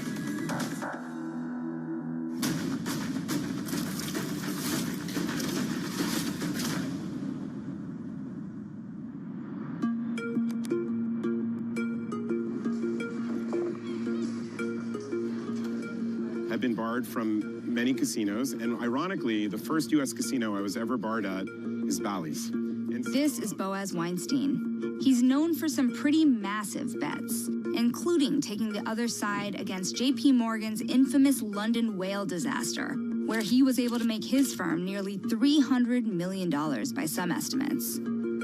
Like many successful traders, Weinstein is also a gaming prodigy. He became a chess master by the age of 16, and he's a skilled blackjack player with the rare ability to count cards. It's a game that I still, this many decades later, I'm attracted to the challenge of it, figuring out what the right bet size is, using a certain risk tolerance. I feel like is very connected to a strategy I employ at Saba Capital. I also want to just kind of set some of the basics here. We're at a table, it looks like, with $100 minimum. So I'm going to bet between $100 and $2,500 a hand, and we'll see what happens. Card counting is not a foolproof way of winning. The odds of me at the end of the session being up with you probably is only about 60%. Okay, let's get started then. Do you show the burn card? We do if you ask. Yeah, so I'm going to ask. Normally I wouldn't because it kind of says I'm a card counter. I would like to know what's under that card, please. See what's underneath. Okay. All right, so that's great. That's the best card to see. Okay. I'll get you started. Best of luck. Yeah. Card counting is frowned upon by casino owners, but it's not illegal. In this case, Weinstein's childhood friend owns the casino, so today we get a rare chance to see how he does it. In blackjack, you try to beat the dealer by getting as close to 21 as possible, without going over. Card counters are like star traders, assessing risk and reward at every turn. Both use probability to make informed guesses about the future, placing the right bets at the right time. Here's how it works. Most systems group cards into simple values. +1 for low cards, like 2 through 6. The value is 0 for middle cards, like 7, 8, or 9. And -1 for high cards, like 10s, face cards, and aces. Every time a card is played, these values are added to get you what's called a raw count. Let's just say the dealer played a 10, a king, and an ace. Since each of those is worth -1, added together, our raw count drops to -3. When the count is negative, it means there are more low cards than high cards left to play. So the odds are working against you. But a high count means more big cards are coming, which could give you an edge. But it's not that simple. Dealers have more than one deck of cards. To get to what's called the true count, we have to divide the raw count by the estimated number of decks remaining for the dealer. In our case, let's just say there are 3 decks left in play. So our count is -1. That's our true count. And you have to track all of this in real time across multiple hands for hours without making a single mistake. Are you aware of what the count is as I sit here with you? Okay, but what's so neat is, it's so negative. There's so many little cards that are going to come out. So many little cards came out. 6 to 0, okay? But we were due for it. We were due. And so this kind of thing of knowing the future, everyone wants to know the future, right? And so that's one of the meta pleasures of card counting, because so rarely in our life do we know the future. It's a game of patience. I would say a lot of things are a game of patience, even if people don't realize. You know, like investing, you could say, is a game of patience. It's not so easy to find ways to beat the market all the time or often or at all. I think blackjack may teach patience, and we might be sitting here for an hour before I make a big bet. Did you know you'd be good at it? I was always very good with numbers, mental math, even from baseball cards, batting averages. All right, so now we have 11. Basically, you always want to double your bet when you have an advantage. Here, we know we have an advantage because we have 11, and the next card we always think is 10, right? So 21. Card counters know they have an advantage when their true count is higher than 3. That means a lot of low cards have been played, and more face cards and aces are left in the deck. This is when Weinstein knows he can make a bigger bet. So in investing, if you know you have an advantage, if you smell that there's something mispriced, you want to make a bigger bet. Here, even though we're in the middle of the investment, right, we get to double down, okay? And we're going to hopefully get a 10. It's the hardest double down because we're up against the dealer 10. We didn't get everything we needed, and we managed to tie, which is actually okay. So like betting your edge is such a good training ground for this game when you get to Wall Street. Problem with investing in stocks is you don't exactly know if you have an edge. You think Facebook stock's cheap, you think Uber stock's cheap, but you're going up against the collective wisdom of the entire market. One of the interesting laboratory experiments in blackjack is we know what the odds are, and given the odds, we can come up with a perfect bet, given our risk tolerance, given our bankroll. In investing, it's harder. Weinstein invests in something called closed-end funds. This is simply a bunch of stocks or bonds packaged together and listed on an exchange. A fund can trade on the market like a single stock, sometimes at a discount. For example, the market price for the fund might be $9 a share, even though the combined value of the assets inside adds up to $10. That underlying value is known as the net asset value, and buying at a discount means getting more for less. That's where Weinstein sees opportunity. The reason blackjack is very similar to what I'm doing in closed-end funds is what I love about closed-end funds is I know the counts. There's the counts in blackjack, there's the discounts in closed-end funds. You know, we're sitting right now at flat count, actually. We're at net asset value. Exactly. You're good at this. When there's a discount, the investor has an edge. And in blackjack, when there's big cards to come, the player has an edge. And so we know what the edge is. In blackjack, we know what the odds are. In closed-end funds, there's uncertainty, but we know how cheap we're buying something. Just like any other Wall Street investor, Weinstein will wait until he finds his edge, in this case, the discount, to place his biggest bet. But whether it's blackjack or investing, having an edge is never a sure thing. You can't control the next card or the market. You just try to play the odds when they tilt in your favor. I think is almost as close as you can get from a casino game to a Wall Street investment. How long did it take you as an investor to not get emotional about markets? I think some of it comes from even this game that I lose so frequently. And I think one good thing about sports and about games where losing is a part of it, you never have like a perfect record, is that it teaches you to regulate your emotions in that way. Okay, we doubled down before 11 against 10. So now we just won $400. Plus the double down is $800. And so we're now ahead. Fist bump, a little fist bump, we're ahead. Luck is a major factor. You can't be upset when you lose money on a good bet. I think in these kinds of games, people think luck plays a huge role, and it does. And in investing, they think it doesn't. They think they were right because they were smart. And I think luck plays a very big role, and it takes a very long time to be able to separate who was lucky and who was good. For Weinstein, the intersection of cards and finance isn't just about hard math. It's about time, discipline, and emotional control. To play the long game, you have to endure losses, sometimes substantial ones, and still trust that the edge you've calculated will ultimately work in your favor. So what was the hardest time you've ever lost money? It was 06, and we were never not up a lot. It was the rapid-fire loss of a few $100 million, where I just never had that happen before. I think one of my talents is the ability to process tough times and see the bigger picture.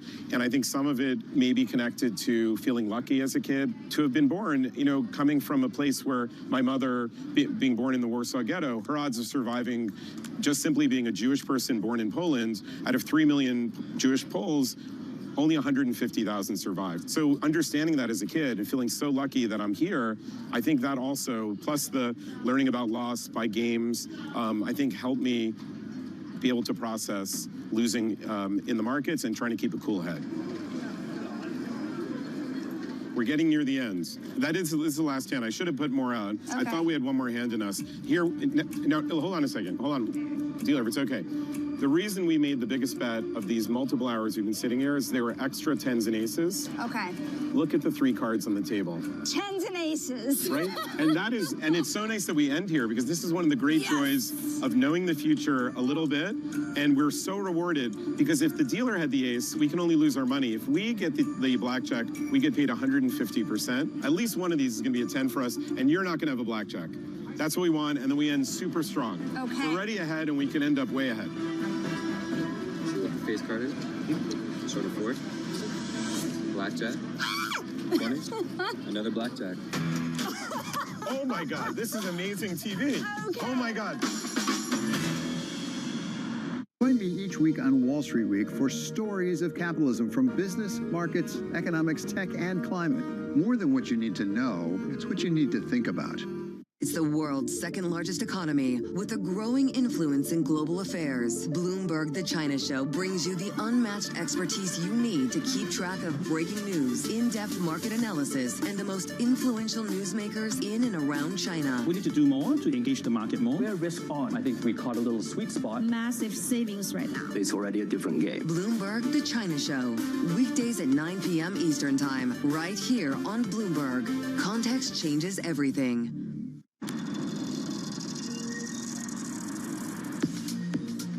Blackjack teaches us how to wait for the edge. It's a numbers game where probability is known and optimal moves can be calculated in advance. But poker is different. It's messier, less about certainty and more about psychology, reading the table, managing incomplete information, and adapting on the fly. It's a game that's less about fixed edges and more about risk, bluffing, and knowing when to fold or go all in.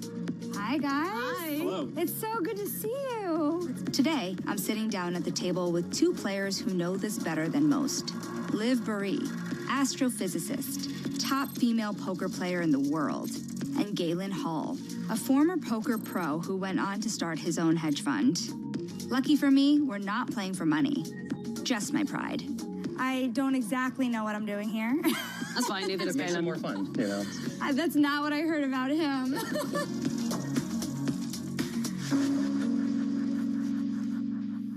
How did you guys meet is one thing I want to know. I seem to remember we were playing some World Series of Poker tournament, and you were at my table. I think I told you you looked like a model. Yeah. And then I seem to remember getting all your chips. Then she got all my chips. Shortly So you flattered him into losing money. Hey, I was telling the truth, but... I learned an expensive lesson that day. Don't let your guard down. So funny. So since this is our first time meeting too, I have a lot of questions on how you got into this, because you were in the investment world also. Yeah, I was a poker player first, and then I went from poker to finance. So did you see similarities? Yeah, I mean, there's lots of similarities between poker and running a hedge fund. In both disciplines, you have to constantly be asking yourself, where does the money come from? Every strategy that we build at our firm, the basis of the strategy is some player in markets that we think is doing something non-economic. So it's not necessarily like they're making a mistake, but they're buying or something for some reason other than, oh, I think this is underpriced or overpriced. And so we just try and build a map and trade around those. Poker players look for patterns, for tells, for players acting on emotion or pressure rather than logic. Hedge fund managers do something similar. They build strategies not just around market fundamentals, but around the behavior of other participants. Institutions forced to sell, index funds with mechanical rules, or traders driven by fear. Like poker pros, they're not betting on what's right. They're betting on how others will act. There's an adage, if you can't spot the sucker at the table in the first 30 minutes, then you are the sucker. Am I the sucker? We'll see. We will see. We'll see.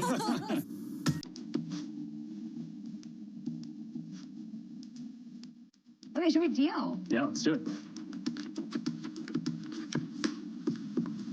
You have 680 in chips. So action on you, check or bet? Check. Okay, fine. So conservative, I'll check. Burry is now retired from playing professionally, but recently returned to the World Series of Poker, winning $2.8 million and setting a record for single cash prize won by a female player. Liv Burry, with that $2.8 million, sets a new high watermark. I mean, I technically retired 5 years ago, and like talking about like the new wave of poker where everyone's playing this game theory optimal style. Like I'm so bad now compared to how I was like 7 years ago because I just haven't been studying. So I came in with a very different attitude, which is just like I'm not a pro anymore. I'm not gonna do any studying and try and play optimally. I'm just gonna play purely by like feel. Poker was once driven by instinct, bluffs, gut feelings, and reading your opponent. This is the root of game theory. Everything changed in the early 2000s with the rise of online poker. Suddenly, players had access to vast amounts of data and sophisticated tools. For the first time, computer programs could simulate millions of hands, testing and refining strategies against every possible response. These simulations didn't just guess. They were calculated responses to play mathematically perfect poker. The result was something called Game Theory Optimal, or GTO, a style of play that makes a player nearly impossible to exploit. Because if you're using mountains of data to play a mathematically perfect game, it's like you're a robot with no tells and no obvious weak spots. It used to be all about street smarts and like hustling and intuitions. It was a very intuitive game and almost more like an art. And then because of this like data revolution, you could save all your hand histories and then build tools to analyze them. You had these, 19-year-old computer science or math majors in college who had played 1 million hands online, more hands than anybody else had ever played before, and mostly just dominated the old guard. Basically like a scientific revolution in poker. Oh, wow. That's a strong hand. That's a very nice hand. What a start. just basically the nuts. Okay, I needed the confidence. There you this go. is good. Yeah.